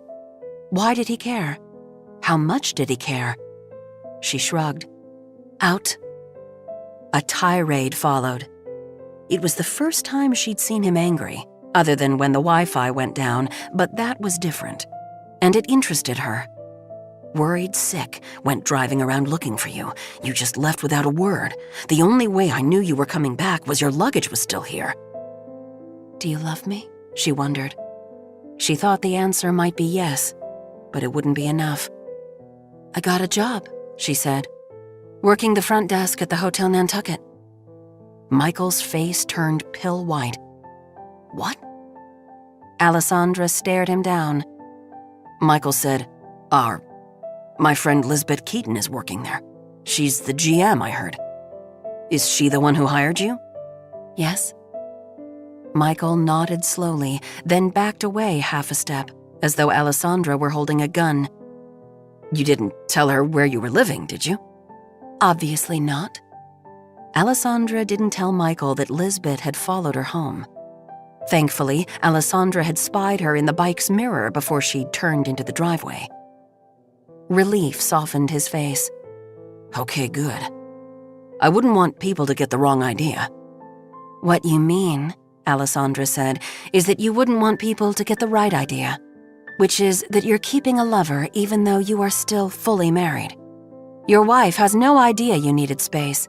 She thinks you came up here to switch out the storm windows for screens and tackle a top-secret project for work, which seems outrageous, but she doesn't question it because she trusts you, and she's probably enjoying the time apart. She feeds the kids pizza 3 nights a week and goes out with her girlfriends to the new wine bar and flirts with the cute bartender, and then goes home and curls up with her vibrator." Alessandra stopped to breathe. "You're a liar and a cheat." Michael cleared his throat. "They're coming up on the 18th, so you'll need to go." "Will I?"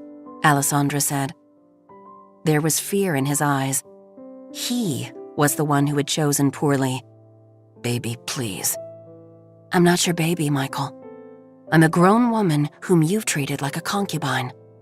"You knew what you were getting into," Michael said. "You can't tell me you didn't understand what this was." He got everything backward. He was the one who didn't understand what this was. "I'll go quietly the day before your family arrives," Alessandra said. "On one condition." Alessandra walks from Michael's house to the hotel with a knockoff Louis Vuitton bag in each hand. It's a stylish walk of shame, or it would be if Alessandra felt any shame. What she feels most is regret. Michael Bick is the complete package. He has looks, money, intelligence, humor, and even a basic decency, if you ignore the obvious. He asks questions, he listens to the answers, he's generous and curious and thoughtful. The sex was mind-blowing. Michael is the only man Alessandra ever met who didn't need to learn a thing or two in bed. And they are so compatible. Oh well. It has been Alessandra's experience that men like Michael Bick get scooped up early, in college or the first years of living as an adult in the city. She also feels triumphant. In her suede Bruno Magli clutch is a cashier's check for $50,000. Michael asked her to name her price, and she did so judiciously, unsure what she could get away with. But now she wonders if she could have asked for double. She won't worry about it. During their first week of sinful bliss, Alessandra watched Michael punch in the passcode to his phone, and later, while he was sleeping, Alessandra copied Heidi Bick's number. She also took pictures of herself in different spots throughout the house, in the pool, weighing herself on Heidi's scale, a trim 105, cooking in the kitchen, even sprawled out across the master bed. Although they'd never had sex in that room, Michael's one nod to fidelity. If Alessandra doesn't find another situation, she'll simply text Michael the pictures and ask for more money. As Heidi Bick is checking things off her packing list in Greenwich, Colby's inhaler, Hayford's putter, her Wusthof tomato knife, Alessandra will be paying for a 1980 CJ7 in mint condition that she found listed in the Nantucket Standard classifieds. The Jeep costs $20,000. Alessandra will pay cash, then she'll write the bellman Adam a check for $12,000, which is her share of the summer's rent now that she's moving in with him and Raoul on Hooper Farm Road. She'll throw $10,000 at her credit card bills and still have a bit of a financial cushion. Alessandra is growing weary of seducing men, then extorting them. She would far prefer to find a permanent provider. She marches up the front steps of the hotel, trying to carry herself like a hotel guest checking in.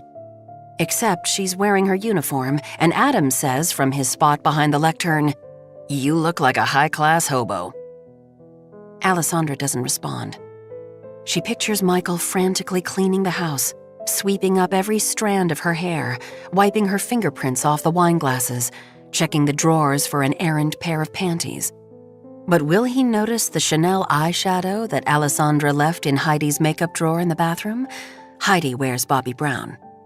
Will he check the shoe tree in Heidi's closet, where Alessandra has left a pair of size 6 crystal-studded René Cauvilla stilettos, winking coyly among the size 8 Jack Rogers sandals and Tory Burch ballet flats? Will he find the positive pregnancy test that Alessandra tucked into the copy of Jennifer Weiner's Good in Bed that sits atop the stack of novels on Heidi Bick's nightstand? He will not, Alessandra guesses, because men don't pay attention to the way women live. Not really. Michael will suffer for this, and for his hubris. He thought he was making a clean, if somewhat costly, getaway. She wonders if Michael misses her. After handing over the check, he kissed her deeply, and when she pulled away, she saw tears glittering in the corners of his eyes. "Torn between two lovers," she sang in her head, feeling like a fool. "Raoul says he'll swing by around noon to get your bags," Adam says now. "Kind of him, thank you," Alessandra says, though she wishes Raoul would come right away so she could avoid the inevitable questions. Alessandra steps into the lobby and smells the deep roast of the Jamaica Blue Mountain coffee that Edie has percolating. They use a vintage percolator and the guests rave about the flavor. She hears Mandy Patinkin singing a Gershwin song, "They Can't Take That Away From Me." She's late due to the check, the kiss, the walk with the bags. She likes to arrive before Edie because she feels it gives her the upper hand. And now, when Edie looks up and sees Alessandra and notices the luggage, she looks confused and just a bit superior. "Good morning, Alessandra," she says. "Taking a trip?" Edie's voice is light and easy, despite the fact that Alessandra is always chilly with her. "Good morning, Edie." It's not that Alessandra doesn't like Edie, she does. Edie is smart, self-effacing, and excellent with the Marsh children. Both Wanda and Louis are terrified of Alessandra. But Edie is also young, and the last thing Alessandra wants is for Edie to look up to her. Alessandra doesn't want to lie to Edie about her past or her present, and hence, friendship between them is impossible. Alessandra has to push Edie away. "It's for your own good," Alessandra wants to say, because she can see her brusqueness hurts Edie. Alessandra drops the bags behind the desk and logs onto her computer. Lisbeth pops out of the back office for what's probably her 4th cup of coffee. She drinks so much caffeine, Alessandra is surprised she doesn't flap her arms and fly away. Lisbeth notices the bags because she notices everything. "What's going on here?" she asks with an arched eyebrow. Alessandra meets Lisbeth's gaze. "My housing fell through, so I'm moving in with Adam and Raoul." Lisbeth moves for the percolator. "What happened to the place on Hulbert?" Alessandra tries not to care if Lisbeth has figured it out. Lisbeth can't fire her for what goes on in her personal life, though it might invite scrutiny later on, something Alessandra wants to avoid. She smiles despite the bitter, nearly chemical taste in her mouth. "Oh," she says, "that was just temporary." Chad has been assigned a cleaning partner named Bebe Evans, who treats every room like it's a crime scene. This might be because Bebe aspires to be a forensic scientist, or it might be because Bebe is what Chad's mother would call a nosy Parker, or it might be because Bebe is a thief. Chad doesn't like thinking this last thing, but that's what his gut tells him, because Bebe touches every single item in any room that might be worth stealing. She touches the things that Ms. English has expressly asked them not to touch, such as watches, jewelry, cash, and pills. They've been working together for 2 weeks when Bebe lifts a diamond tennis bracelet out of a travel jewelry case and tries it on. Chad is freaked out, and also somewhat impressed at Bebe's moxie. She doesn't seem to be intimidated by Ms. English or the rules. Bebe holds her hand out so that the diamonds catch the sunlight coming in through the picture window overlooking Easton Street. "I was meant for the finer things." "You should probably put that back," Chad says. "You're such a rule follower." She says this like she's calling him a pedophile. It would be easy for Chad to shock Bebe with the ways that he's broken the rules, but it's nothing to be proud of. "The guest could walk in any second, Bebe," he says, "or Ms. English." Bebe waves her arm around as though showing off the bracelet to a room full of admirers. It looks wrong on her pale, knobby wrist. Bebe wears heavy black eyeliner and has a tattoo of a skull on the back of her neck, which Chad noticed when Ms. English insisted that Bebe gather her stringy dark hair into a ponytail. She's nothing like the girls Chad went to high school or college with. Chad understands that she's from a different socio-economic class. Bebe is the mother of a 9-month-old girl, Smokey. That's her actual name. It's not short for anything. She told Chad that she took this crappy job because she wants to go to college, study forensics, and join the homicide unit of the Massachusetts State Police so that she can give Smokey a better life than the one she had growing up. Bebe's life involved a drunk for a mother. Chad can commiserate with her there, though he's not sure his own mother and Bebe's mother have much else in common. Bebe often lamented that paying for childcare and the ferry tickets from the Cape took more than half her paycheck. Chad made what he hoped sounded like sympathetic noises. He told her the baby was cute. "You're a complete squid, Longshot," Bebe said that first day. Longshot was the nickname Ms. English had given him, and he's secretly pleased because, on Nantucket, any name is better than Chad. "But I'd rather be paired with you than with those other bitches." She meant Octavia and Paz. They speak Portuguese and wear thick gold crosses around their necks.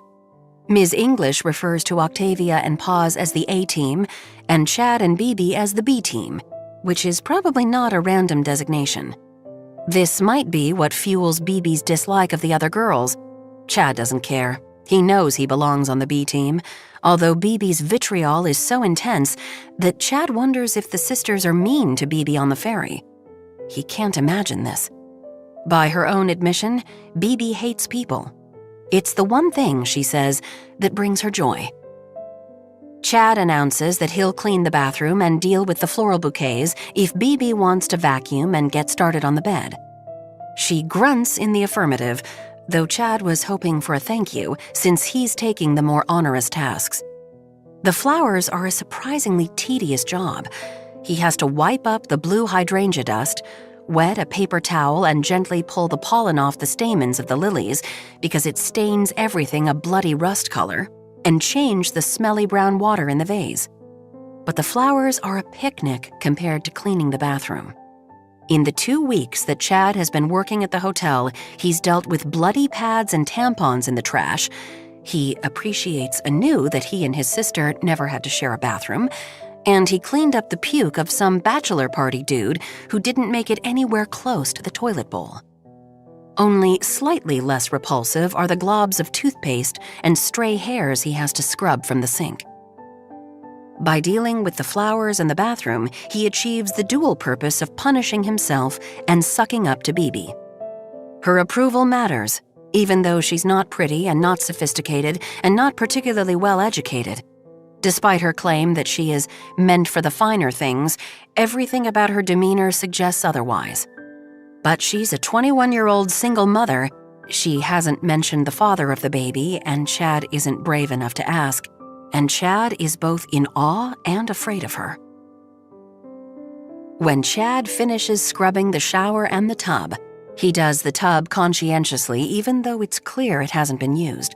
He pokes his head into the bedroom. The bed has been stripped and remade, the pillows artfully arranged. Bibi always does a really good job with the beds. Chad doesn't see Bibi, but instead of calling her name, he tiptoes around. He finds her in the walk-in closet sifting through a suitcase. She holds up a belt first, then an amethyst silk negligée. He notices she still has the tennis bracelet on her wrist. "Bibi?" he says. She jumps.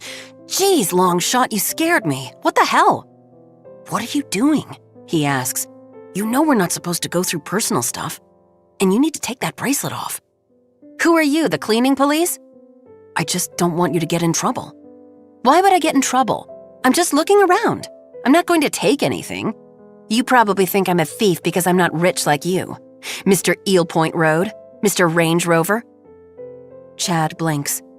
He's not sure how Bibi discovered what he drives or where he lives. He's been careful to present himself as a normalish summer kid. He parks way up on Cliff Road and told her only that he lived on a dirt road out of town. "I don't think you're a thief, Bibi," he says. He's tempted in that moment to offer her part of this week's paycheck because he knows she has to buy things like diapers and formula, but he's afraid she'll find it patronizing. "Do you want me to do the vacuuming?" The next morning, Ms. English sends Octavia and Paws to clean Suite 114. Chad is grateful they're doing it because being around Doug the pit bull makes him uncomfortable. But instead of giving Chad and Bibi a roster of rooms and sending them out too, Ms. English closes her office door and turns to them. "The guests in room 105 reported something missing," she says. "A black and gold Fendi scarf." Chad closes his eyes. Room 105 was the last room they cleaned yesterday. It was a checkout. In room 105, Bibi had been suspiciously on task, and Chad thought this was because the guests had left a $40 tip, which Chad told Bibi she could take. Bibi had asked if he wanted to go down to the service kitchen to replenish the items that went in the minibar: the wine, the Cisco beers, the bluefish pâté and crackers, which was the best job of all. The service kitchen was adjacent to the Blue Bar kitchen, where Beatrice was usually pulling a tray out of the oven, gougere or homemade pigs in a blanket or the pretzel bread, and she always offered some of whatever it was to the cleaning staff. Yesterday afternoon, Chad hit the jackpot because Beatrice was prepping lobster roll sliders on homemade milk buns. Chad had eaten lobster growing up the way other kids ate peanut butter and jelly, but he had never eaten anything like this slider before. The outside of the milk bun was crisply toasted, while the inside was fragrant and pillowy. The lobster meat had been mixed with lemon zest, herbs, crunchy pieces of celery, and just enough tangy mayo. The lobster slider was so elevated that Chad went back to room 105 feeling inspired. He wanted to do his job as well as Beatrice did hers. He wanted to clean the hell out of room 105. But when he returned, the room was finished and Bibi was gone. Chad peered out the window to see Bibi heading down North Beach Street toward the ferry with her backpack slung over her shoulder. He was sorry she'd left. He'd brought a slider up for her, but also relieved that he'd survived another day with her. "Did either of you see a black and gold scarf?" Ms. English asks. "Because Mrs. Daly is sure she left one behind. She sent a picture of herself wearing it at Ventuno, and she says it's not in her luggage. Did you find it and put it in the lost and found?" Ms. English pauses. "Did you perhaps mean to put it in the lost and found and forget to?" She's giving BB a way out, Chad thinks, because BB definitely lifted that scarf. "I didn't see any scarves," BB says in a clear, steady voice that sounds so genuine Chad believes her. "Did you, Longshot?" "No," he says. "And we checked all the drawers like we were supposed to." "Yes, I double-checked as well," Ms. English says. She studies their faces. Ms. English is a handsome woman who has never been anything but nice to Chad. Even when she made him fold a hand towel for the 60th time, he felt like she was doing it for his own good. She has high standards and a dignity that Chad respects. He does not want to disappoint her. "Did you look in the laundry?" BB asks. "Maybe Mr. and Mrs. Daly were using the scarf in bed, to tie each other up, and it got mixed in with the sheets." "Of course I've checked the laundry," Ms. English says. She clears her throat. "I understand how tempting it is when you see something you covet, and you think the guest has so many things that she might not miss something like a scarf." "It sounds like you're accusing us of taking it," BB says, "which is not only insulting, it's absurd. Chadwick has family money, plus a dude would have no use for a woman's scarf. And I would never take it because scarves like that are for boomers. Sorry, for older women. Plus, I wouldn't be able to tell a Fendi scarf from a Walmart scarf." That's a lie, Chad thinks. BB loves designer stuff. She makes a game of identifying the designers of bags, belts, and shoes without checking the labels. Chloe, Balenciaga, Louboutin, and she's always right. BB says, "Besides, I would never steal from a guest. I have a baby at home. I'm a mother." She pauses. "Did you ask Octavia and Paz if they've seen it?" Chad lowers his gaze to the floor. He can't believe she's going there. "The scarf was missing from room 105, Ms. English says. "That was your room to clean." "But they each have a master key," BB says. "It's not impossible that they took it and tried to make it look like it was us. They have some kind of weird grudge against me that you should be aware of." Ms. English is quiet. Chad is quiet. BB isn't speaking, but there's a lot of disruption emanating from her. Or maybe Chad is projecting. "I'll let Mrs. Daly know that we haven't found it, but that we'll keep looking," Ms. English said. "Maybe it's in Mr. Daly's luggage, or perhaps she took it off while she was out and left it somewhere. But I do hope nothing else goes missing." Chad and BB take their cart up to room 307 in silence. BB doesn't touch anything in the room, and she offers to clean the bathroom and do the flowers, which, Chad realizes, is as close to an admission of guilt as he's going to get. Chapter 9. The Cobblestone Telegraph. The summer season is underway on the island, and most of us are too busy with our own lives, tracking down the window washer, mulching our gardens, pulling our beach chairs out of storage, to pay attention to the happenings at the Hotel Nantucket. But every once in a while, we'll drive past and see Zeke English standing on the sidewalk in front of the hotel with an Amstaff terrier on a leash sniffing the dandelions, and we'll wonder how things are going. Blonde Sharon is having dinner at the deck one evening when J.J. O'Malley himself pops out to say hello. Blonde Sharon does the intrepid thing and asks if he's heard how Lisbeth likes her new job. "No, I haven't," J.J. says. "We don't speak." "Well, I'm sure she's busy," Blonde Sharon says. "Have you eaten at the Blue Bar yet? Everyone's raving about it. They have a copper disco ball that drops out of the ceiling at 9 o'clock. J.J. says, "Yes, I know. But from what I've heard, you can't have a proper dinner there, right? He isn't serving a chop or a ribeye or even a pan roast." "Right," Blonde Sharon says. It's more like great cocktail party food, heavy apps that you can share, and then after you've finished grazing, someone comes around with shot glasses of whipped cream in flavors like Kahlua and passion fruit. It's called the whipped cream concierge. Have you ever heard of anything so fabulous? And then everyone starts dancing. We went last week, and honestly, I've never had more fun in my life. J.J. O'Malley squares up to his full height and gazes across the creeks, perhaps to remind Blonde Sharon that, although the deck doesn't have a whipped cream concierge, it does have a magnificent view. The reviews of the hotel on Travel Tattler have been underwhelming, he says. Oh, Blonde Sharon says, have you been checking? Officer Dixon gets a call at 4 o'clock in the afternoon about a man asleep in his car at Dionysus Beach.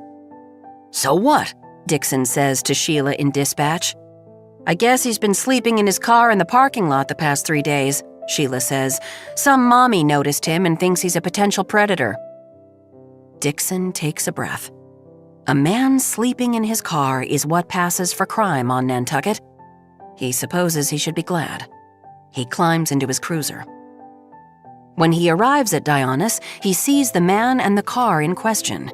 Some guy in his early 50s in a 2010 Honda Pilot with Connecticut plates and a "What would Jim Calhoun do?" bumper sticker. The back window sports a decal that says, "Parent of an Avon Middle School honor student." Threatening stuff. Dixon wonders if he'll need to call for backup. He approaches the open car window and sees the guy in the driver's seat, head slumped back, snoring away. He's wearing a white polo shirt and swim trunks. His bifocals have slid down to the end of his nose, and there's a copy of Lee Child's Blue Moon splayed open in the console next to an open Red Bull. Dixon backs away because he feels like he's intruding on the guy in his bedroom. And then he notices the open shaving kit on the passenger seat and a hand towel drying on the dashboard. A peek into the back seat reveals a gaping suitcase. Is this guy? Dixon glances over at the public bathrooms. Dionysus is the only beach on Nantucket that has showers. Is this guy living in his car? Excuse me, sir, Dixon says, jostling the guy's shoulder. May I see your license and registration, please? Richard Decameron, age 54, of Avon, Connecticut, here on the island to work for the summer at the Hotel Nantucket. So you're not living in this car? Dixon asks. Because that's what it looks like. Decameron tries to laugh this off, but it isn't quite convincing. No, I live at the hotel. Why are you sleeping here in the parking lot? We've had reports that you've been here the past 3 days. I'm enjoying the beach, Decameron says. I take an early swim, get a shower, read my book, and sometimes I conk out. He offers Dixon a friendly smile. Is that against the law?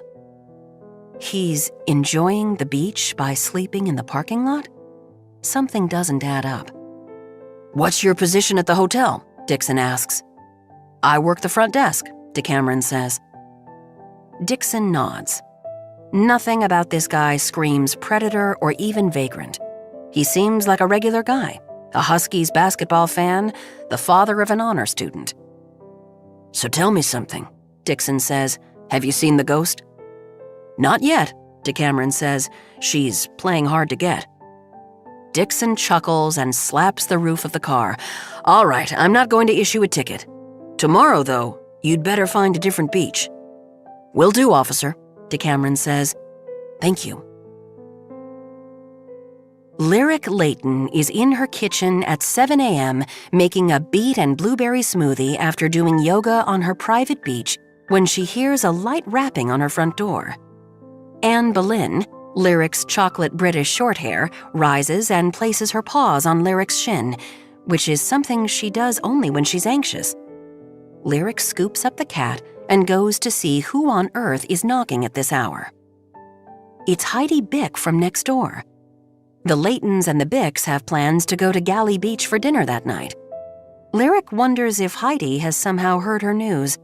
Lyric was planning on telling Heidi at dinner if Heidi didn't guess when Lyric ordered sparkling water instead of champagne. But then she sees the stricken look on Heidi's face. "Are you the only one up?" Heidi whispers. "I need to talk."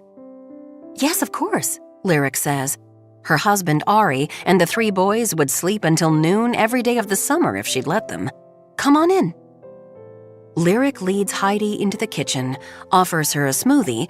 No, thank you, she can't manage any. And then Lyric opens the slider so they can sit out on the deck. The rising sun spangles the water of Nantucket Sound.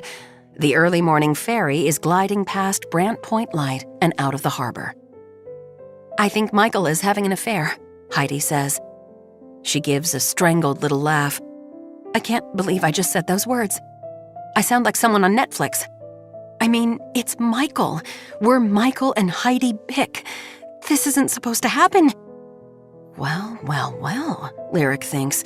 "Whoa, honey, start at the beginning. What gives you this idea?"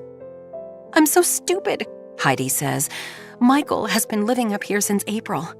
He told me he and his coworker Rafe were making moves to splinter off and start their own company. He chose to work remotely, so he had the necessary privacy. Did I ask any questions? No. I took him at his word. And I was happy for some time to myself. Meanwhile, he was up here with someone else." To anyone other than Lyric Layton, this news about Michael might have come as a jaw-dropping surprise. Michael and Heidi Bick were widely considered to be the perfect couple. Everyone said it here on Nantucket and back in Greenwich as well. But Lyric has gotten certain vibes from Michael. Last summer, when Lyric and Ari and Michael and Heidi were at dinner at the deck, Lyric caught Michael staring at her from across the table. She thought she was imagining it. A lot of rosé had been consumed. But then he touched her leg with his foot. Lyric had quickly tucked her legs under her chair. She said nothing to Ari or to Heidi because she was sure Michael was just being a naughty drunk. Lyric considers herself an excellent friend. She remembers birthdays, she takes extra carpool shifts, she polishes other queens' crowns, so she would never, ever entertain the notion of an affair with Michael. But, if she's painfully honest, she would admit that there have been times when she was practicing yoga on the beach and wondered if Michael Bick was in his master bathroom, fresh out of the shower, watching her from the window. Lyric arranges her facial expression into one of both skepticism and concern. "Oh, Heidi, I doubt that. So, you haven't heard any rumors about Michael running around the island with some other woman?" Heidi presses the heels of her palms into her eye sockets. "I had this horrible idea that everyone knew but me and everyone was talking about it." "I've heard nothing," Lyric says. "And I had lunch with blonde Sharon at the Field and Oar Club yesterday. She didn't say a word. What makes you think this?" Heidi pulls a Chanel eyeshadow out of the pocket of her jeans jacket.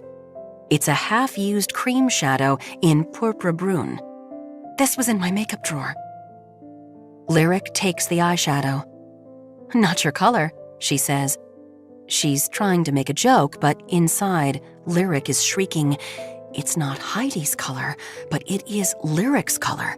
And Lyric wears only Chanel eyeshadow, as Heidi well knows. Lyric wonders if Heidi is accusing Lyric of having an affair with Michael.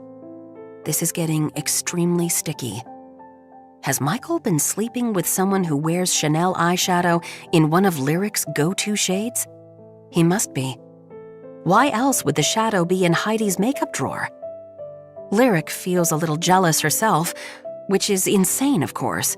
She's happily married and pregnant with her 4th child. "Have you asked Michael about it?" Lyric says. "No," Heidi says. "I'm going to wait and see if I find anything else." Lyric agrees this is a good idea. It's probably nothing. Maybe it was the cleaning ladies. This makes no sense. Or it belongs to Colby, Heidi's daughter. She's only 11, but kids are precocious these days. She's certain there's a reasonable explanation. Lyric shepherds Heidi to the door in something of a rush because she feels morning sickness wash over her. The beet and blueberry smoothie, ick. What had made her think that would be a good combo? "Try to relax. Michael loves you. See you tonight at dinner." Lyric might not tell Heidi she's pregnant tonight because how awful to share happy news when her friend is suffering. Lyric shuts the door behind Heidi and runs down the hall to the bathroom, where she vomits up the smoothie. After rinsing her mouth, she goes hunting for her own Chanel cream eyeshadow in Purpura Brunn. The funny thing is, she can't find it. Jasper Monroe of Fisher Island, Florida, wakes up in Suite 115 of the Hotel Nantucket to a text from his mother. "Where are you? Did you not come home last night? You know the rules, Jasper." Jasper groans and rolls over. He kisses Winston on the shoulder and says, "I have to get out of here, man. My mom is kirking." "Your mom?" Winston says. "Yeah," Jasper says. He feels like he's 12 years old, and he can feel that Winston, who was Jasper's teaching assistant at Trinity, wants to remind him that he's 22, a grown man, and that he can stay out all night if he wants. But the fact remains that Jasper lives under his parents' roof, and he did break a house rule by not telling his mother that he'd be out all night. And beyond that, his parents don't know he's gay. Nobody does. Jasper puts on his Nantucket Reds and his polo, both rumpled and beer-soaked after a late night at the chicken box. He decides to get his mother half a dozen of the infamous morning buns from Wicked Island Bakery as an apology. "Catch you later, man," Jasper says. "When?" Winston asks. Jasper isn't sure. Winston came to Nantucket specifically to see Jasper, but Jasper has to be careful. "I'll snap." Winston gets out of bed to see Jasper out, so he can't be that mad. They do some pretty heavy-duty kissing in the doorway. "Come back to bed," Winston murmurs into Jasper's mouth. Jasper is actually considering it. His mom isn't going to be any madder in an hour than she is now, but then he hears a rattling and turns to see the housekeeping cart rounding the corner, and pushing that cart is Chad Winslow. What? Chad is wearing khakis and a blue polo, and he's with some beaten-down-looking chick who smirks at Jasper and shirtless Winston and says, "You gentlemen ready for service?" "Jasper?" Chad says. Jasper feels like a coyote with his leg in a trap. "Chad? Are you working here, man?" Jasper and his buddies Eric and Bryce have all been wondering what's up with Chad. But him having a job never crossed their minds. A job cleaning rooms at a hotel? It makes no sense. Chad shrugs and casts his eyes over Jasper's shoulder at Winston. "Yeah, I'm a maid," Chad says. "What are you doing here?" "I'm a maid."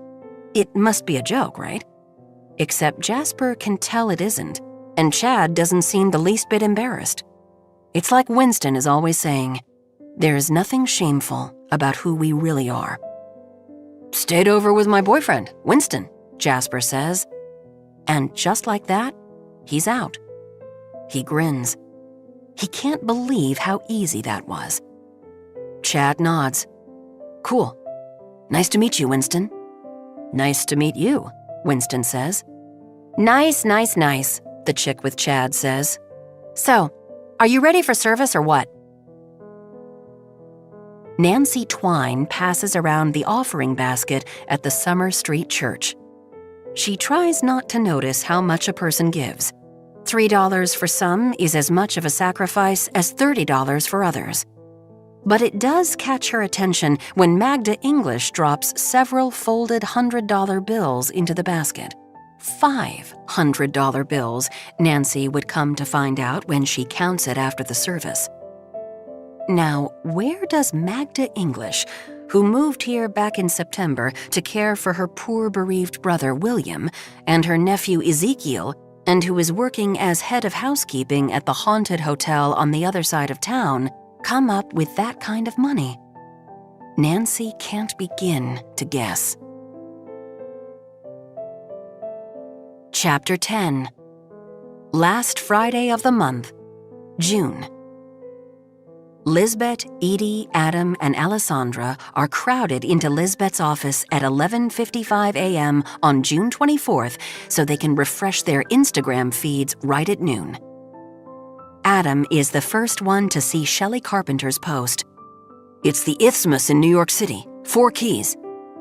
"Kind of boring," Alessandra says, although she hasn't done New York in a while. "She reviewed the William Vale in March of last year," Edie says. "It's scary that you know that," Adam says. He swipes through the pictures while Lisbeth, Edie, and Alessandra click on the link. Frankly, Lisbeth is relieved that the Hotel Nantucket wasn't chosen. They're nowhere near ready. Hotel Confidential by Shelley Carpenter, June 24th, 2022. The Isthmus Hotel, New York, New York, 4 keys. Hello again, friends. The Isthmus hotel chain has been synonymous with luxury and sophisticated service since the flagship opened in Panama City in 1904 to cater to visitors coming to view the man-made wonder of the canal. The Manhattan Outpost, located on the very desirable southeast corner of 55th and 5th, has long been a top choice for discerning travelers, especially those from Central and South America, who appreciate the bilingual staff. The hotel underwent a soup-to-nuts renovation in 2019, with all rooms given a much-needed makeover. They've opted for a clean, modern look. The rooms feature a lot of ivory and pearl gray, and maybe the teensiest bit generic. The lights of each room are all on a master panel inside the door and offer 3 choices: festival, every light in the room on; romance, low mood lighting; and nighty-night, every light in the room off. I tried to figure out how to beat the system and turn some lights off and some on, the one next to my bed, for example. It seemingly can't be done without a degree in electrical engineering. I wanted to check the concierge's knowledge of the area, so I requested the name of a salon where I could get an inexpensive pedicure within 10 blocks on a Sunday. The concierge found me a place right away, but when I went to write down the address on the notepad next to the phone, I found the hotel pen was dry. Readers of this column may feel this is a tiny detail, and make no mistake, it is. But if a hotel is providing an amenity such as a pen, it should work. The other aspects of my stay at the Isthmus were top-notch. The bedding was delicious, the comforter as fluffy as a mound of whipped cream.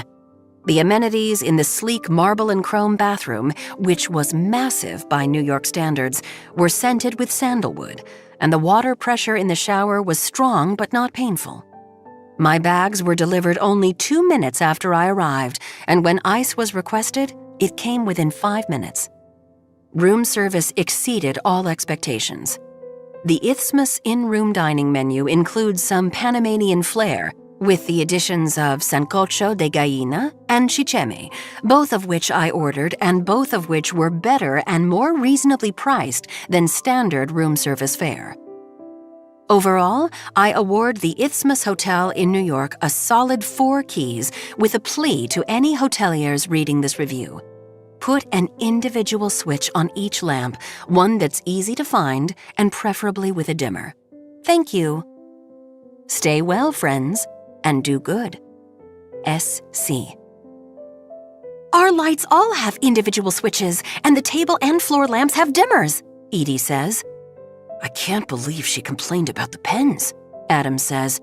I would never have thought to check the pens. Miss English has the staff check every pen, Alessandra says. Yes, Lisbeth says. The Hotel Nantucket pens are Uniball Jetstream, the best, and they write smooth and dark. She's proud of their pen game, but the fact remains that no detail escapes Shelley Carpenter's notice. Their lighting and pens are up to snuff, but there might be a dozen other things Shelley could find fault with. When, if, she comes. Chapter 11. The Blue Book. June 27th, 2022. From Xavier Darling, xd@darlingent.com.uk. 2. Employees of the Hotel Nantucket. Good morning, staff. I'm pleased to finally be able to announce a winner of the weekly bonus that I promised you all back on opening day. The winner for the week of June 20th was front desk manager Alessandra Powell. Alessandra received a glowing review from one of our guests on Travel Tatler for her outstanding customer service. Congratulations, Alessandra. Keep up the good work. XD. As they enter the final week of June, hotel operations lose their new shoe stiffness and start to feel fluid and organic. Speaking of shoes, Lisbeth has traded in her stilettos for wedges, an idea she stole from Alessandra, and she's far more comfortable. There was one complaint on Travel Tatler about a missing Fendi scarf that did some damage, a mystery that remains unsolved, according to Magda, but the rest of the reviews have been positive, and Xavier finally relented and granted the first $1,000 bonus to Alessandra because some anonymous reviewer raved about her. If Lisbeth had to guess, she would say it was Mr. Brownlee from room 309. He made no secret of the fact that he found Alessandra to be the most beautiful creature he'd ever laid eyes on. Lisbeth would rather have seen the bonus go to anyone else, Raoul, for example, the unsung hero of the evening bell desk, or Sweet Edie. But it went to Alessandra, and no one has expressed any resentment. They're probably intimidated. Lisbeth's outlook has improved since Richie started working nights. Lisbeth now leaves the hotel at 5:30, fits in a run or a ride on her Peloton, makes herself some dinner. She's so tired she can usually only manage a tuna fish sandwich or ramen noodles, then takes her laptop to bed with the intention of catching up on current events or binging a show so that she has something to chat with the guests about. But most nights, she falls asleep within 5 minutes of getting in bed. Lisbeth hasn't been out anywhere socially since she and JJ broke up, and now that she's finally ready, invitations are lacking. She'd thought that she and Heidi Bick had semi-confirmed plans on the 18th, but when Lisbeth texted to definitively confirm, Heidi canceled. She said she needed couple time with Michael. Being ditched for someone else's couple time made Lisbeth feel like a lonesome loser. Lisbeth has other friends, but unfortunately they're all tethered in one way or another to the deck, and Lisbeth doesn't feel she can reach out lest it seem like she's poaching from JJ's territory or, worse still, desperate. Again, she's hurt that Goose and Wavy and Peyton all seem to have abandoned her or chosen JJ like their children in a divorce. Not only does Lisbeth miss them, but she would like to know how things are going without her. Who has JJ put on the reservation book? Probably Peyton. She's the most capable and would have been Lisbeth's choice if anyone had asked, which of course no one did. It's bright and early on the 1st of July.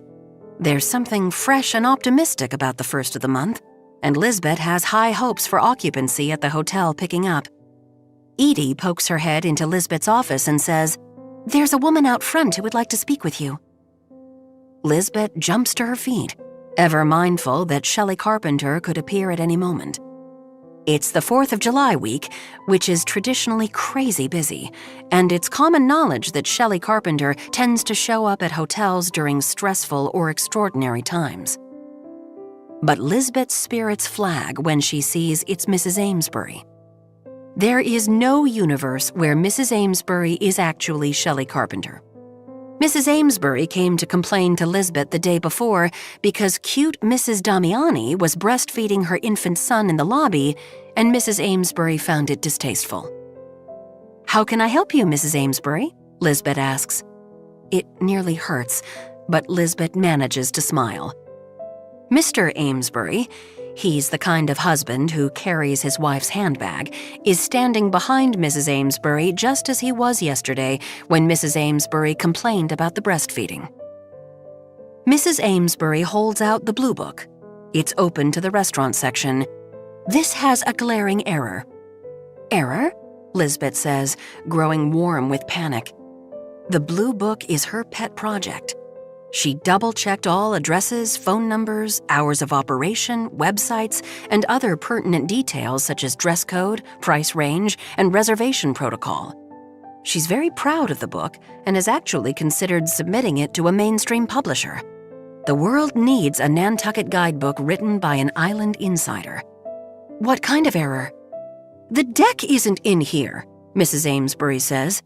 It's the most important and successful restaurant on the entire island, and you forgot to include it. Lisbeth blinks. She can't pretend to feel surprised because she knew this moment would come. Lisbeth didn't forget the deck.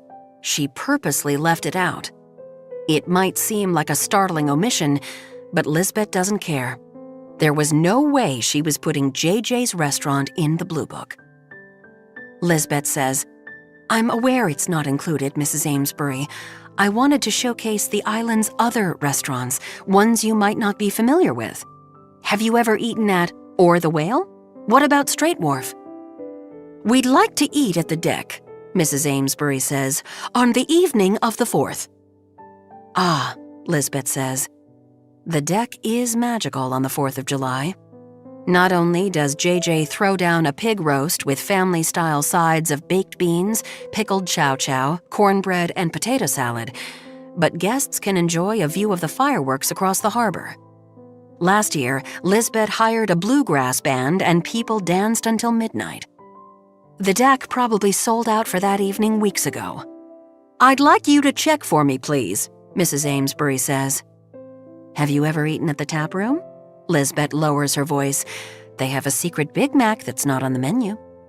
I've never eaten a Big Mac in my life, Mrs. Amesbury says. We'd like to go to the deck. Lisbeth nods robotically. Their phone lines open at 3. I'll have Edie call.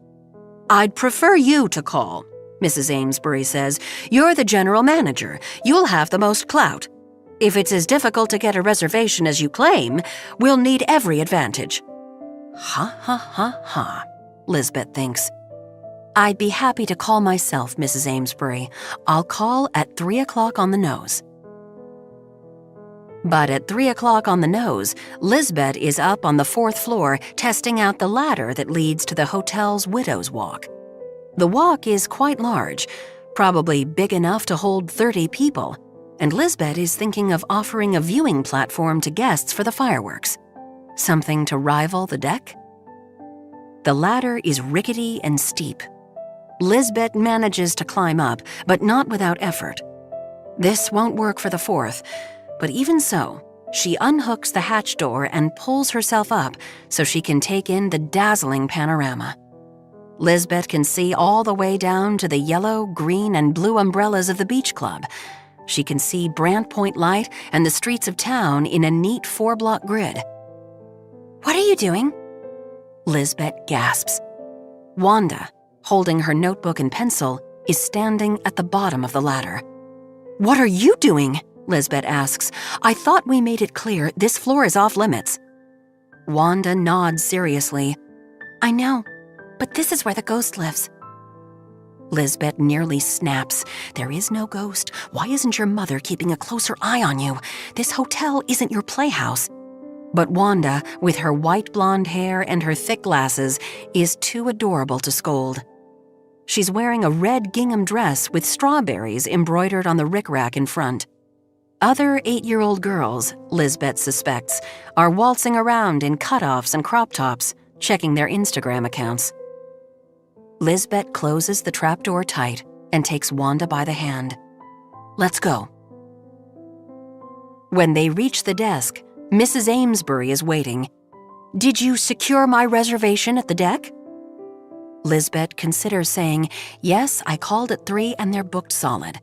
But she can't bring herself to lie. I'm so sorry, Mrs. Amesbury, I completely spaced about it. I'll call now. Mrs. Amesbury nods with her lips pressed tight, as though she expected this kind of dropped ball. I'll wait.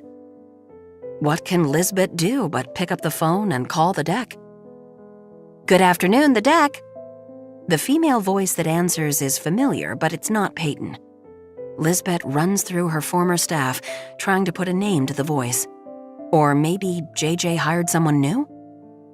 Good afternoon, this is Lisbeth Keaton calling from the Hotel Nantucket. She waits for a response, but is met with silence.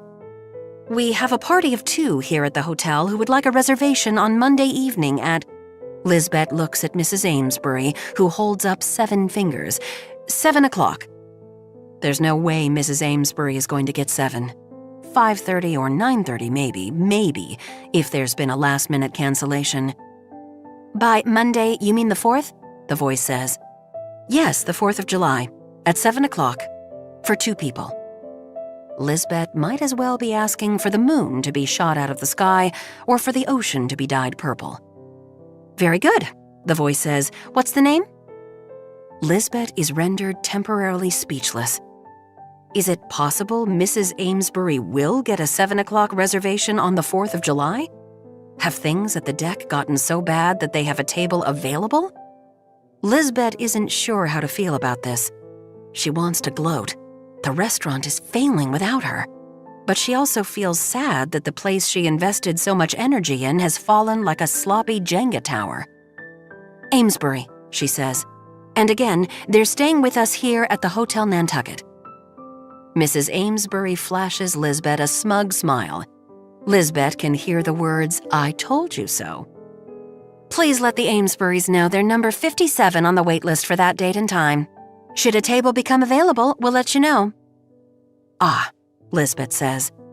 She'll be able to volley the "I told you so" right back to Mrs. Amesbury, but she's not happy about it. We'll keep our fingers crossed, I guess. Thank you so much. Anything for you, Lisbeth, the voice says. I'm sorry, I know I recognize your voice, but I can't quite place it, Lisbeth says. Who is this? There's a beat of silence before the voice speaks again. It's Christina. Lisbeth hangs up and somehow finds the ability to smile at Mrs. Amesbury. You're number 57 on the wait list, she says. Shall we try the tap room? This is why nobody from the deck has reached out, Lisbeth thinks. They didn't want to tell her, or they assumed she already knew. Christina is managing the front of the house. Christina is the new Lisbeth. When Lisbeth gets off work, she heads straight into the Blue Bar like a woman possessed. Service for the evening has just begun, so the place has the feel of a Broadway show before the curtain lifts. The copper dome lights over the bar gleam. The stools are perfectly aligned and set at an inviting angle. Come sit on me. The stereo is playing Tony Bennett singing "The Best Is Yet to Come." Lisbeth has wanted to stop in for a cocktail since day one, but she was too tired and too embarrassed about being alone. But tonight, she needs a drink and a chance to quietly process JJ's newest betrayal. The bartender appears, her blue button-down pressed, cuffs turned back neatly at the wrists. She grins. Hey, Lisbeth. Hey, Petey, Lisbeth says. Patricia Petey Cass-Stevens is a Nantucket superstar. For 10 years, she lit up the front bar at Carew. She's in her 50s, weighs 100 pounds with a pocket full of change, and she's fiercely loyal to all Nantucket locals. I'll have the heartbroken, please, Lisbeth says. Petey furrows her brow. Oh, you mean the heartbreaker? The drink chef named for you? That's right. Lisbeth is the breaker, not the broken. This is as good an affirmation as any. She'll write it in her phone. He told you that? It's the best drink on the menu. Petey goes about mixing the various juices like an alchemist, and she includes an eye-popping pour of Belvedere vodka. Strong drink for a strong woman, she says. Who cares about the deck? Word on the cobblestones is that it's not half as good without you there. This is nice to hear, though Lisbeth suspects Petey is fluffing her. Lisbeth revisits the last time she saw JJ, when he'd gotten down on one knee in the crushed shells of the parking lot and, unless she's misremembering, proposed. Now, only 3 weeks later, Christina is back, swirling her oaky Chardonnays in JJ's emotional life. JJ is such a skunk, such a disingenuous jerk. Why doesn't knowing this make the hurt go away? Why does finding out that Christina is now working and, who is she kidding, sleeping with JJ make him seem more desirable? It's a false construct, Lisbeth tells herself. We all want what we can't have. But this doesn't make her feel any better. Anything for you, Lisbeth, Christina said while she stuck Mrs. Amesbury in Reservation Siberia. Petey slides the heartbreaker across the bar. Its deep red-orange color is even more mesmerizing than Lisbeth remembers, and she knows she should savor every sip. But she downs it in 3 long swallows. JJ and Christina are not only living rent-free in Lisbeth's head, they've moved in their new crate and barrel furniture. How does she evict them? With all the advances in medicine and technology, why has someone not created a pill that cures heartbreak? Emotional penicillin. Why has someone not invented software that will sweep all traces of your ex out of your brain, or an app that eliminates unrequited love? "I'm going to tell Chef you're here," Petey says. "Please don't," Lisbeth says. Petey clears the glass and winks. "He made me promise to tell him immediately if you ever came in. I'll be back in a few seconds to make you another cocktail. I assume you'd like another?" "You betcha," Lisbeth says. Petey vanishes into the back for just an instant, then returns to shake up the second heartbreaker. Breaker, not broken, Lisbeth thinks. Tony Bennett is replaced by Elvis Costello singing Allison. "I know this world is killing you." Lisbeth focuses on being present. She is, finally, out. It's a hurdle cleared. And not only is she out, but she's at the Blue Bar. She runs her hands over the blue granite and admires how the late afternoon sun catches the bright penny-sheathed wall. She looks for the ceiling panel that conceals the disco ball. The curved banquette upholstered in sapphire velvet would be a wonderful place to curl up and cry. Maybe JJ and Christina will get married and have 6 kids and 2 labradoodles, and JJ will coach football at the Boys and Girls Clubs and win citizenship awards, while Lisbeth... What will Lisbeth do? Work the front desk at a hotel that will receive a 3 or possibly even 2 key rating from Shelley Carpenter because the hotel is cursed or haunted or both, and that's only if Shelley deigns to show up. No, Lisbeth won't mope. She won't engage in negative thinking. She tries to recall an inspirational meme, but the only one that comes to mind is the quote attributed to Socrates, and she's sick of it. Lisbeth is careful to just sip her second cocktail. The strawberry and ginger and blood orange square dance on her palate, spiraling out, reeling back in. She closes her eyes. "It's good, right?" Petey says. "Those strawberries were picked at Bartlett's farm this morning." "Did you tell Chef I was here?" Lisbeth asks. "I sure did." "Is he coming out?" "Coming out here?" Petey says. Yes, Lisbeth thinks. That's what chefs do when there's a VIP. They come out to the dining room to say hello. It's only 5:15, so there's no way Mario is in the weeds yet. "He doesn't believe in it," Petey says. Lisbeth feels stung. It's another rejection. Not that she cares one whit about Mario Subiaco. He's full of himself. She should probably leave. Even in 2022, there's something a little pathetic about a woman sitting at a bar alone. Lisbeth has a bottle of Krug champagne at home, languishing in the back of her fridge. She'll drink the whole thing by herself. She was saving it for a monumental occasion, either good or bad.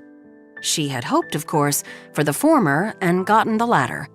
But there's no denying that Christina taking over Lisbeth's job at the deck is monumental.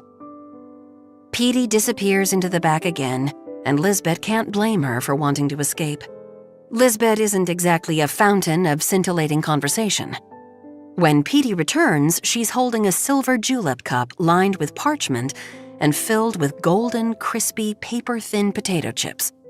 Alongside these, she sets a dipping sauce that looks like creamy Thousand Island flecked with herbs. "Our amnesia sauce," she says. "It's so good, it makes you forget everything else." Oh, but that this were true, Lisbeth thinks.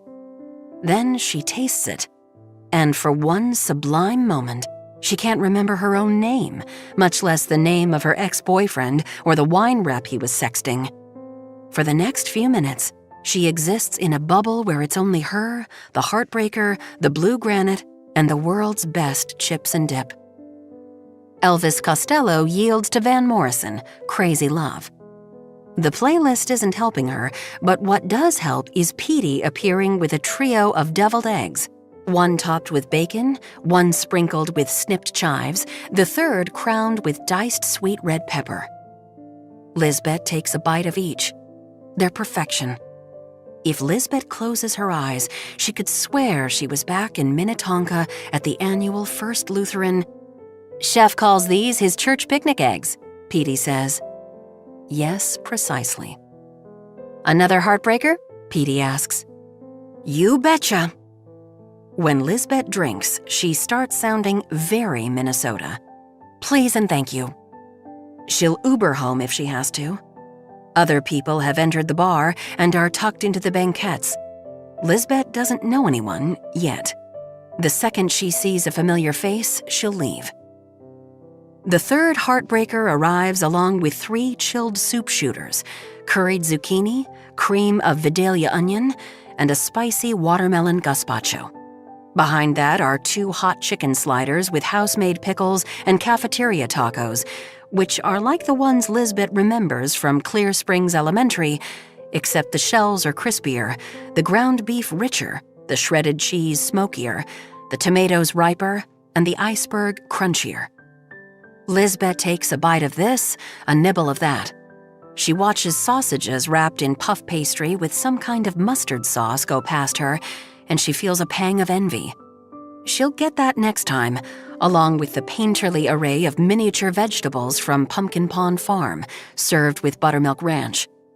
The food is so fresh and so fun and so flawlessly presented that Lisbeth decides Mario Subiaco can have all the bragging rights he wants. The music picks up energy. Counting Crows, Eric Clapton. Lisbeth bobs her head along. She hasn't looked at her phone even once. She is not unproud of that. She's a woman having fun at a bar alone. What was she afraid of? Beatrice appears behind the bar, holding a tray of chilled shot glasses. "Here's our whipped cream concierge," Petey says. Whipped cream concierge?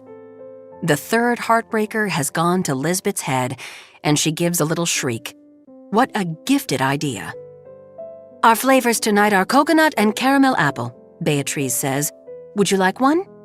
"You betcha," Lisbeth says. "One of each, please and thank you." Beatrice arranges the shot glasses in front of her and hands her a demitasse spoon. Lisbeth starts with the coconut, which tastes like a mouthful of coconut cloud, then moves to the caramel apple. A man takes a seat 2 over from Lisbeth. "Hey, hot stuff," he says to her, extending a hand. "I'm Brad Dover from Everett." "Hi," Lisbeth says. Brad Dover has a thick Southie accent and a meaty face and, no doubt, a closet filled with Bruins jerseys and a bone to pick with Tom Brady. He turns to Petey. "I'd like an Irish car bomb, please, dollface." The only problem with the Blue Bar, Lisbeth decides, is that it's open to the public, including people like Brad Dover from Everett, men who order Irish car bombs and call complete strangers dollface and hot stuff. It's definitely time for her to go. "I'll take my check, please, and thank you," she says. Petey raises her palms. "Everything is on the house." "You're kidding," Lisbeth says. "Well, thank you, it was extraordinary." "You can't leave yet," says Brad Everett from Dover. Or is it Brad Dover from Everett? She neither knows nor cares. "I just got here." Exactly, she thinks.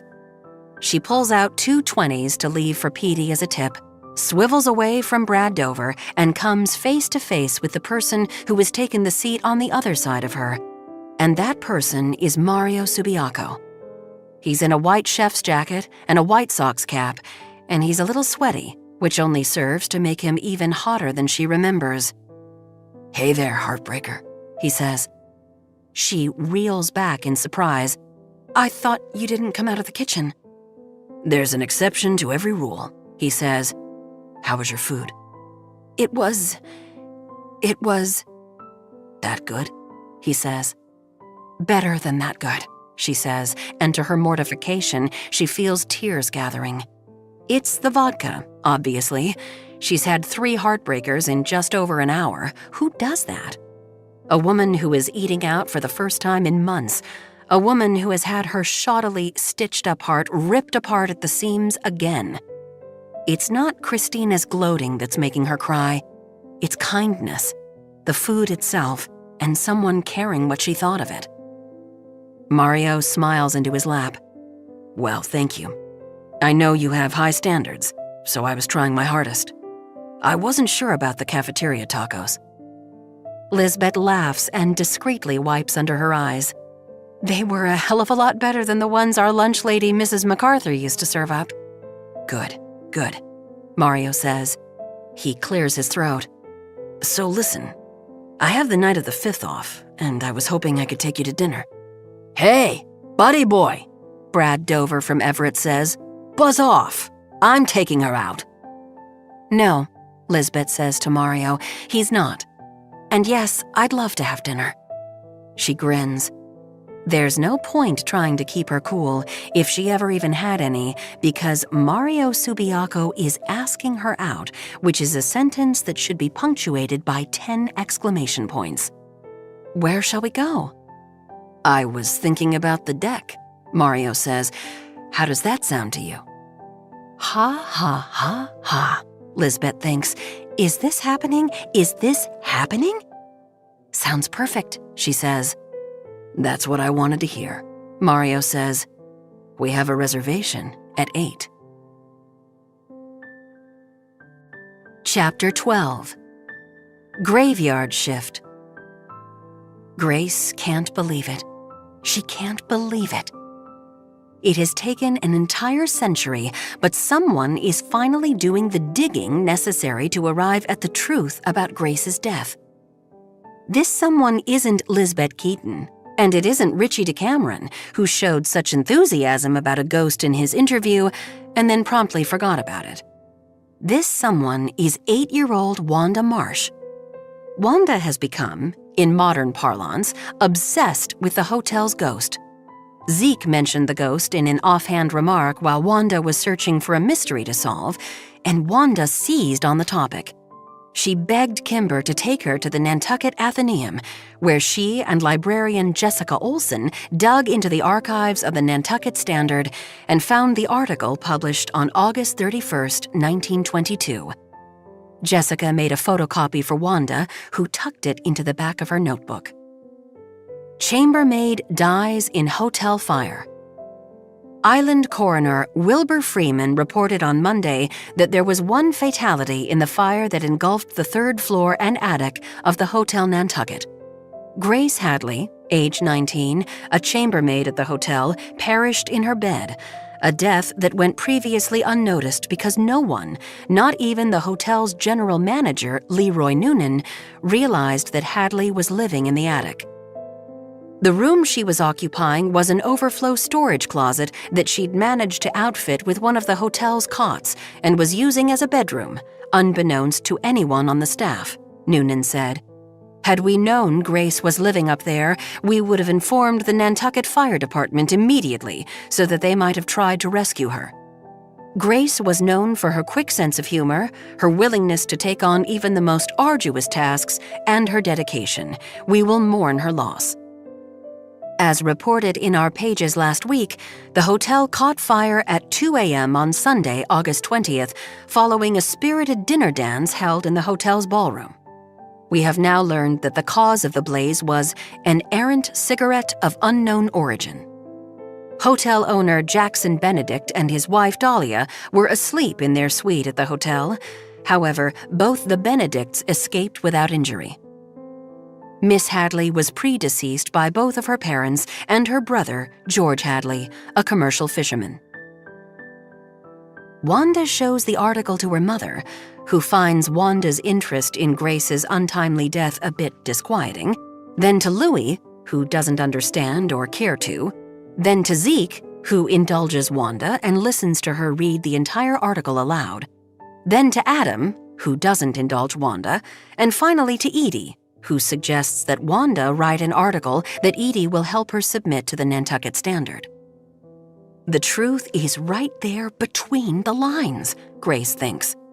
No one realized Grace was living in the attic. Jack hid her up there. Grace was known for taking on the most arduous tasks, working as Dahlia Benedict's lady's maid. The Benedicts had escaped without injury. Dahlia set the fire, then ran out of the building. Grace is flattered that Mr. Noonan mentioned her sense of humor and her dedication. She's dedicated, all right.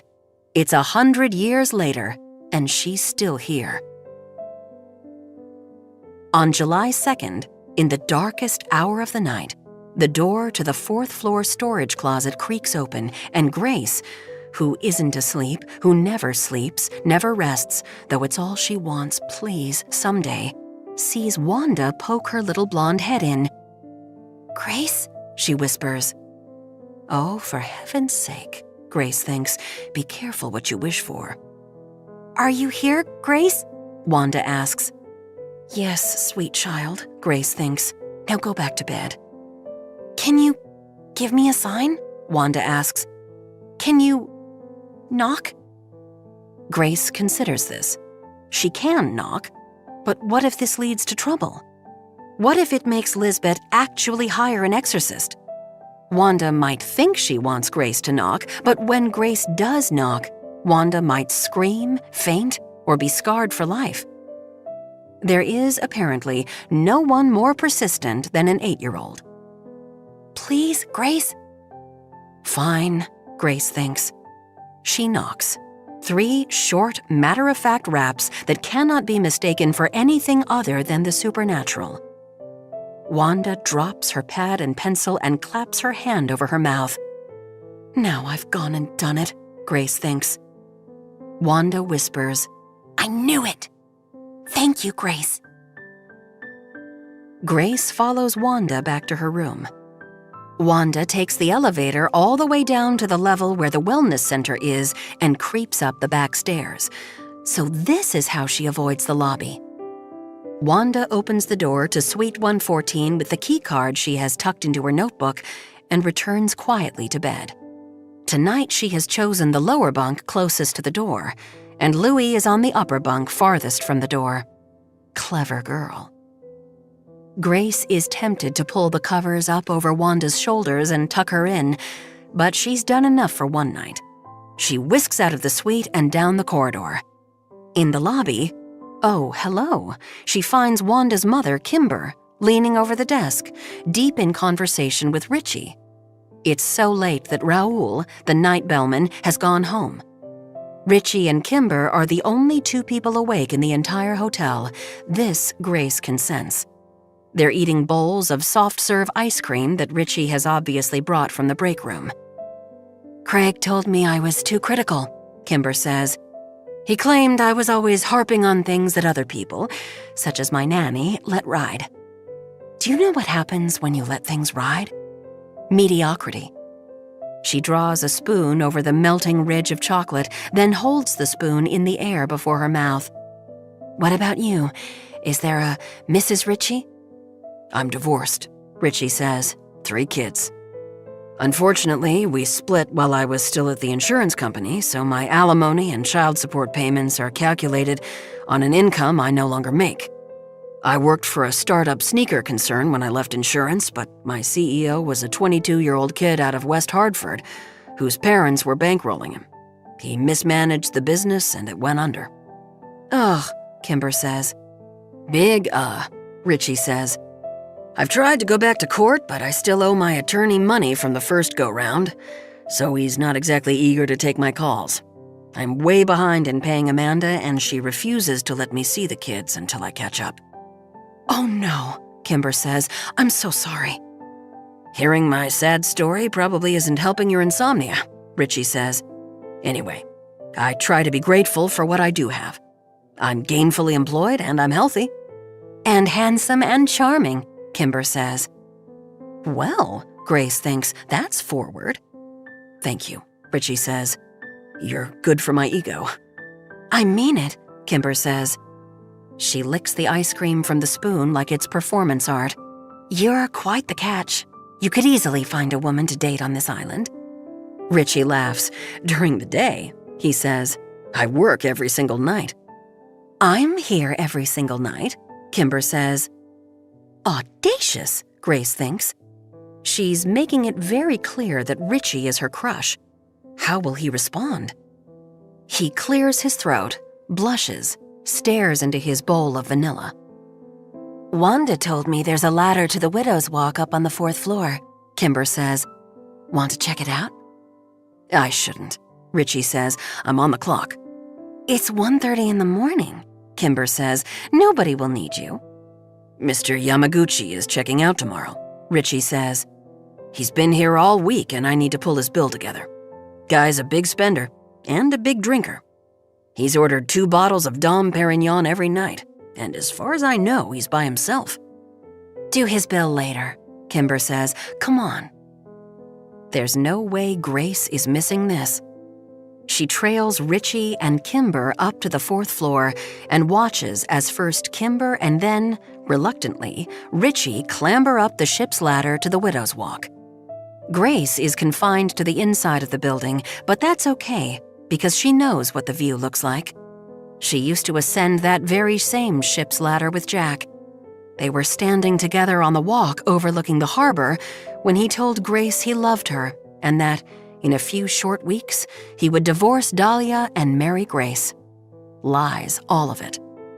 Back then, Grace hadn't seen how she was being used, and she certainly didn't know she would be murdered. And so the time on the widow's walk looking over the water and the streets of sleeping Nantucket had seemed magical, transcendent.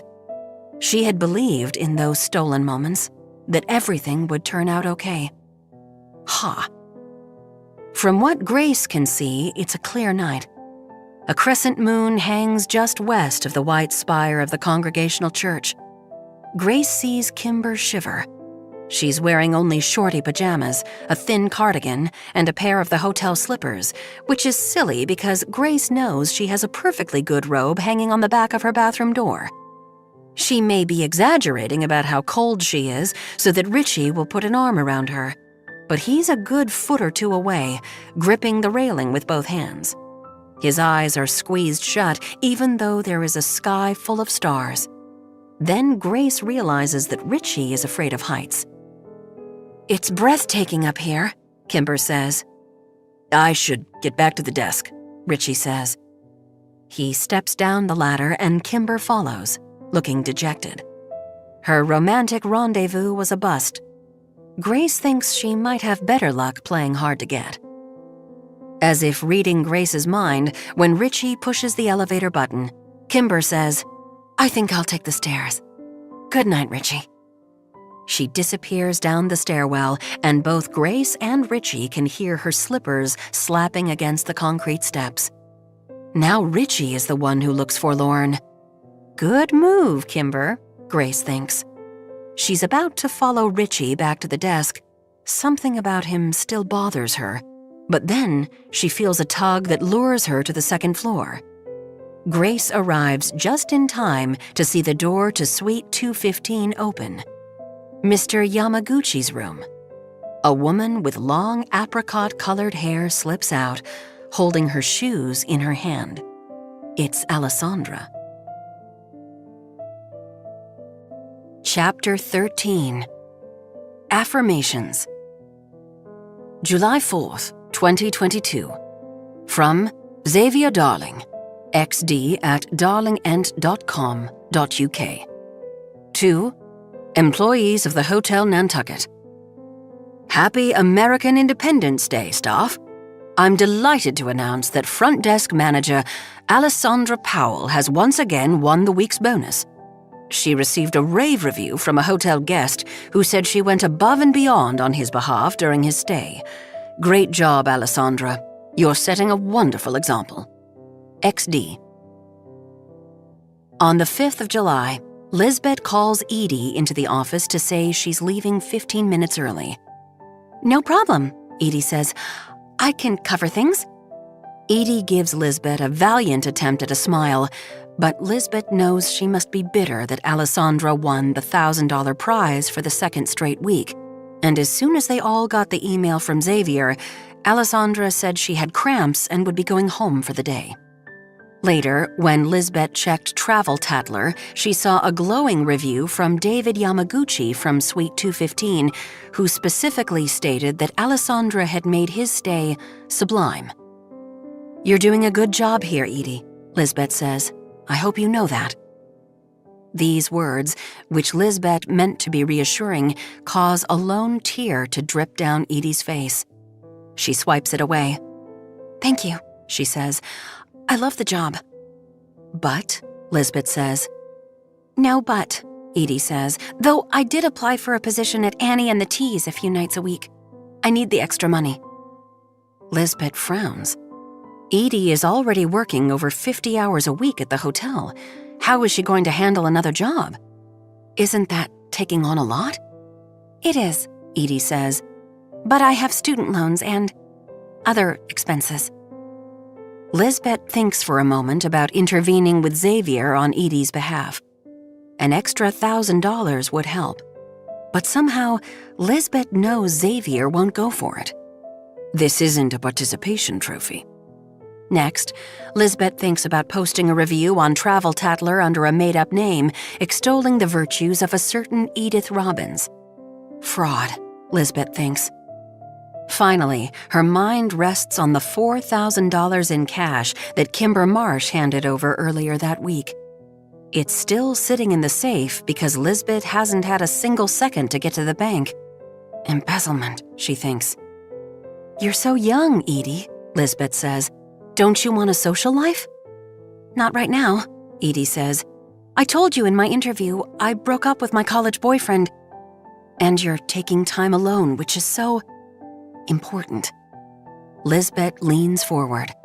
Here, finally, is one of the bonding moments she's been waiting for. "I'm not sure if you know this or not, but JJ and I broke up last fall." She pauses. "We were together 15 years and it ended badly." Lisbeth wants to say more, but she won't. "I did exactly what you're doing. I got in shape, I found this job, I took the time alone to process and rebuild. I haven't gone out with anyone socially since we split." She pauses again. Should she tell Edie? Yes, she thinks. But tonight, I have a date. This brings a smile to Edie's face, because she is the kind of sweet, generous soul who wants other people to be happy even when she isn't so happy. "Really?" she says. "With whom?" "I'll tell you tomorrow," Lisbeth says, "if it goes well." If it goes well. Lisbeth is going on a date with an extremely hot, famous chef who is taking her to the restaurant that is owned by her former boyfriend and managed by the woman he betrayed her with. Some might say this can do nothing but backfire, but Lisbeth has other ideas. She's wearing a white crocheted sundress that she bought at the ERF boutique on Lower Main Street and that she knew looked good on her even before she stepped out of the dressing room and the sales manager Kaylee, whom Lisbeth has known forever, shrieked, "Girl, yes!" Girl, yes! Right after her conversation with Edie, Lisbeth leaves the hotel both physically and, maybe for the first time since the place opened, mentally. She heads to the R.J. Miller Salon for a blowout. Lorna, her stylist, makes her hair look like blonde silk. It hangs in straight, shiny sheets. At home, Lisbeth puts on mascara, shimmering face powder, and red lipstick. She wants to wear stilettos, but she has witnessed dozens of women catch their heels between the deck boards. One time, in July 2016, it resulted in a gruesomely broken ankle, so she slips on wedges. Looking in the mirror, she thinks, "Breaker, not broken." She thinks, 100 times hotter than you've ever been. She thinks, "Girl, yes." Mario knocks on her door at 7:45, his silver pickup idling in the driveway. He's wearing jeans, a white linen shirt, a slate blue blazer, and flip-flops, which in Lisbeth's opinion is the perfect outfit on any man. His smile when he sees Lisbeth is so naughty that Lisbeth flushes. He whistles, "Do I need to say it?" "Yes."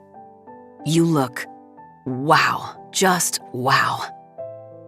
Lisbeth's flirting skills were dormant during her years with JJ, and she needs to wake them up now. She winks at him. "I brought something for later." She hands him a cooler bag and hopes he doesn't think she's being presumptuous. He peeks inside and grins. "I like where your head is at." He reaches for her hand. "Let's go make people jealous." When Mario pulls into the parking lot of the deck, Lisbeth panics. She's back. She sees JJ's big black Dodge parked in its usual spot, and next to it is the juicy orange Jeep that belongs to Christina. Lisbeth can recall dozens of times when that Jeep would pull into the deck and Lisbeth's spirits would lift. Lisbeth had liked Christina. She was charming, funny, modest.